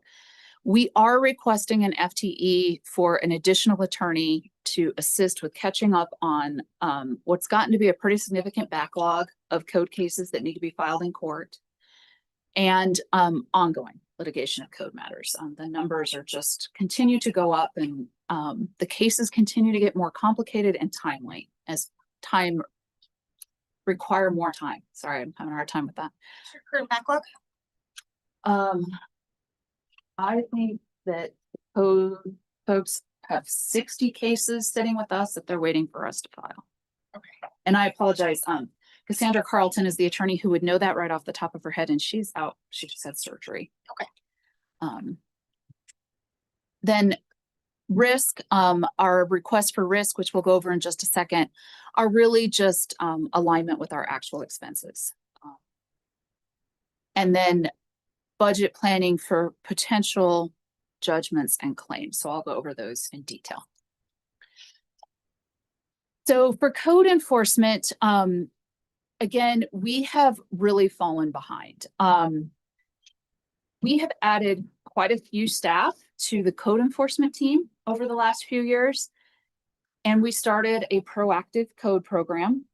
And, you know, I take some responsibility for not thinking ahead of what that impact was going to have on my office. And I think that I kept thinking that we were going to catch up, and that, for example, the citation program would take a lot of cases off of my office and that would slow us down. And I think I've just very much come to the realization this year that we're not going to catch up and that the case numbers are not going to go down. And we really are just not able to keep up with the one attorney we have assigned to this work. And the staffing study you have in front of you, Matt's team was very gracious and helped us put this together. Brooke and Max worked on this. Again, I don't want to spend a ton of time on it because, you know, we have limited time here, but they, you know, looked at the case numbers, they looked at the hours that we are putting into these cases and the amount of work required. And they're all here if you want to dive into this more and understand their methodology more. But the conclusion that they found is that we probably have a 2 3/4 deficit in attorneys assigned to this work. 2 if we had them to 100% assigned right now. Cassandra does a little bit of work like with the animal shelter and some other areas, park rangers. And probably we need another legal assistant. I recognize our current budget situation probably more than most departments. I sit through all of these meetings, so I know where you guys are at, and I understand the incredibly challenging budget year we have. I did put the 1 FTE in, partly because I think it's important for the attorney assigned to that to know that I'm trying to get her some help. She obviously feels quite guilty about being so far behind.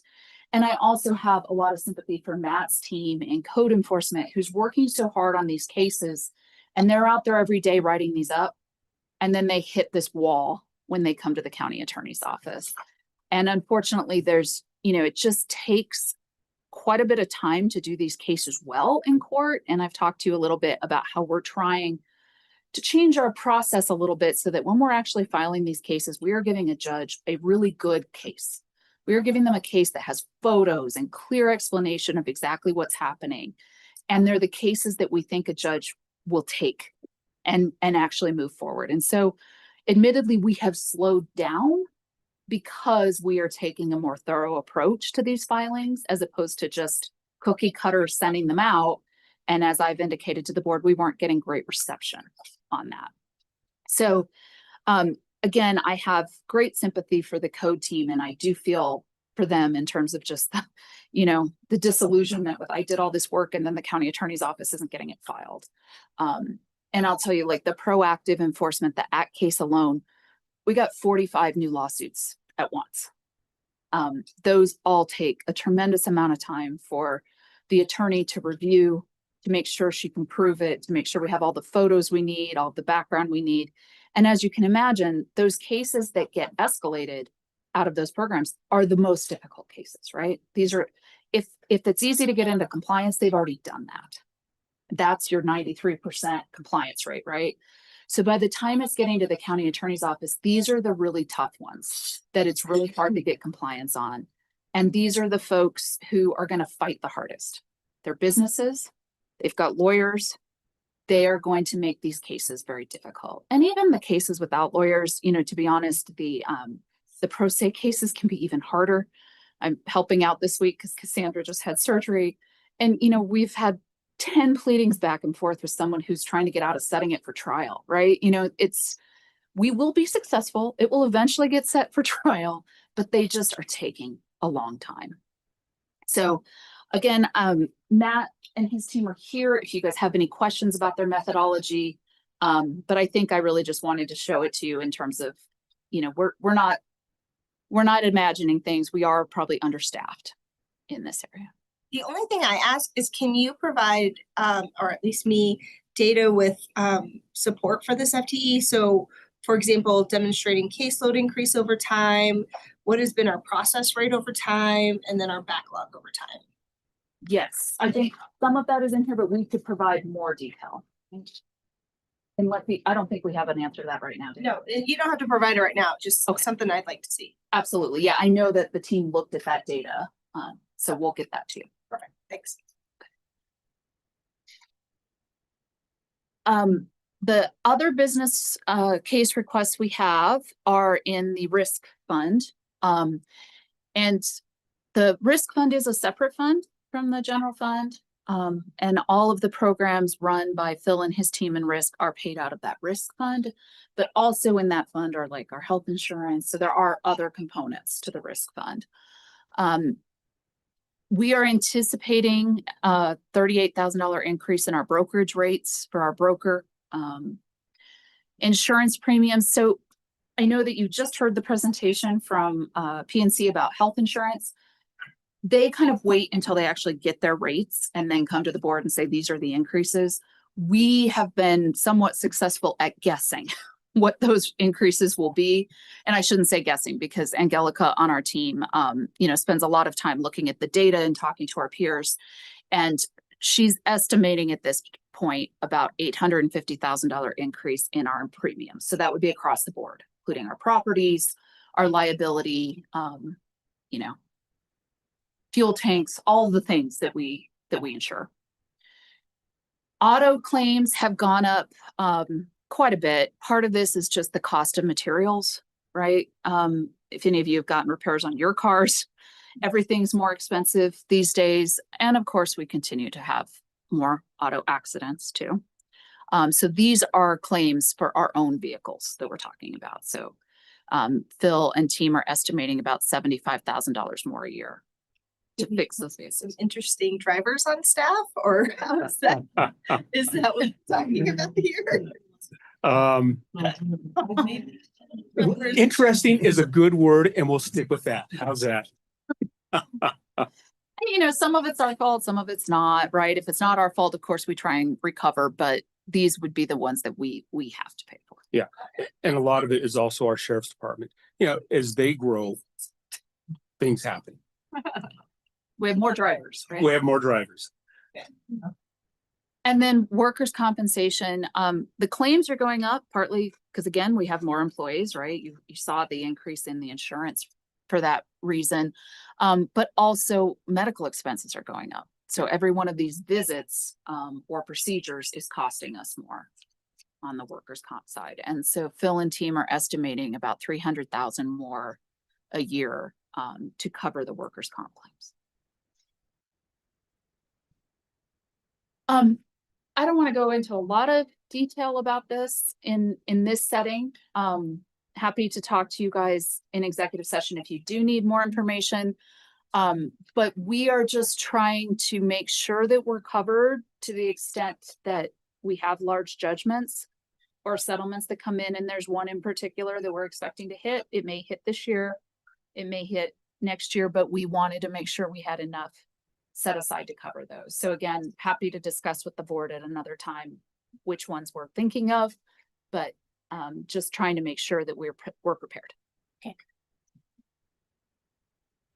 And then I don't know, Mark, if you want to go over this, but it shows a large increase, but again, a lot of that is that $4 million that I just discussed. So yeah, and I think that as we review what we have existing in our budget, and we do cover this out of the general fund ultimately. So this comes out of our admin org cost center as they spend out of the risk management area for all those property liability cases and settlements and all that. That gets funded ultimately by the general fund. We shore that up monthly. And so we do have built-in capacity because of some of the risks we've anticipated in the past. So while we do anticipate further issues will arise, we do have some capacity built in already. So we might take this as a wait and see, and it may be something that if we see a lot of activity, we come back next year on an amendment to fix that, but we would watch that over time. We do have a bit of unspent budget year to year that we think can handle some of these things. So may or may not go through. I think we'll keep talking about that as a strategy, but ultimately the general fund pitches in. We fund the insurance fund in a variety of ways, either through payroll deductions or through monthly transfers from the general fund, depending on the program. Workers' comp, as you just mentioned, comes through payroll deductions. That's a factor we include for every position. So when we give you the cost of a position, that's one small component that's built in. And then, yeah, there's the benefits, people benefits, and then the benefits and insurance for the county. Two different pots, but they come out of the same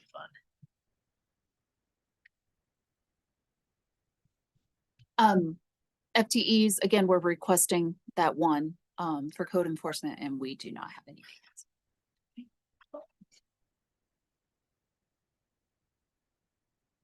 Questions for Heidi? I actually don't have any. Yeah. Any questions? No, thank you for being so thoughtful of looking ahead and addressing current needs and, you know, I think vacant positions that you've had a stable staff and we're so fortunate that you have stability and I think you have some longevity as well.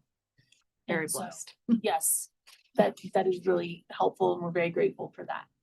So, thank you. And I do appreciate the request for the code, Yeah. code support, because that's something that obviously we've had many conversations about. Yes. And we do want to make sure that we're following through and that we're being, that we're supporting the statement that we're making about trying to improve and maintain proper quality of life and safe health and safety for the residents.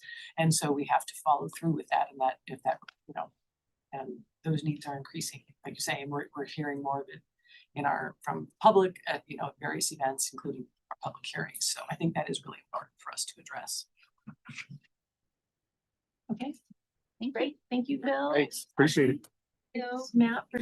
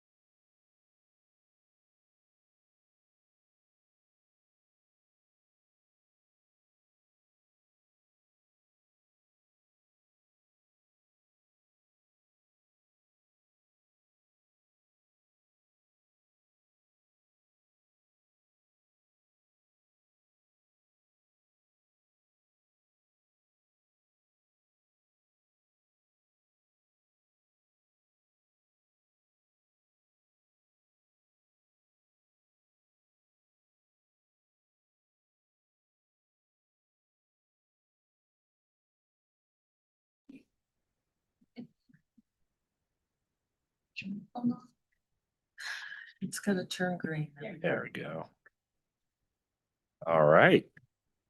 Good afternoon, everyone. Jeff Kloska, Director of the Spaceport. On my left is William Flowers, our Deputy Director.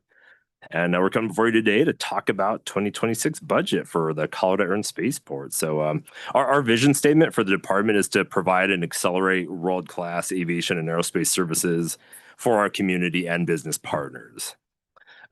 So I'll be able to speak on most of the topics in the presentation, and then I did drop off a couple just physical copy handouts. One of them is regarding some of our FBO, FTE, and business case requests, and then the other is a presentation from CDOT Aeronautics regarding the economic impact of the Colorado Air and Spaceport, as well as airports in general for the state of Colorado. So I'll just start off by saying, we at CASP, we definitely understand or are aware of the financial challenges, facing Adams County going forward, especially regarding state, property tax legislation, and as well as the current, actions being taken by the federal government and a lot of things getting pulled back there. So we understand these challenges, but we still wanted to bring forward all the business needs, all the capital projects needs that we currently do have, just to continue to demonstrate the ongoing needs, but also recognize that the county resources are finite.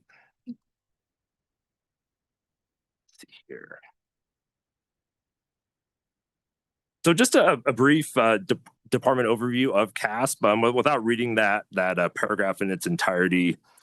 So CASP is an economic engine for Adams County. It's a regional economic development initiative that expands onto the Den, Aerotropolis area to the east and southeast.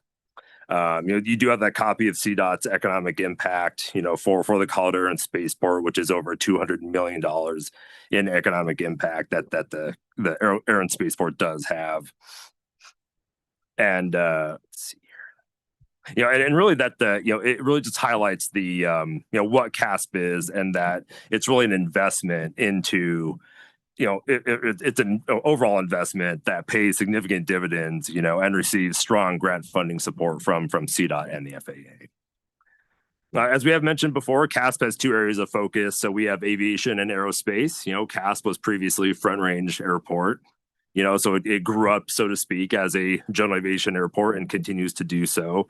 And then in 2017 added the spaceport designation onto the list of many things we do. So the three service areas you see there: administration, fixed base operator, and operations and maintenance. Those are our three core service areas that support primarily aviation, as well as, our up and coming, infancy of the aerospace side of things. CASP is a different animal when it comes to the county departments. We produce a significant amount of revenue in the form of ground hangar leases, fuel flowage from the FBO, and other FBO services to cover a lot of our expenses. CDOT and FAA grants are the primary grant funding sources for airfield infrastructure, runways, taxiways, airfield lighting, even things like the fuel farm will be touched by CDOT and FAA grant funding mechanisms.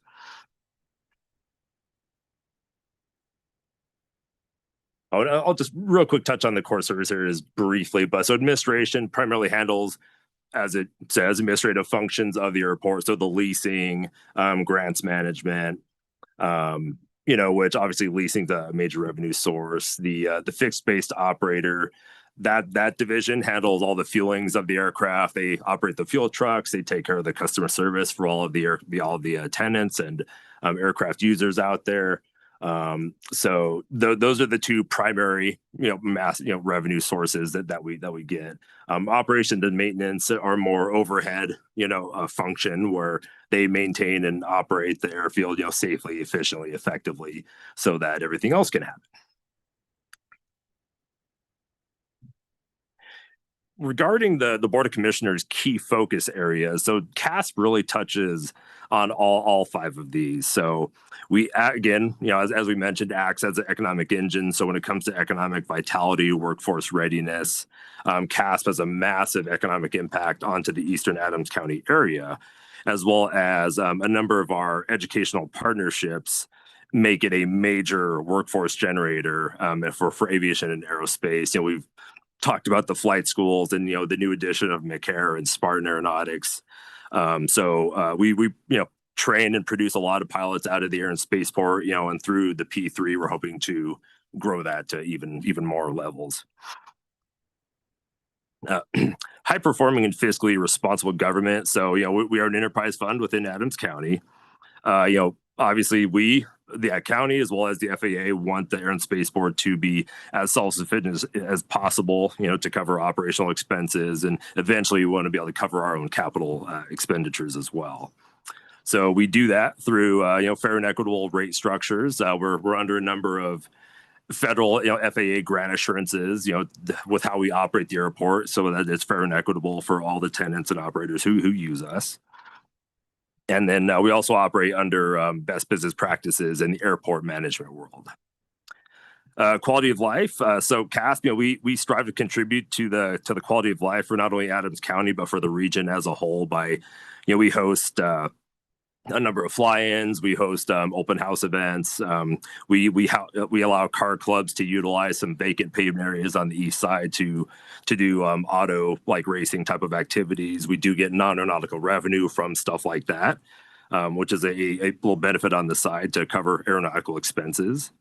And then, you know, we host educational groups. We host other county departments. We host Rotary clubs, you know, chamber events, you know, you name it. We like to host it out there to continue not only to increase the visibility of CASP, but as Adams County as a whole.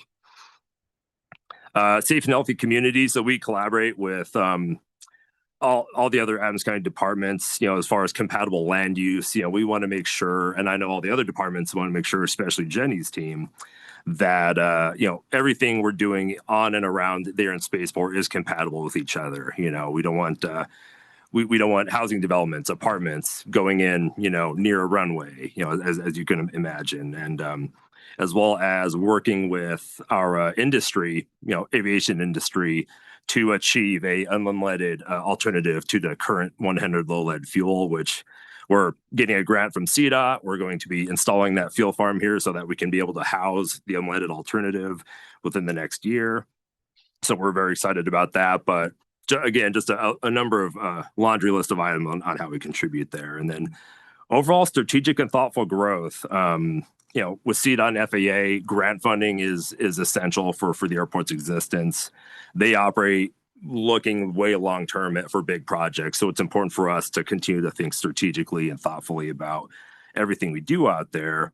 And then there's the P3 side of things that we identified because county resources are fairly finite. If we really want to see the Air and Spaceport grow to that next level, that we will need to lean on and hopefully obtain private investment to allow this growth to continue in the infrastructure out there.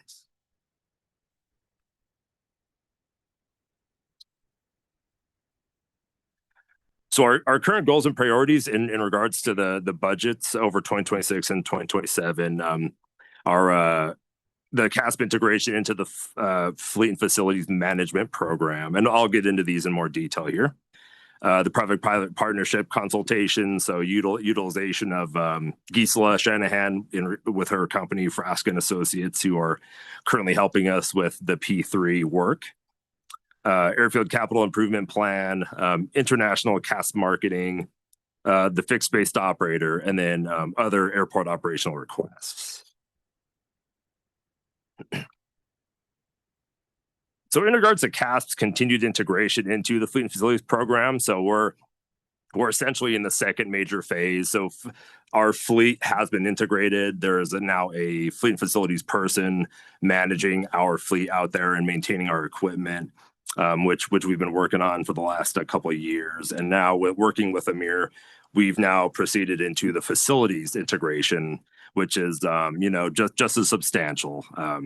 So, you know, we're with Amir, you know, we're requesting, $250,000, which is a first phase to get a shop set up out there at CASP with supplies, with air filters, with all the things that this fleet facilities person will need to maintain not only the terminal, the tower, the ops and maintenance building. We have a number of facilities out there, including 6 rows of T hangars. So that will do that.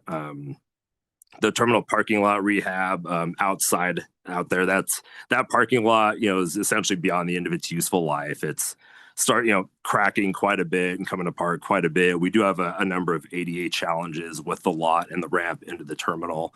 So we're asking for $150,000 for that. And then a terminal roof rehab to shore up our current roof, which is showing a good amount of signs of leakage through the roof itself. So, and then for the purposes of this, Dion, Alicia, do you guys want me to get into 2027? I just wanted to identify some 2027 things, but That you all can have a look at those and we'll be talking about that, but that goes to what Dion's been talking about, looking at our 2-year outlook so we can stabilize costs across the years. Sounds good. yeah. All right.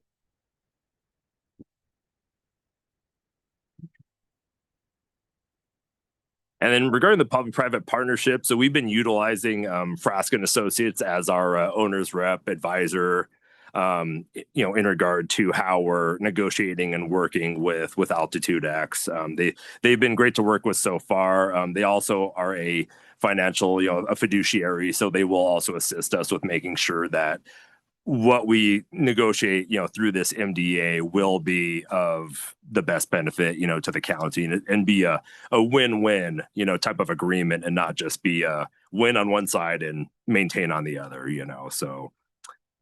So it's a $300,000 for that contract, for the year of 2026.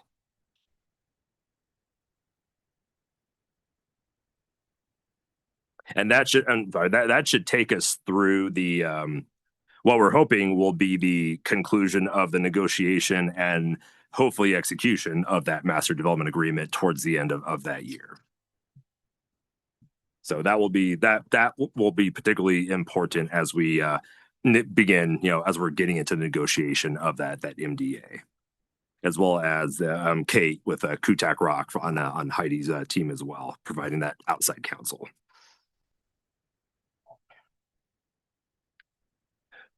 So this is where it gets a little fun here as far as our capital improvement plan. This is a priority. It includes a number of things that I'll try to be fairly expeditious here for purposes of time, and I can review or please follow up with any other questions beyond that. These projects will typically be CDOT or FAA grant funded. So, it will typically be 90/10s or 95/5, where FAA puts in 95, CDOT puts in 2.5, we put in 2.5%. Great grant funding mechanisms they have. There are some other projects that, depending on what it is, like for the fuel farm, for example, where CDOT will typically do fuel farms at 50/50 versus 90/10 because since it's a revenue producing item, they don't fund that to the same 90/10 level that they typically would other projects. So starting from the left at the top, we're currently working with CDOT and FAA. We're in the middle of CIP season with them, so all the airports are coming to them with all of our hands out right now, asking for funds for the coming years. One of those things is a new AWOS system. That's a airport weather observation system. So this is something that all airports have. It's publishes on frequency and on websites, and it demonstrates what the current weather is at that facility. Incredibly important to an airport and pilots, as you can imagine. So it is grant eligible. So we're currently asking for next year, but it could be a 2027, 2028 project, depending on availability of funds from FAA. But we're seeing if they have, CDOT, but we're seeing if they can accommodate it next year. Our county responsibility would be $35,000, so 90/10. Excuse me. The next project is the design of the 1735 rehabilitation project. So that's our bigger 2027 construction project. This phase next year will be to design it. It'll be a what they call a mill and fill. So it'll be a mill and overlay of our north-south primary runway 1735. That's our, newer and stronger of the two runways. So we're that'll be 92.5, so 450,000 from FAA, and then about 11,841 from CDOT and from us. So really, obviously, really good deal when it comes to those grant programs. Next item is a taxi lane Alpha 7 Bravo and Alpha 8 Bravo pavement rehab project. So that's we have a couple taxi lanes within our primary hangar area that we are responsible for that are AIP eligible. So we're using some FAA bill funds from the infrastructure grant a number of years ago that airports are getting until I believe it's 2027 to use and rehab that pavement. So again, 95, 2.5 grant split on that. So just under 650,000 from FAA, and then 16,000 roughly from CDOT and from us. So it's good grant match there. And then we're getting into the next item. There is the fuel farm, where we our current tanks are above ground. They're below ground. They were installed in the late 80s, early 90s. They're beyond the end of their useful lives. Our risk management department had said that our insurance company would not cover them beyond 2026. So we began working with CDOT FAA to determine how we could get those replaced with new above ground tanks. So we're currently in the process, as I mentioned, with CDOT and FAA requesting grant funds for those projects next year. Again, with CDOT, most likely, our hope is that the fuel farm will be a 50-50 grant split for that 1.6. And then with some state legislation last year, they pulled aside some money from CDOT Aeronautics to focus specifically on the unleaded alternative to add to leaded avgas, which they will fund those projects at 90-10, so they can help airports, more quickly, make that transition and have that available. We have a question from Emma. Oh, please. Thank you. The unleaded fuel transition has, I feel like, been really hard. We all want to do it, but the transition to it has been complicated and expensive. How far does this particular unleaded grant system upgrade get us, and what's left to do? Is this a chunk of the project? Will we have to do basically this again next year? What does that look like? No, so if we're able to do these projects, that will replace our current fuel tanks, and it will add another tank for an unleaded fuel. So it'll be done. Yeah. This would be all done.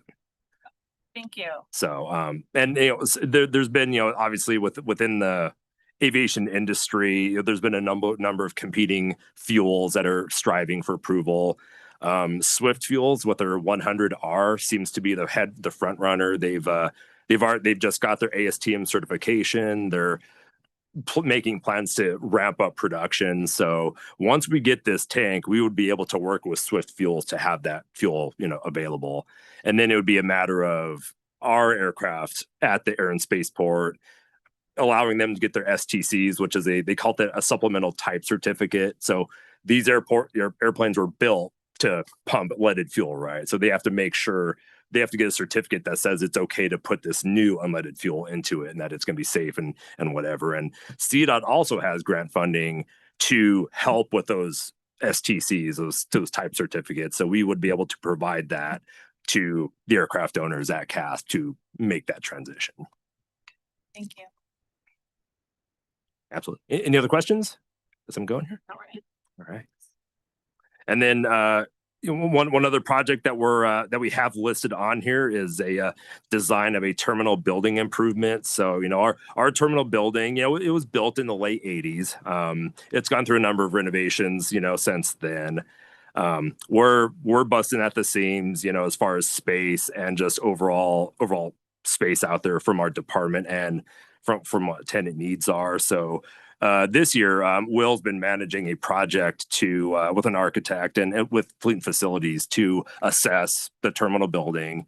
We're expecting a report, any day now, almost, right? I mean, within the next month or two, that'll give us a good idea of the current condition of the terminal, what we should do with it. Should we renovate it? Should we demolish it, build a new one? You know, what would make the most sense? So the 900,000, it's a placeholder for a larger design project, you know. So we'll know more, you know, over the next coming months here, you know, and you know, obviously working with ELT and the other departments, you know, to proceed accordingly with a project like that. And then in 2027, you know, that's when that runway 1735 project construction would occur. It'll be generally, you know, around a $10 million project as far as the runway, some storm drainage work, and a taxiway holding bay for that runway. So again, it would be, you know, around 10 million, and then it would be that 95-5 split, you know, for the grant matches. So our commitment next year would be about 433,000 for our grant match. And then another item that we have higher on our priority list is a replacement of our T-hanger pavement areas. It's areas that they're technically AIP eligible, FAA and CDOT eligible for grants, but they're so far down on the priority list. They've told us they most likely will not be grant funded for our county-owned T-hangers. So we're currently exploring and talking with CDOT Aeronautics. They have a program called the Special Infrastructure. As they call it, an SIB loan, where the Department of Aeronautics loans out money to airports to complete non-AIP eligible projects. So we're looking at that as a potential source where we could at least do that, get the project done, you know, and then have this. It's like a super low, you know, 2 or 3% interest loan that CDOT Aeronautics does. So, but yeah, we'll work with financing, and we'll see if that's an option for us.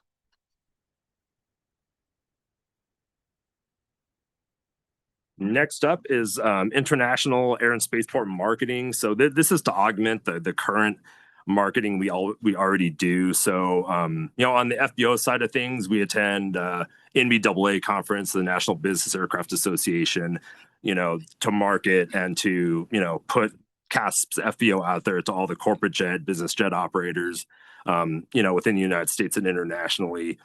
This one was specifically to attend that international event, you know, that they hold in Europe every year. You know, we attended this last year with the OEDIT team. You know, they got the booth, they outfitted the booth, and we were there along with them.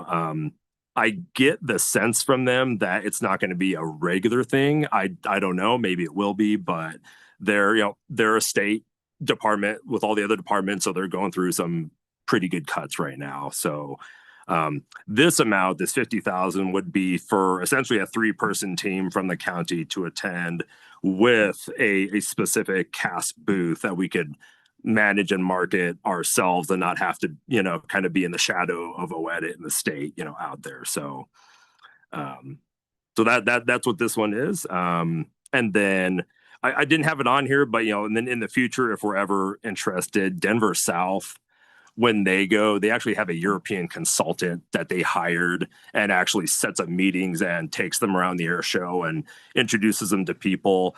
That's another potential option, you know, in lieu of doing a booth.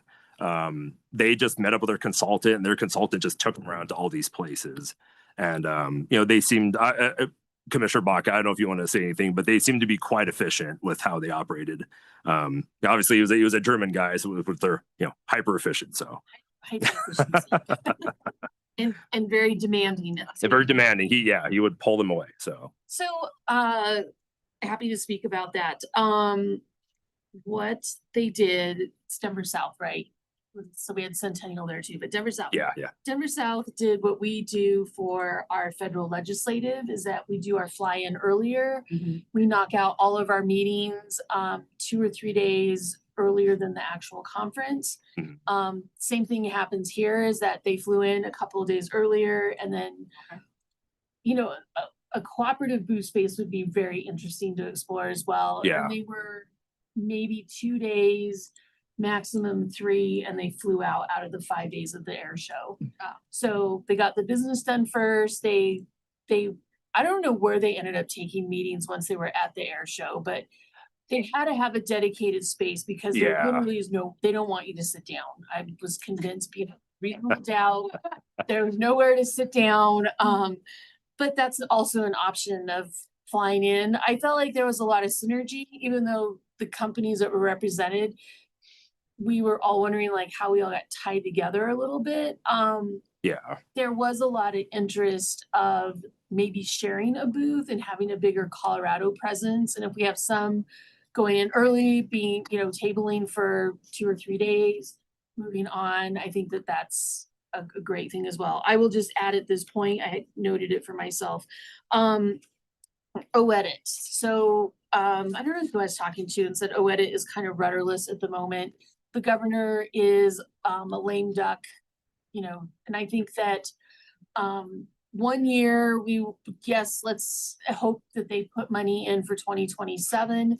But really, I think our focus, at least on the elected side, is like who the new governor is, and really to lean into that relationship and the importance of OEDIT and regional and state commitments and what the state priorities are. So that's, I'll stop there. Yep. Yeah. So, kind of thinking ahead to next year compared to this year, would this marketing and booth also mean maybe a little more time needed for staff at the event or more staff at the event? Probably not any more staff. I think 3 people for the booth is the perfect amount. Obviously the more we can bring, from like CED or from like a business development standpoint, the better, right? But 3 I think would be the minimum we'd want to bring, for sure. So I would imagine that you wouldn't be manning the booth all the time.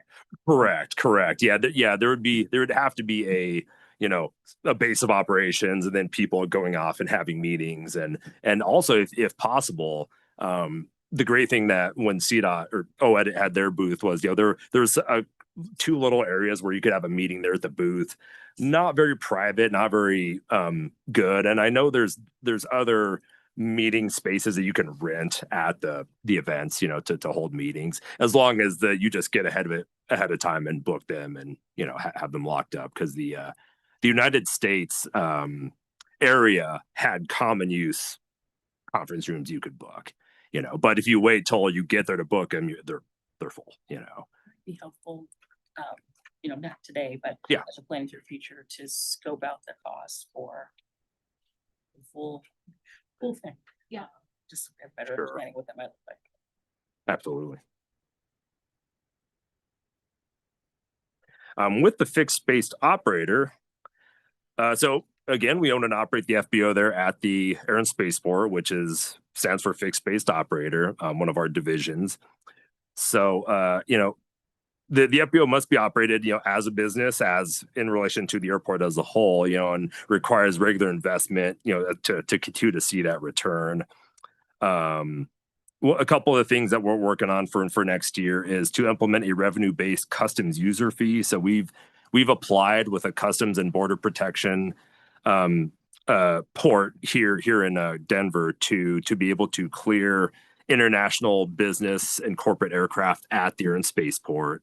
They would do it. They'd drive out from DIA from that customs facility, clear the aircraft, and then go back. There'd be an hourly fee to do that. We would pass on those costs plus any of our own costs to the aircraft operator. So that item, it's really a revenue. It's an expense and a revenue. So if we don't get any customs flights, there wouldn't be any expenses, or any revenue. So those would even each other out regardless of what happens there.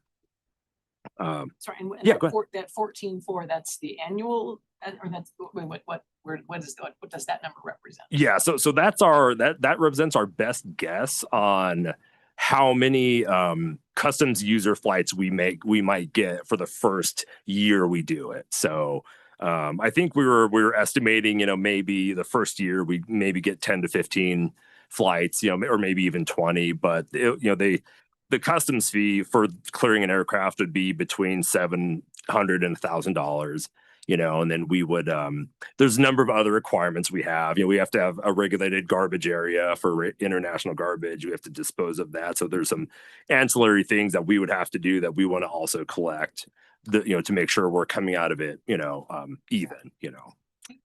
Once an airport becomes big enough and busy enough, they will do something like what Centennial has, where they have a full-time customs facility at their airport with full-time officers.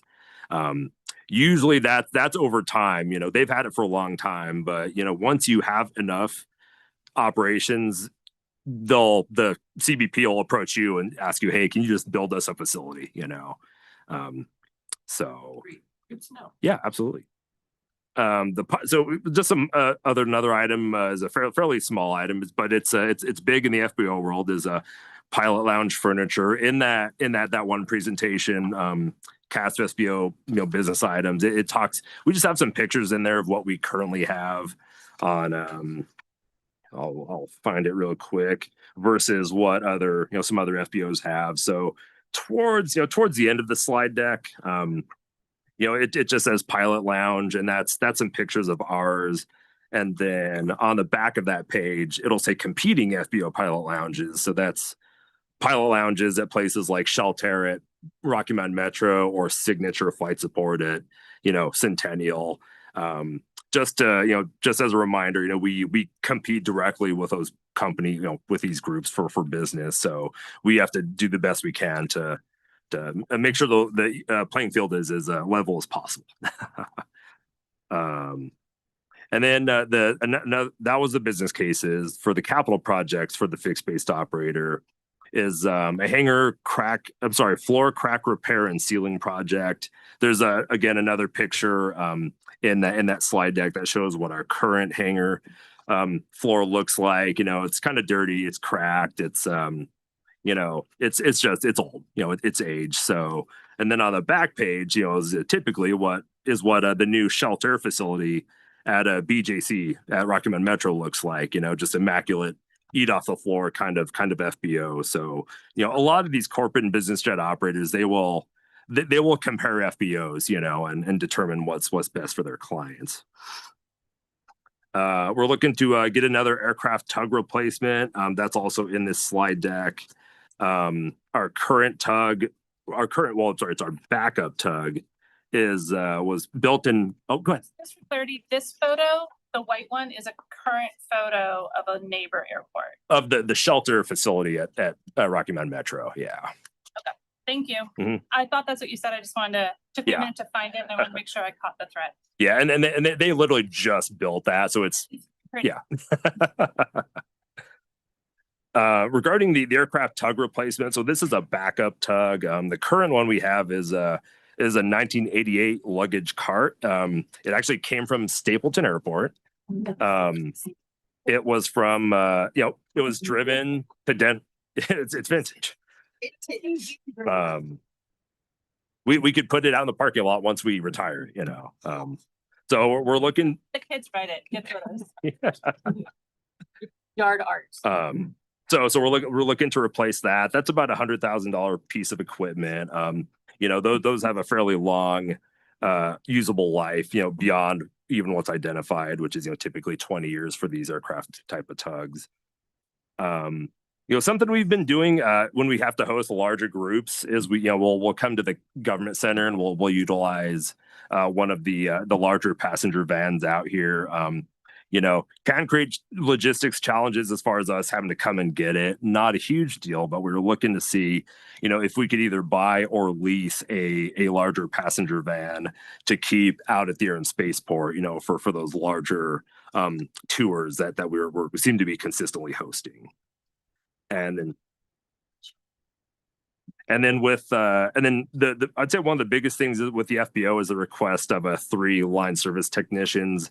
Again, we know the, you know, challenges that the county is facing, but, you know, we do have within this presentation for the FTEs, we talk about, you know, what are the current challenges that they're facing, staffing comparisons. There's a graph on here that compares us to the other FBOs within the Denver area.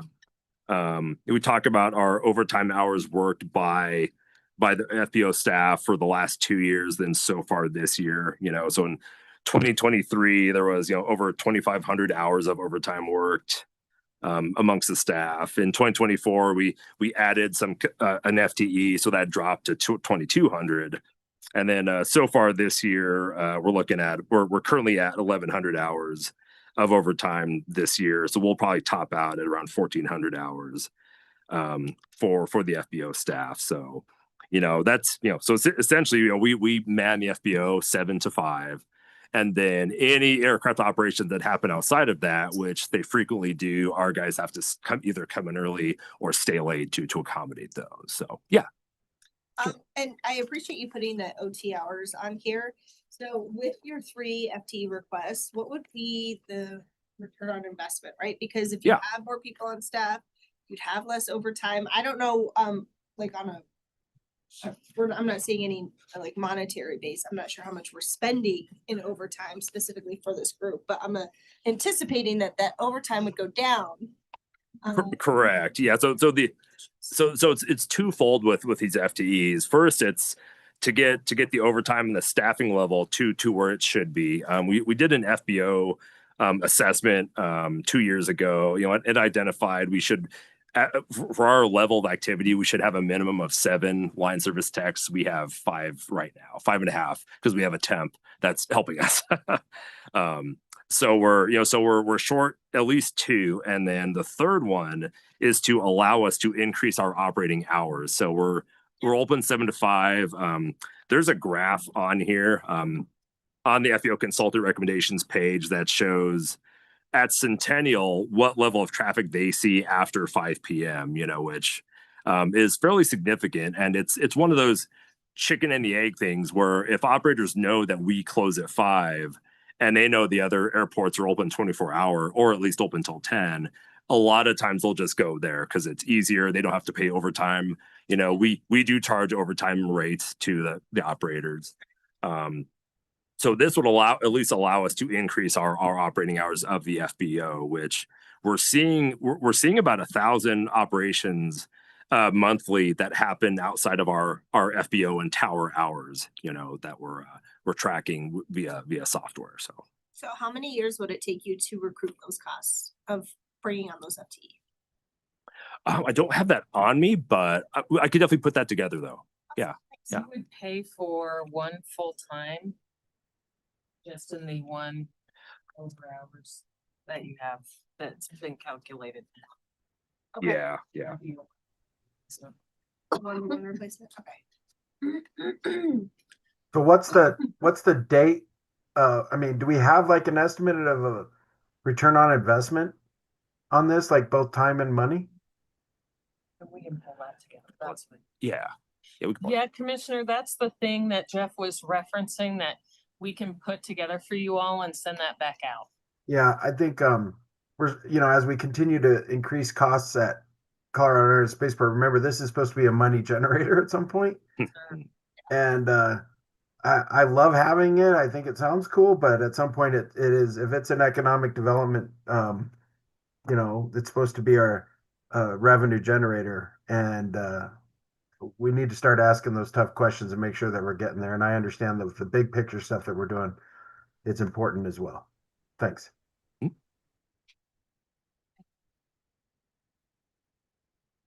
And then you'll see on the Field Flowage Line Service FTEs page where it's kind of a graph. The red line is what we're currently staffed at. And the blue graph line that's climbing, and kind of squiggling there. Those lines are essentially the number of FTEs that we should have for that specific fuel volume. So right now you can see it kind of comes in in 2023 just over that 7 FTE number, and it's continued it leveled out and then climbed after that in 2024. So it won't be long before we reach the 8 FTE line already. So. And then I'll try to be quick here for airport operations requests. So we're looking to do an airport management internship with CDOT Aeronautics, they're actually in the application phase now. they fund that 50-50. So county would be half, CDOT would be half, and that would be a workforce development program, or we would have an intern, most likely a Metro State University student, would come out and work, a full-time, Will, remind me, how long was the internship we're thinking? It's depending on 6 to 12 months. So 6 to 12 month internship. So, and it's paid. So, the person can actually work it as somewhat of a full-time, job. So, capital project requests, we're looking to upgrade our security system, above and beyond what it is now, which is a 50,000, adding cameras and adding capabilities that it currently doesn't have. As well as there's also some other data in that same PowerPoint with the FBO information that talks about our need for an additional maintenance worker, and how we compare to airports like Centennial and Rocky Mountain Metro, where they're smaller and busier, and we have a lot more acreage and a lot more in some cases more pavement, and they have more people, which is counterintuitive. So. And then with that, I'm happy to answer your questions, or Mark, I don't know if you had anything on the budget summary here, but our budget kind of appears to fluctuate significantly, and that really comes to the capital outlay. We'll get these big FAA or CDOT funded projects one year, and then the next year we won't have that project. So it'll look like there's this huge disparity, and it's just, typically that. So. Do you have anything to add, Mark? No, that's what I would have said, is that you'll see the ups and downs in revenues and expenditures, and that's related to the capital projects and grants and the inflows and outflows with those. Okay. Yeah, so those will it'll show up as revenue and an expenditure for that year. So, so you might see from 2024 to 2025 it jumped, just around 2 million because of a project. Or multiple projects. I guess in addition to that too, would also be the level of general fund support in terms of a transfer that can go up and down based on the number of projects that are in the fund as well. See that. Okay, questions from the board, comments? I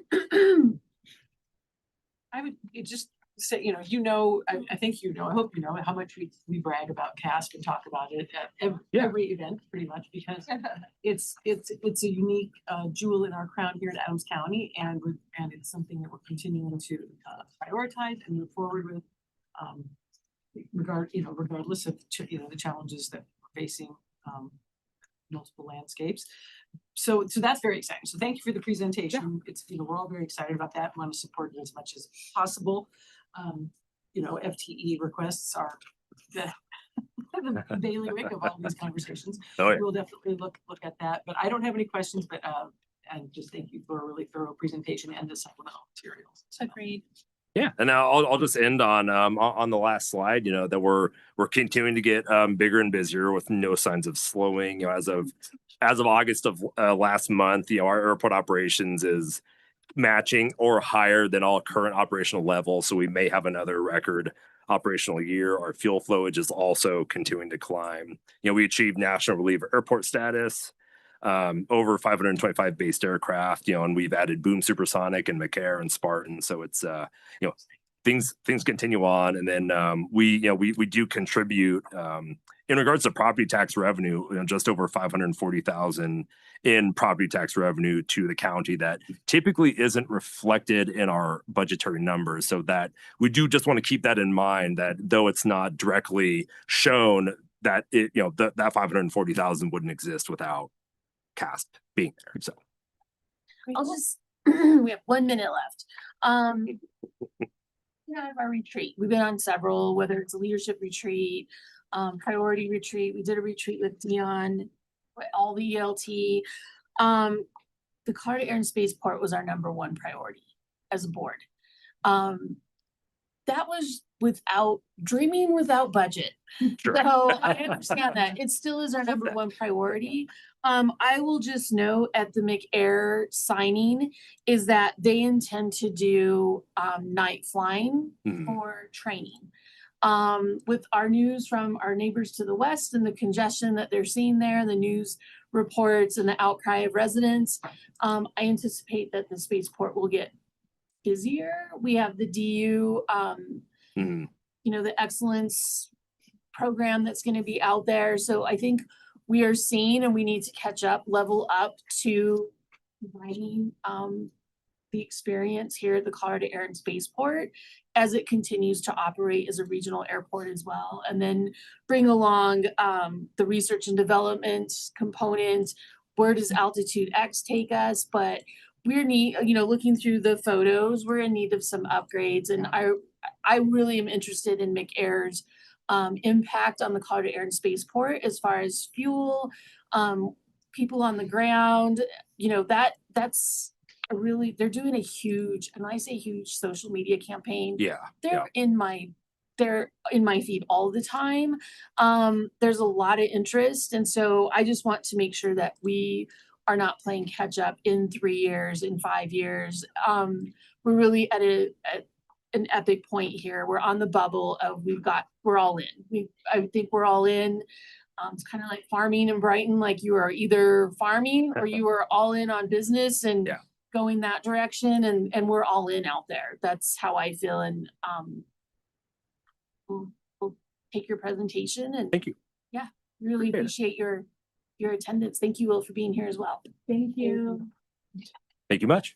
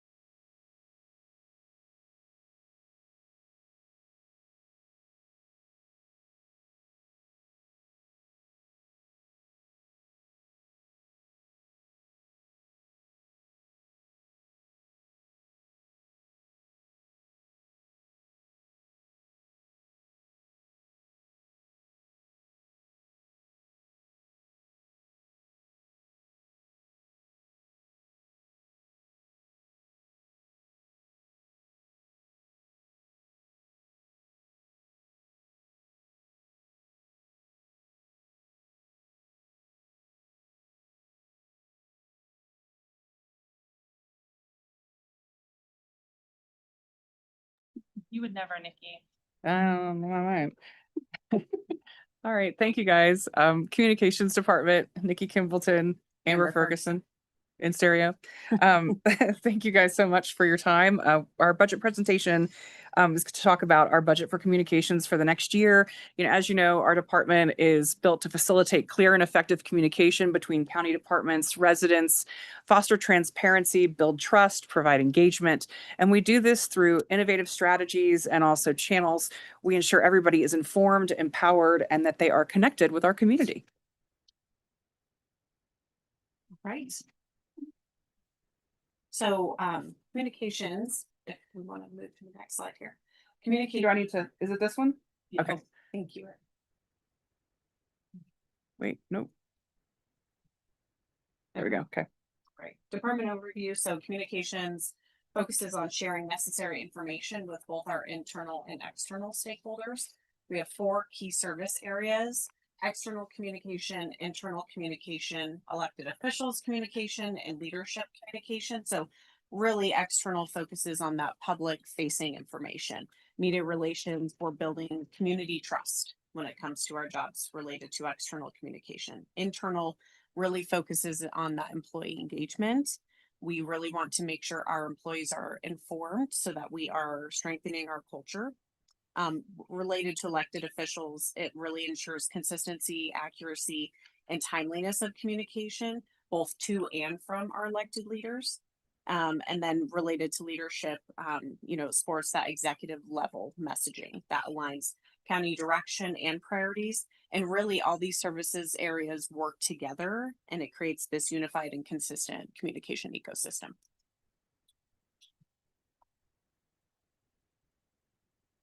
All right, next one is related to our goals and priorities, and we will dive deeper into these in the following slides after that, but at least moving into 2026, goal number 1 would be provide accessible information to all individuals, regardless of ability, language, or technology access.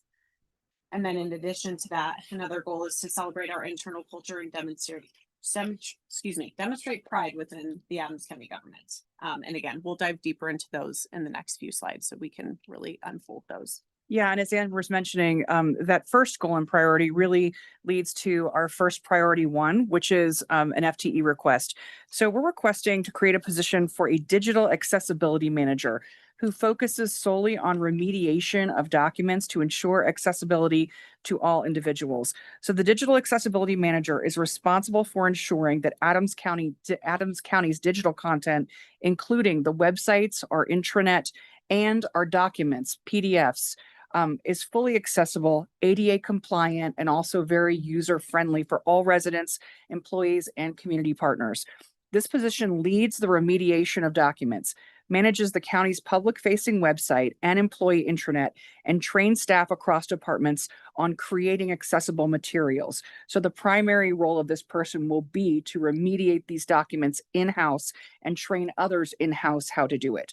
Additionally, the digital accessibility manager will directly supervise an existing communications employee, providing guidance to support and ensure internal communications are consistent, accessible, and that they're aligned with our county standards and culture. So this position really provides a direct benefit to the county by ensuring document accessibility and compliance, that it stays in-house. Without it, we will outsource the remediation of most of our documents, which is an ongoing and can be a costly process given the volume and frequency of updates required. This is a PR12 pay grade, and you can see the range right there. It's between $85,000 and $124,000. Great. And moving on to the business case request. So this is to establish budget for items that celebrate our employees and promote Adams County government. You know, it's really these branded materials that help, if, you know, from an employee standpoint, make them feel appreciated, connected to the county's culture. That's a really big piece of that. As far as public facing tools, this really enforces Adams County recognition and pride externally. So they're branded Adams County materials that really demonstrate professionalism, visibility, and it helps to create that positive impression, both with residents, partners, stakeholders, everything across the board. So really want to emphasize these are not just giveaways. They're strategic investment in culture and visibility, and they're really to help build that long-term trust, recognition, and pride within county government. Yeah, and we were talking about this. A lot of departments have pieces of swag and they'll order it on their own, but there's really no one department that has it for countywide purposes. So I know many of you have attended conferences and different things and you've wanted to take items and we haven't had them accessible, or we've had to go to different departments and, for lack of a better word, scrounge to get them. This would ensure that we have things available for you, and we can come to you furthermore to talk about what those might be. We figured $25,000 was a good starting point. I think that is a very fair place to start. This would also cover, likely cover the cost of our new challenge coins as well, that are going to be something to celebrate our culture. So with those two, those are our two priorities. Just want to give you a quick budget overview of where we are. We currently have 13 people plus one intern in our department. With this request for the full-time employee, we would be at 14 for 2026. And here is our budget summary by category as well. We are looking at a very small increase with these things added in. But you could see the expenditures by category and then the totals at the bottom. Our total for 2026 would be just a little over 2 million. You will see that our actual budget in 2024 was almost 2.4 million. The added costs there were for the website. It was a really one-time funding that was put into our communications budget for that. So that's why it was increased, and our actual budget was higher than what was adopted. All right, so that was our presentation. It's short and sweet, so we'll go into the summary. Once again, we're requesting 1 FTE to ensure Adams County meets the federal, state, and local accessibility standards and requirements while delivering a seamless, inclusive online experience and maintaining a unified internal communication strategy. These tasks would otherwise require using outside vendors for services. We're also asking for a budget increase of $25,000 to purchase internal and external items that promote Adams County and our culture. This budget would also go toward items with the Adams County logo that could be taken to conferences and other events that you can share with your peers and also with the public. And that brings us to questions. Okay. Yes, Julie, Commissioner Malco. I have a quick question. So about the FTE request, curious, why does it have to be a manager versus a lower pay grade? So the way that this would be structured is the person that is currently in this position, this job description would really kind of transfer over to this new role. And that role would hopefully, if this is approved, be turned into someone that focuses solely on internal communications, helping to build our culture, that works with PNC, that is in charge of our intranet, our internal employee news. We would like to enhance that. We're also going to enhance our intranet, change that because it's been outdated for quite some time. So that's going to get a new look. We were really just waiting for the website. So that would create a position that we don't currently have, someone that focuses solely on internal communications, and that person would report to this individual. Okay. So they would work together to ensure that we're getting out the right information and that we're doing it in a better way. Okay, so the person that would report to this individual is already on your staff then? Yes. Okay. But that job description would we would reclassify that position. Reclassify that position, okay. You guys saw Steve's hand. Oh, so sorry, Steve. Can you help me understand? Can you go back a slide? What you're wanting a position, an FTE, I go back, a manager to do, that's where I'm confused, sorry. So a digital accessibility manager. I mean, there's a difference between accessibility and internal communications, right? So I got Yes. confused by the answer that you gave. I'm sorry. Okay, so these would be two different positions. We currently have a role that is filled by Joey Sykes, who is one of the key people who's worked on our website and helped us launch this new one. His job title right now is digital media specialist. Yes. So a lot of the things that Joey does and a lot of the things in this in the digital accessibility manager's job description are the same. So what we would do is take many of the things that Joey is already performing, roll it into this position, which the main focus of this would be remediation, but they would also be doing the website updates, and focusing on, as you see there, it would be the public facing website, the intranet, and training staff on creating accessible materials. So Commissioner, the two main focuses there would be remediation and keeping the website up to date and compliant. Then Joey's current position would turn and reclassify into a position that would have a different job description, which would focus a lot more on internal communications, something that we currently don't have. Does that make more sense? Yeah, it's a little confusing. It sounds like we're creating a position to allow somebody to get a promotion, and then that's what it sounds like. So I think we can go back and look at it a little better if I saw the two positions compared to the one that you have now. You want to take one position, elevate that one, or insert that so this person could go to that, and then we're going to create a new position down. That I'm confused. I'd have to probably see it. I'm sorry. The other option is that we continue to outsource remediation because we're currently not doing remediation within the communications department. So that was my next question is yes. how much are we paying for that again? So I would have to check with Kyle, but Yeah, we'd have to check on the price right now, but I believe it's a little more than 200,000 a year. it would be more cost effective Yeah. to have someone in-house to handle it versus outsourcing. Can I add something here? Yes, please. And, you know, we've talked a little bit as we launched the website about the digital accessibility compliance, which was a large driver for the update to the website. But with the House Bill 21-1110, bill we love related to digital accessibility. And I will say it is important that our website and all of our digital collateral is accessible. You know, with something like 20% of Coloradans having a disability, it's important that we are providing accessible services. But what we have done so far to become compliant with 1110 is revamp our website to bring it into compliance. We've started some efforts at identifying what needs remediating, but the next phase and the ongoing phase for accessibility is that we have to have some ongoing governance remediation, and we always will in order to stay compliant with 1110. We don't currently have a position that oversees the remediation component of compliance. We have a number of staff who have done parts of getting to this first milestone of compliance, but we don't have a full-time FTE that can manage what are essentially literally tens of thousands of documents and websites that have to be remediated, and creating the governance and managing the governance of our remediation and compliance efforts going forward.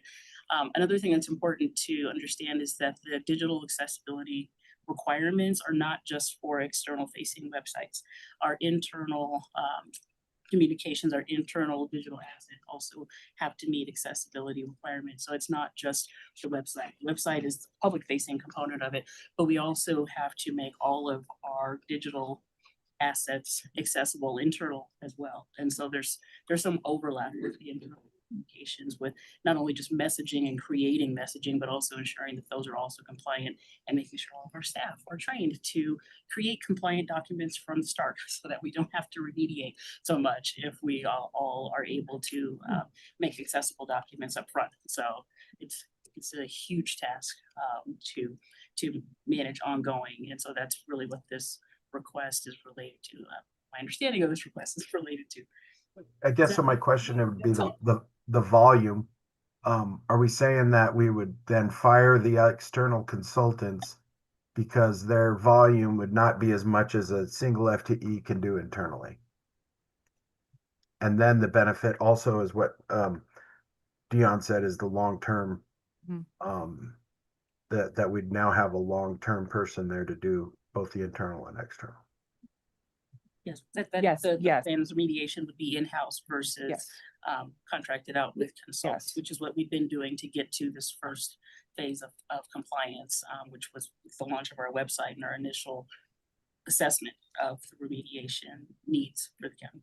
And yes, and thank you for explaining it perfectly. That was extremely helpful. And I think the other thing to note with that is that, we are getting documents every day that need to be added to the website. That will continue. So it is beneficial to have someone on staff that can remediate them, but that can also train our staff how to create them so they don't require remediation. But still with that, we are going to get things every day that require remediation or the ability to change it over to HTML. So to have somebody with that skill set is really important to have on staff. I think it would be helpful to have that ROI information back because I don't know how much this outside consultant is costing us. And then I am still a little confused about why we would need a manager level, given that this team is particularly small. Why do we need that type of level? Or usually you get a manager, right, because you need to manage people. So their direct report would only be one. So I'm just would like further explanation. Doesn't have to be now, but of why a manager level versus just somebody who's a regular level, I don't know what else to call it, but position. I think, do you have anything? No. Emma? No, I have no questions. I think it's an important conversation on the consultant versus internal costs. Yeah. But past couple years, listening to all of you and how hard and arduous it's been to come into compliance with the new standards. Yes. I definitely see the need for the expertise, but the extra information would be helpful. I would just add to that. I know the intent of the state legislature and why they wanted to do that. It has made life overall less transparent. I sit on outside boards and I was like, I don't need the minutes. The minutes they're on the website. No, minutes, everything's taken down. And I think if there's a step forward that we can do, I'm in support of that. I do want to thank you for bringing forward, the whole swag thing is very confusing. Some of our swag doesn't even say Adams County on it. Doesn't, Yeah, that's a good flag. Please address. yes, Florida Air and Spaceport doesn't say, and I'm not faulting anybody for that. I don't know. That was before my time of do we create a place versus do we keep it standard of Adams County Animal Shelter, it's Riverdale, other things are Riverdale. I just think that consistency is really important when we look at swag and then where the swag lives and what the swag does. Because it feels like it's slush money, honestly, because everyone has swag. Enormous amounts and expensive amounts of Yeah. swag. So I So would, and this is, this is not a comms department issue, but. it is but not a exists comms, but organization-wide. and it's not a 2026 priority either, because when you look at all of our priorities lined up, this is such a small dollar amount probably across the whole organization, but I think that consistency is important. There is a standards of, and I don't know where we're going with the logo, all of that, the 20 or whatever anniversary is coming up. But really consistent use of that logo, if that's what we decide to do. And again, it is it's not a high priority right now, but I do notice the difference from department to department. And if I may comment on that too, we also recognize that. I think it has gotten a little out of hand too. And ideally really bringing that back to communications and really being the sort of the keeper, for lack of a better term, That would be great. related to that, because it has absolutely.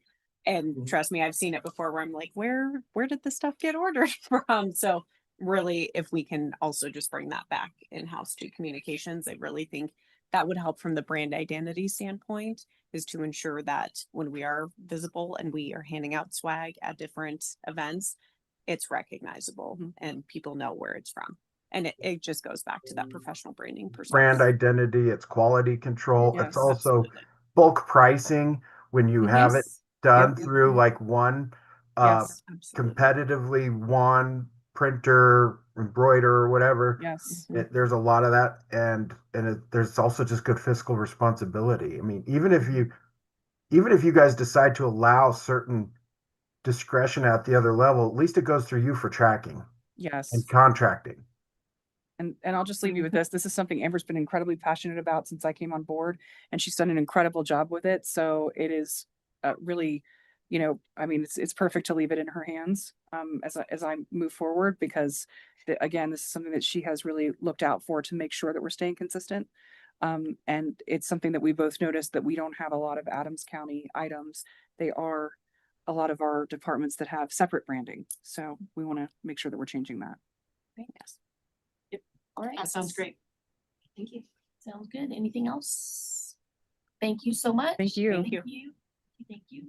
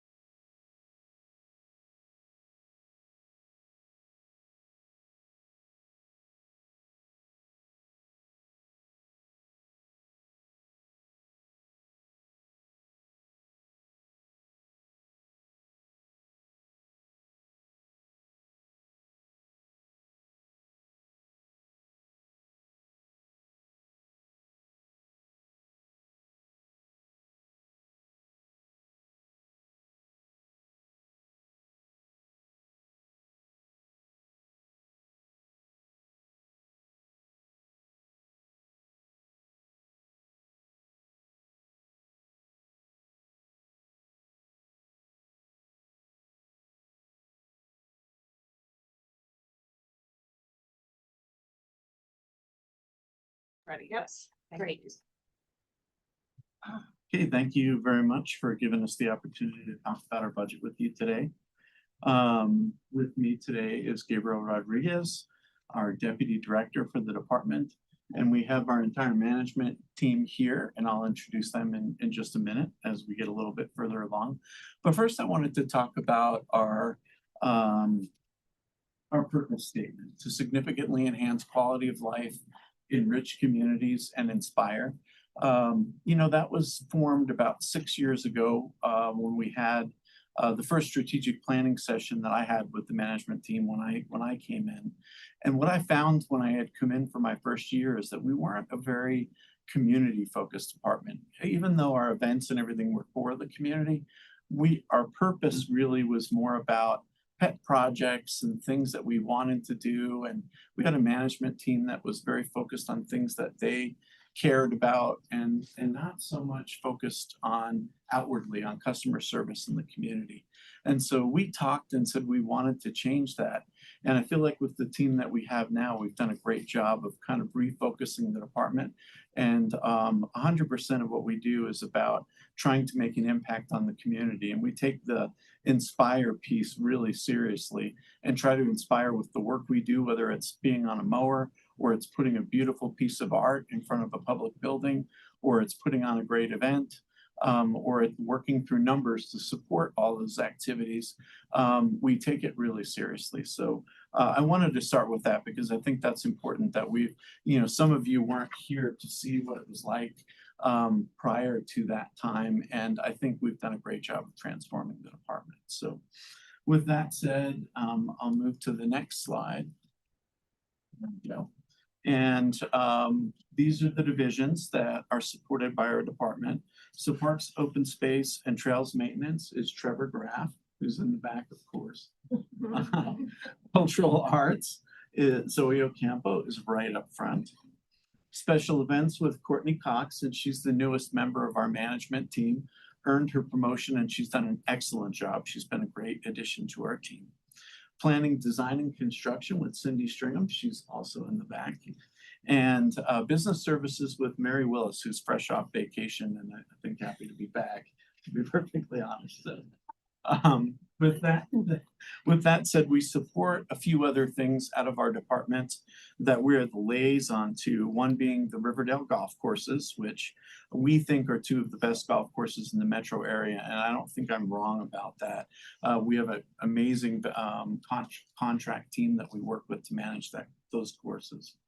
The Adams County Historical Museum right on the campus at Riverdale Regional Park.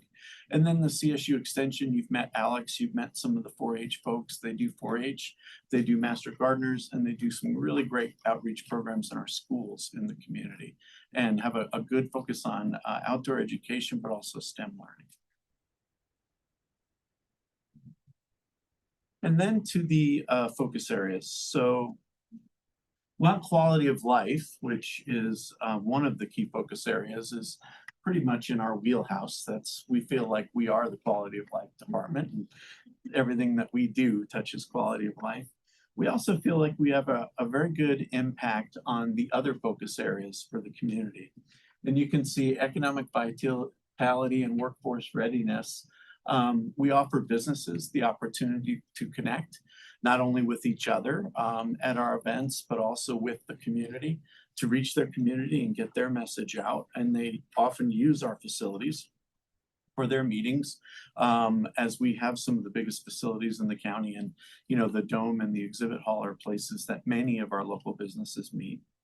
In addition to that, we have been the first job for many of the people that work here at the county that have been here for a long time, started in parks years ago, either working at the fair or working in a maintenance job for us. And it's also a place where a lot of young people get their first job. We hire a lot of seasonal staff, especially for our events, and it's a great opportunity for them to enter the workforce and have a great experience kind of working for the county and making a difference in the community. With that said, high performing and fiscally responsible government, we've really worked hard to incorporate AI into how we're doing business, to learn who is coming to our events and what the community that uses our events looks like, and to ensure that that community matches with the general community here in Adams County. And if not, it gives us an opportunity to do some outreach to find out why not. In addition to that, we work to make the environment more sustainable, and we'll talk about that a little bit more as with one of our goals. But we do it through our innovative landscaping practices, as well as looking for ways to educate the community about how native grasses and native plants can really be beautiful and add to the landscape. I'm not going to say much about quality of life because I think it kind of really does touch everything we do, other than I'll say a lot of what we do makes a community livable. One of the first things you look for are schools, of course, but you also look, what does the trail system look like? What are the parks by my house? How are the parks maintained? And those are communities that you want to live in to raise a family and also want to bring your business to. A safe and healthy community. Not only do we help the environment, planting trees and healthy landscaping practices within our parks, but we also boost mental health, not just at our events where people come to relax and blow off steam and gather, but having those personal events that they have in our park spaces. There's family reunions, those birthday parties, those quinceañeras. And then in addition to that, even just taking a walk in a park, sitting by a lake, contemplating, fishing, those mental health opportunities are critical to a healthy community. Strategic and thoughtful growth. For us, our focus is really being careful how we grow. As we had just completed our CIP presentation with you last week, we have a lot of things that we would love to do, but we need to be careful how we do it and match up with the planning processes that have preceded us and that we are currently working with to ensure when we're growing, we're doing that in a meaningful way that actually makes a positive impact on the community and follows your goals. With that said, I can move to goals and priorities. And first, and I'll read through these and then we'll go into more detail on other slides, but execution of safe, inclusive, fun, and meaningful events with excellence for the community. Successful integration of public art into events, facilities, and countywide projects with meaningful programming. Continued refinement of ditch and water right management to maximize benefit and reduce cost and liability. And to successfully complete major construction projects at Riverdale Regional Park with minimal impacts to customers. Those last two are really very focused on right now with things that we have going on. And obviously these will change from year to year and also react to your priorities. However, those are a couple of important ones for us right now. Sustainability efforts throughout the system to maintain a strong focus on the environment and improve efficiency of operations. And accurate data reporting and analysis to support our events, park improvements, and future planning for the community. So I'll touch on those as I move through, and I'm happy to stop at any time for any questions that you may have. So we get now into the kind of the meat of what we're asking for in the budget. But starting with events, which is a big priority for us. And this division is one of the most community-facing divisions in the county, certainly in our department. Not only do they put on the big events that you see, but they interact with the public on a daily basis. Almost every single day we have a rental somewhere in our system, whether it be a shelter or one of our buildings or our grounds or parts of the parks. And this is the division that provides them service and ensures that they have what they need for their event, which is very important to everybody that does those rentals to be a success. I won't talk too much about these business cases because we do have a study session scheduled on October 28th to come in and talk about special events and the fair in detail. But you can see the asks that we have there. And then cultural arts, successful integration of public art into events, facilities, and countywide projects with meaningful programming. Really, when cultural arts joined our department a few years ago, it transformed our department. It was a part-time job for a very skilled individual over at the government center initially before it came to us. That skilled individual is sitting to my left currently. It was part of Gabe's duties when he worked in the county manager's office. And when it came over to us, it became a full-time position. And now there are 3 people working in our cultural arts department.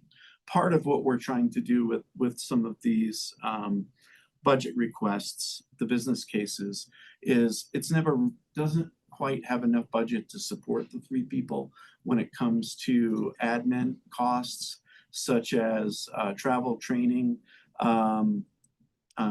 mileage, some of those costs that we're going to incur as we do business, as well as some of the costs associated with some of the programs we run. Taza, downstairs, art gallery is one example. And we could go into further detail on that. But most of the requests there are either related to that programming or to kind of catching up for the administrative costs for the division. And there's 2 other divisions in the department that are in a similar boat with regard to some of those administrative costs. We understand that this is a difficult budget year and it's tough to ask for some of these things, but we at least wanted to kind of get on the record that we do have some deficiencies in some of those areas that we've covered with savings in other areas to make some of those costs work. Question on that one. Where does the poet laureate fit in the business case requests? I'm going to provide a memo for you, but it's for the part of the other professional services. $20,000 is part of the request for poet laureate. But I'm going to provide you some more detail in a memo that's going to give you some more information on that. Ditch and water rights. I've been to you a few times talking about this. We continue to learn a lot about the ditches on a regular basis between Trevor and I. I don't think I we ever thought we were gonna end up knowing as much as we know about ditches and how they're managed. And somehow I ended up as the president of one of the ditch companies that supports what we do, which is kind of goofy. But at the end of the day, you know, it's about sustainability. So for, if we were to be watering all of these, and sustainability from a budget standpoint, if we were to be watering all the parks that we water with ditch water, with city water, we'd be paying hundreds of thousands, if not $1 million or more per year to do that watering. Riverdale Regional Park, the entire park is watered through ditch. We have Rotella Park is not currently. We're working on a change in use case to be able to use ditch water there. We had ditch water previously. The line that fed it collapsed, and then so we're looking for another way to get ditch water to that park. So there's a lot to do in that area, and we continue to work on it to try to make our watering as efficient and cost effective as we possibly can. The big projects at Riverdale Regional Park, we talked about the capital request. That's why I haven't addressed capital last week when I did the capital presentation. However, the business case request, we don't really have any. It's just a priority. We're at 50% now on both of the big projects. We're on time and we're on budget. And it's a priority not to lose sight of those, to make sure that we bring them in on time and on budget and get those completed appropriately and get the fairgrounds kind of back up and operating as normal. And then sustainability. It's a very important part of what we do. And it's a strong focus every day, whether it's educating the community about the environment, it's taking a look at our park and open space properties, how some of our properties are farmed, and making sure that we're doing it in a sustainable way. A big one is when I started in 2019, I asked for $3 million to do trail corridor restoration, to basically clean up Clear Creek and the South Platte. They hadn't really been cleaned up in 40 years. So not only were they in disrepair, but there were a lot of non-native species along there. It was kind of a mess, and it just hadn't been maintained. So we stretched it was supposed to be $3 million in 3 years. We stretched it over just about 6 years, and we've completely cleaned up those corridors. We've gotten all of the non-native species out. And actually, when we first started that process, we had over 200 people living on the trail system at any given time in that year. We're down to now, it's about 12 at any given time, and it's managed through our partnership with Community Safety and Wellbeing, who I think we work really well with to help provide resources and to help the folks that are on the trail be able to move out rather than just be kicked out. However, this cost continues. So even though we've gotten it cleaned up, we continue to have cleanup costs on a regular basis. In the last 2 years, we've averaged between $350,000 and $450,000 cleaning up the trail system. We would like to do more than just clean up. We're really asking for money to cover the cleanup. We have done some restoration work. We would like to do more. We have bare ground along the trail system that we would like to be able to plant. And we would like to be able to add trees, for example, as we go through, and add shade, which is something that our community continually asks for. However, right now we know that this is a difficult budget year, and we're not going to ask for the world. And you can see a few things that I had mentioned. Rotella, right now, we have to pay city water for another year, and we hope in 27 we'll be able to switch back over to ditch water if we can get our change in use case passed. Irrigation for park turf, that's some at City View where our water costs continue to go up, as well as Gateway. Those are the two parks that are currently on city water for us. Veterans Memorial Sanitation is an ask. It's with regard to the restroom out there. I think I had mentioned to you before that it is a running water restroom, but it's not hooked up to sanitary sewers. So it dumps into a vault and has to be pumped. And unfortunately, it's expensive. And we thought we'd be pumping it once about every 4 months. And I believe the number, Trevor, correct me if I'm wrong, is 28 days now. Every 28 days, we're pumping that vault out. And it's more frequently. In fact, we were just talking to facilities this morning. Somebody broke one of the toilets. And so we had water running overnight, filled up the vault, and we have to pump it again today. And that it's just a cost of doing business. But in order to be able to keep that restroom open, we need some funding to be able to manage that we didn't anticipate when it was first built. And small projects I talked about during the capital project presentation last week, but it's doing things like planks on bridges, bridge repairs, concrete repairs, irrigation repairs, fencing, signage, things that we need to do to keep the system running within our entire system.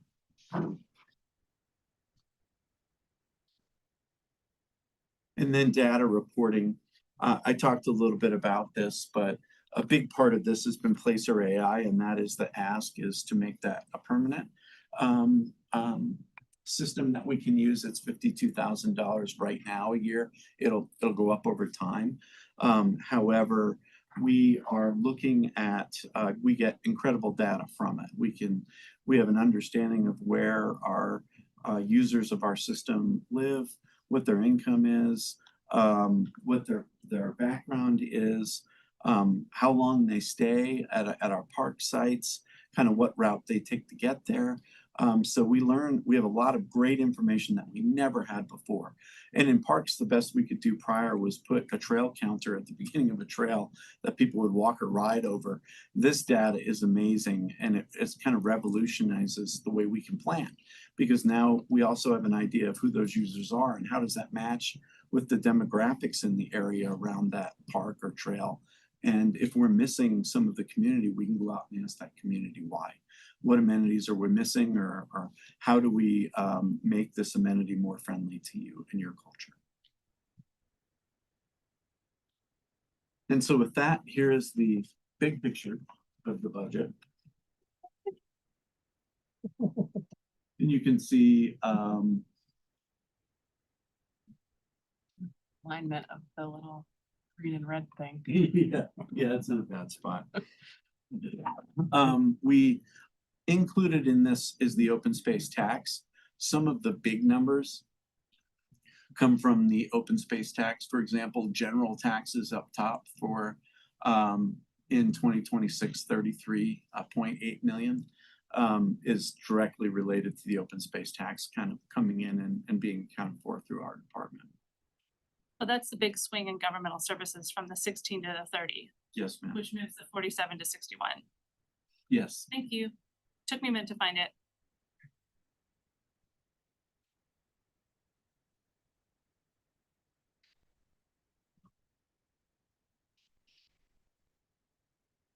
Happy to answer any questions on this one, or I can.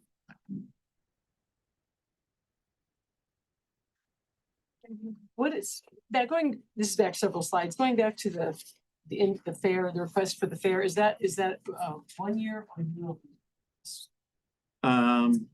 It's a year-over-year request. However, when I come to you in study session on October 28th, I'm going to provide you with a number of options and things to consider. What this request was keeping it whole exactly as we have done it for the last 5 years. And so to do that, not only would we need those amounts, but we would also bring an additional $1.15 million worth of revenue. So there would be an offset for it. However, the question is going to be when we meet with you, how do you want it to look? What's the target? How big do you want it to be? And what does the fair look like? And when we do that, we have several options that we'll bring to you for you to be able to kind of weigh in. So different scenarios of our investment versus the return on investment. Yes. Okay, that'll be helpful. Thank you. What is the breakdown of the business case for events?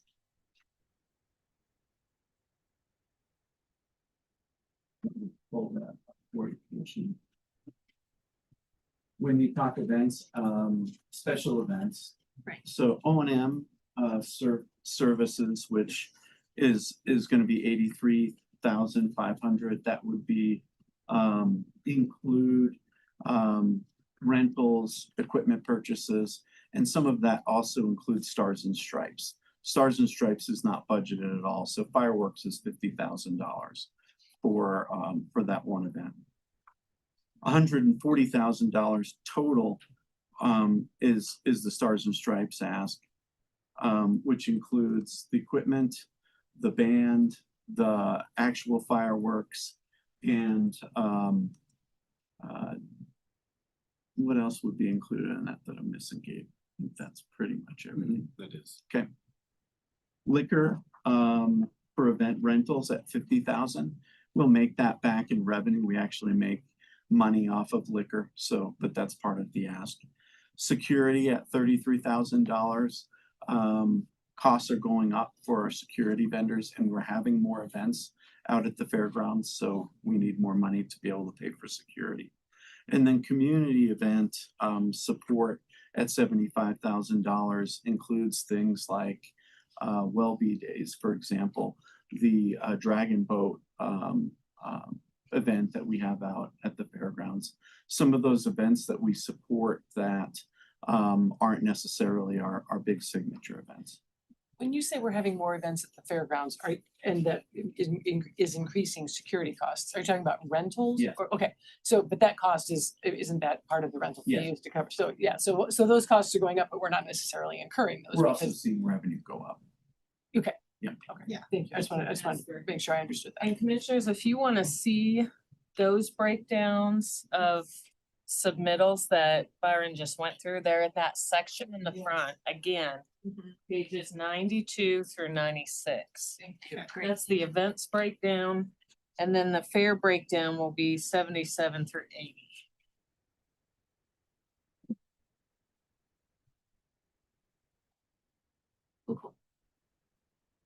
What did you say? It was 90 something?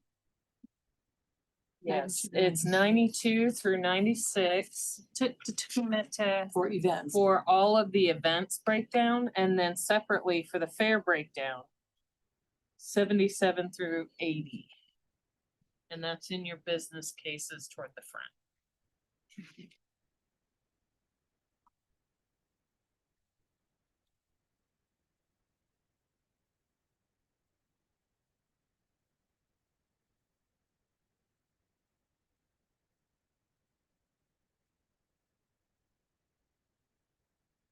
Again, we do plan to go into more detail on that when we come back on October.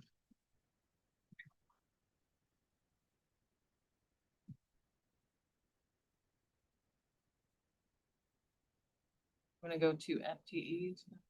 Sure. These are our FTE requests, and we hope we get them. We're asking for 0 FTE.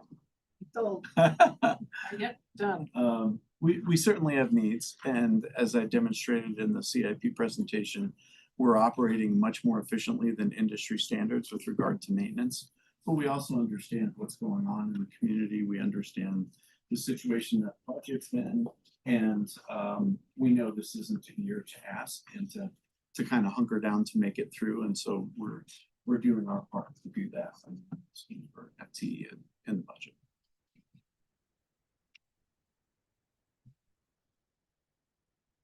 Can you talk about the timeline for those vacant positions? Will those all be filled? 2 have been filled. There is a vacant event services tech and a vacant parks planner. The rest have been.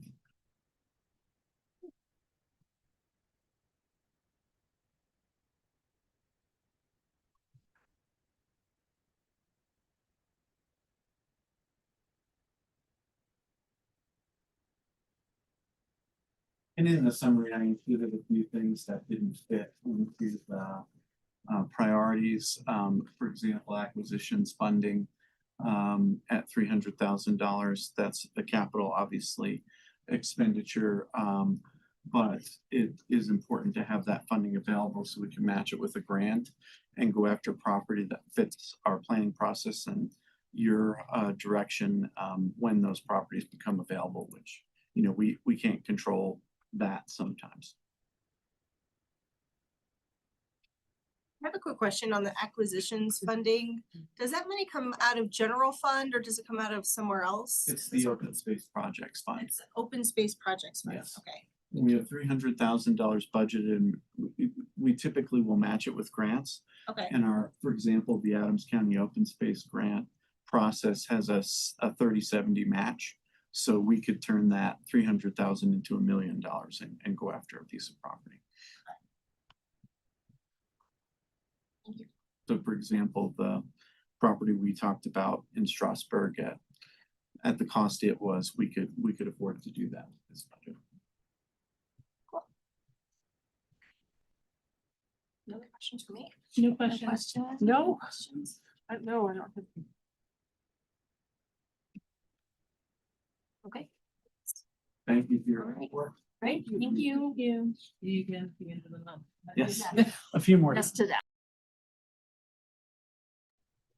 I'm still gonna ask that we get the different teams that could work on the right of way stuff to come up with a solution. So I know that's not directly in this, but it's important.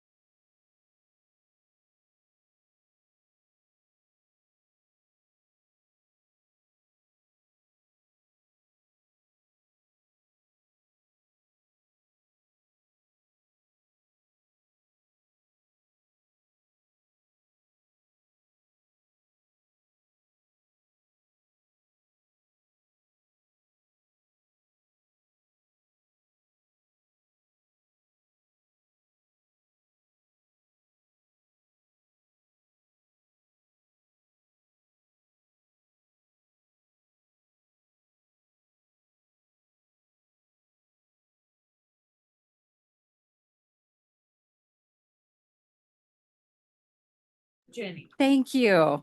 Get home, Jenny. Thank you. I was all excited for you earlier. I thought maybe this was the last presentation overall, but no, I realize it's just for today. So in any event, it's an honor.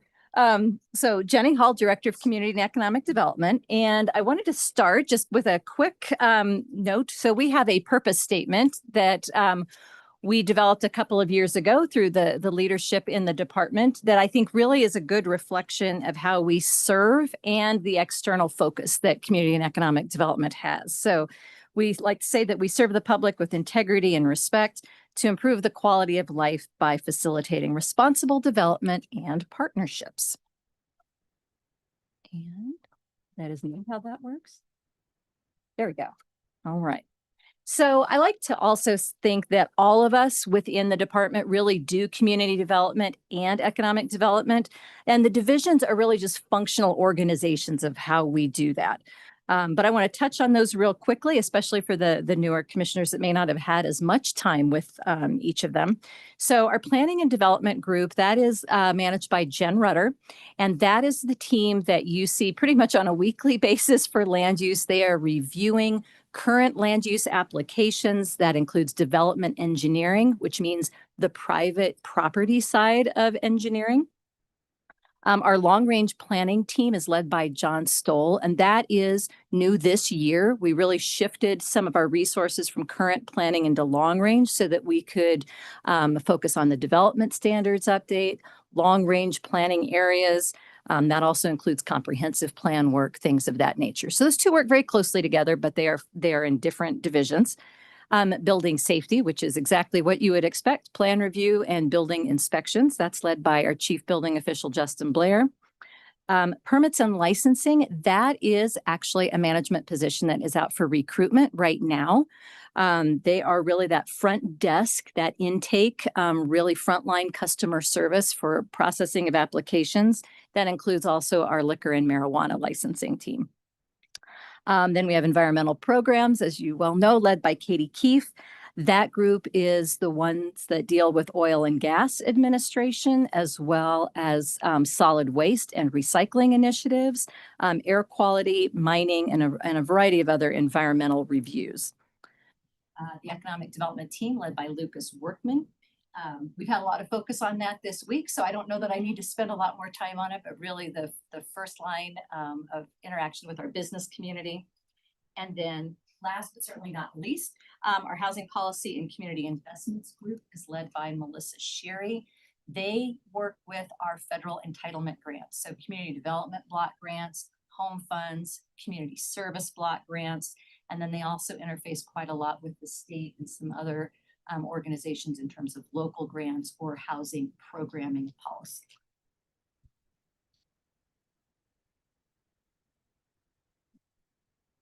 Won't do too deep of a dive here. I think given the integrated and external facing nature of a department like CED, our functions align very, very closely to the board's focused areas. So the very structure of it means that we are working on economic vitality in a host of ways.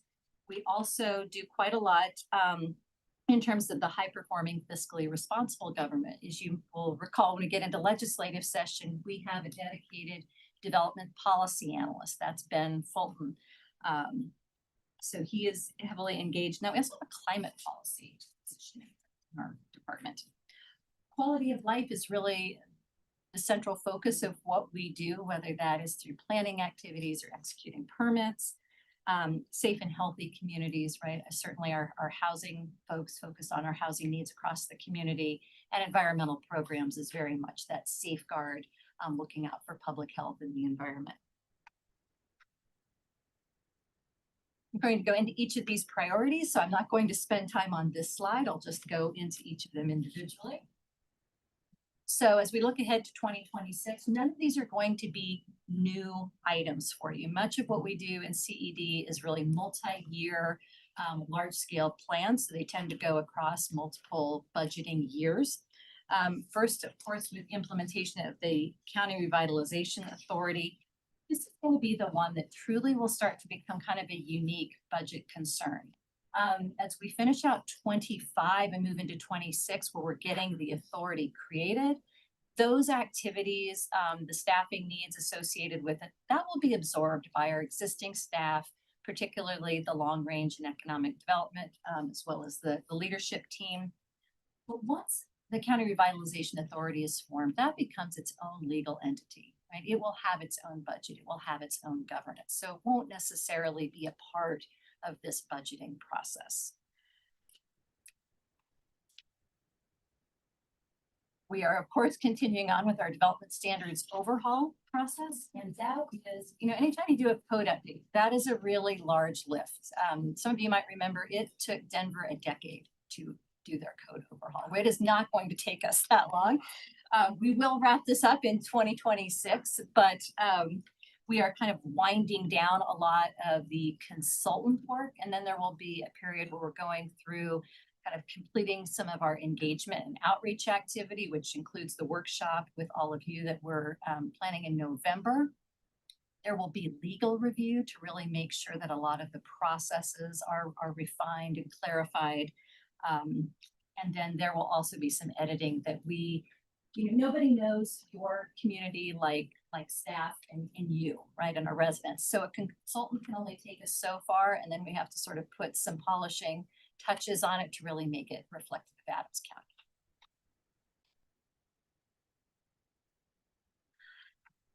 Developing and launching new licensing programs. So I mentioned, of course, that we have been doing the liquor and marijuana licensing some time. We are coming up on the 5-year anniversary, essentially, of licensing marijuana facilities in Adams County. And so we're going to plan a study session with you, ideally before the end of this year, where we do a little bit of a look back on how that has worked, any areas that might be ripe for some updates. Included in that has to do with how we really do the community engagement portion and the notifications. We've identified some areas of improvement there, as well as, and I'm looking at Bill here, I think is it the bylaws or other aspects of the board administration, liquor and marijuana regulations, yes. Yeah, some other updates that are needed there. But we have also, of course, taken on some statutory obligations around the massage facility licensing that we'll be rolling out. And I know that the board has an interest in exploring other areas of business licensing, really looking out for community well-being.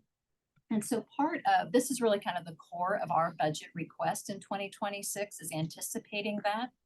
We currently have a licensing administrator and a licensing coordinator position, but anticipate that we will need another individual to assist with that, as well as looking at how we're managing that with our software so that we can be efficient. We don't necessarily need to throw lots of people at it if we can process and monitor the information more efficiently. So we'll dive into that in just a moment. The other part, though, behind the business case request is that we added that public input community engagement platform where any of our large plans, and that even includes some things outside of our department, so like the water master plan, our housing plan, et cetera. There is a really nice public interface through the Engage with Adams portal. And that was something that we had absorbed within our budget, but as we really embrace a greater engagement strategy, we need some additional funding to support that public input piece. The balanced housing plan. So I know this came up at the town hall on Monday evening. We completed, just to provide a little bit of clarity, we have completed the regional housing needs assessment with Dr. Cobb. That's now in its strategic plan phase, which is that's just our time, right? Commissioners Henson and Melika and myself doing different pieces of that. But we're also now in our local housing needs assessment work. That is wrapping up. All of that information, the regional and the local, as well as some of the work done with our community development block grant consolidated plan, that all feeds into what we call the balanced housing plan. And Adams County did this for the first time in 2018. It was done at a very high level, big aspirational goals, not a lot of implementation details. So as we pursue an update, it will become a lot more specific and more actionable. So that is in the works, and that has a public input page as well. So I keep clicking the wrong button, I apologize. expanding our environmental inspection program. So Can I just ask a quick question? With the new website, I don't know where to find anything anymore. Is that public? I love that you're all laughing. I'm just like, I don't know where anything is. I don't know what happened. We're all learning together. That's beautiful. I don't know if anyone from comms is here. It's a beautiful website. You should go. Love you, comms. Muscle memory's not working. Yes. Are those links open for public comment on the local housing needs assessment? And if yes, where are they and can we have it? I want it, but I think that we'd all want it. I will tell you the simplest way right now, because I know they're still continuing to make updates, is if you just type, and we tell people this all the time, type engage with Adams, it takes you there and they're all there. So it's a landing page with And then each of these. One will be on there. Yep, exactly. Okay. Additionally, and I will send this out to you tonight, when I send you those reports, the little rainbow colored reports with all the status updates, those have the link in them as well. So it's, I'll give you a hard copy, but it's better when I send it to you digitally so you can use that. Yeah. Yeah. And then, yes, there will be a carryover from the main website to that, but I'm not sure if it's. This is still showing on the old URL of engageadams.adcogov.org. That is, they said, what it will stay. I don't know why, but. Okay, that might be why I couldn't find it. Yeah, we've got a couple of these little oddities still. Okay.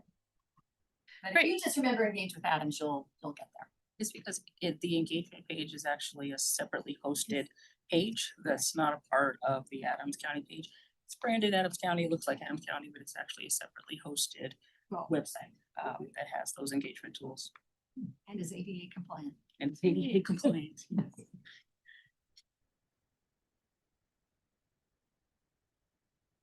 Don't want to rush you if you need a minute to look at that.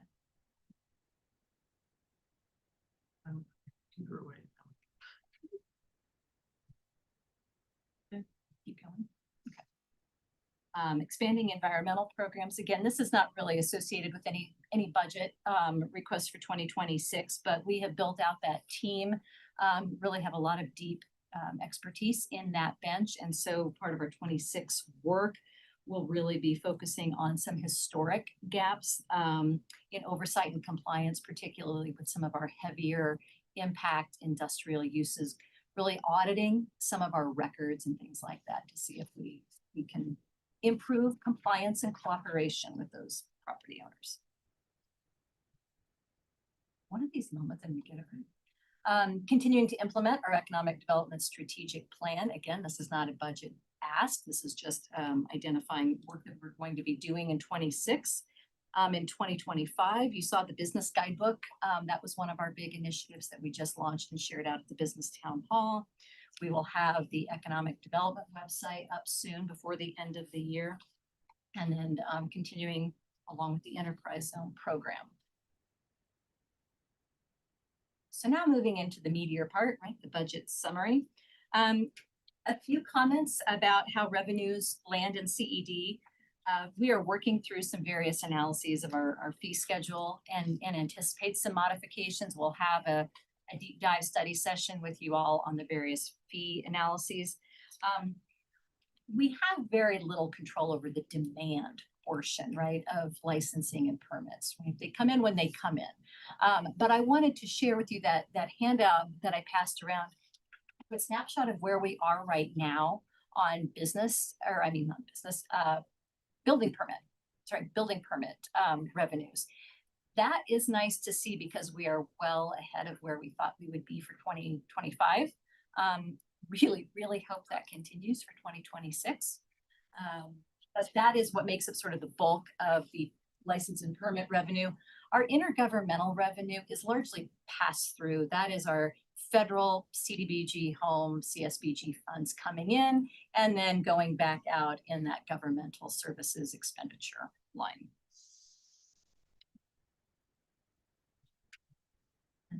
Pause for a moment. The charges our other revenue there as far as charges for services, that is largely grants and certain other fees, not our building permit and planning fees, but happy to answer any questions in that bucket. So license and permits, I understand those. What else did you say? Where does the revenue from charges for services, what does that consist So of? that includes some other grants, like state level grants, as opposed to like our federal ones that show up. Also certain fees, so like we have a hazardous waste fee, that doesn't come up in the permits and licensing. This is really just sort of fine detail. Okay, thank you. And then moving into the expenditures, we have been pretty stable. In CED, not a lot of change in terms of wages and benefits or operating. Our governmental services piece, I think, is the one that probably bears some clarification because we're treating it a little bit different, working with LAR budget analyst, how we deal with the incentive portion. So let me break out the government services line. So it includes 800,000 in there that is that community enrichment grants program that is moving to Spark, but it was still within this budget this year. Okay. So that'll look different.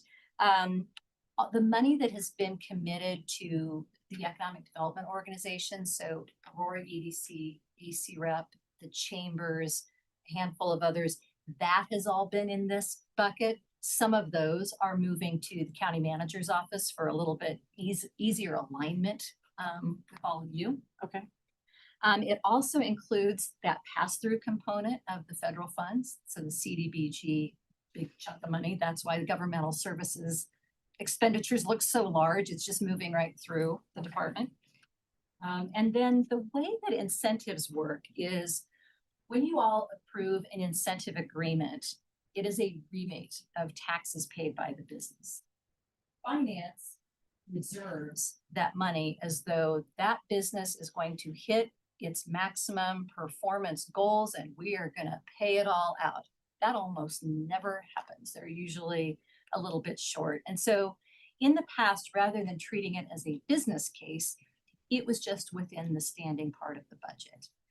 For a little bit greater transparency, right, we're moving that into business case. So when you see the $1,700 business case for 2026, that represents the agreed upon contracted amounts for rebate of business personal property taxes. Okay. Hopefully that all made sense. That was a lot kind of thrown in one line. Mark, do you want to It's say not more about that? necessarily entirely an increase. It looks weird because we had a lot in 2025. I was just trying to look up what we had in 2025 compared to this, but Yeah, we do budget it year to year. It looks like a huge increase, but it's really not. it's really not. We're just calling it out as part of the process to make sure, because it does adjust every year. We can't just leave it in the base because we have to make constant changes based on whatever agreements have been made. Yeah, okay, that tracks. Yeah. Okay, Okay, that makes thank you. Thank you. Lot fewer numbers. So looking at the FTEs again, like I said, we have been relatively stable in CED these past years. It looks like we have a lot of vacancies. That is not really very accurate because we have 5 positions posted right now. So that includes the planner, the permits and licensing manager, development research and compliance coordinator, communication and engagement specialist, and licensing coordinator. So we are going to be doing a lot of hiring between now and the end of the year. That's exciting. The senior field engineer was just part of your most recent 2025 supplemental budget. This was, as you know, there was some FTE requests from 2024 for the beginning of 25 that we held off on until there was larger assessment done. So we'll be hiring this a little bit later in the year, but this is a really special position. One of the things that working closely with Public Works, we identified as a problem area was that we had private development submitting plans, building out infrastructure, and then we had our public side. And sometimes when the two needed to meet up, we discovered that there were problems because we weren't inspecting things. So that is a position that even though it was an FTE ad for 25, we currently believe the cost savings to the county and kind of preventing errors will more than pay for itself. And then as we look ahead into 2026, like I said, the single addition that we're requesting right now is for that licensing coordinator to really help us build out that capacity. Some of those costs will be mitigated by licensing fees.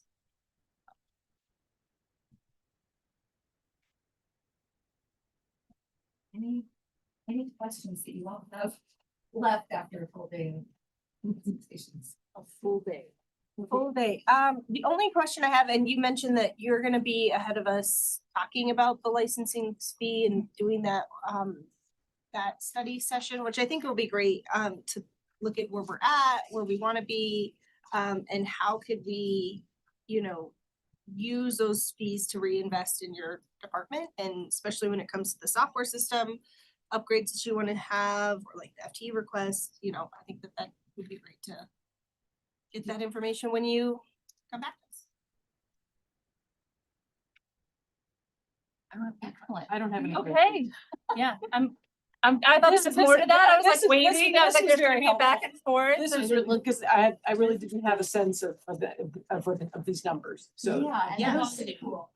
Like if you, yeah, you can definitely see a lot of development activity driving from like permit numbers, land use cases. I know you all feel it when you're sitting up there on the dais, but yes, there are the numbers to substantiate it.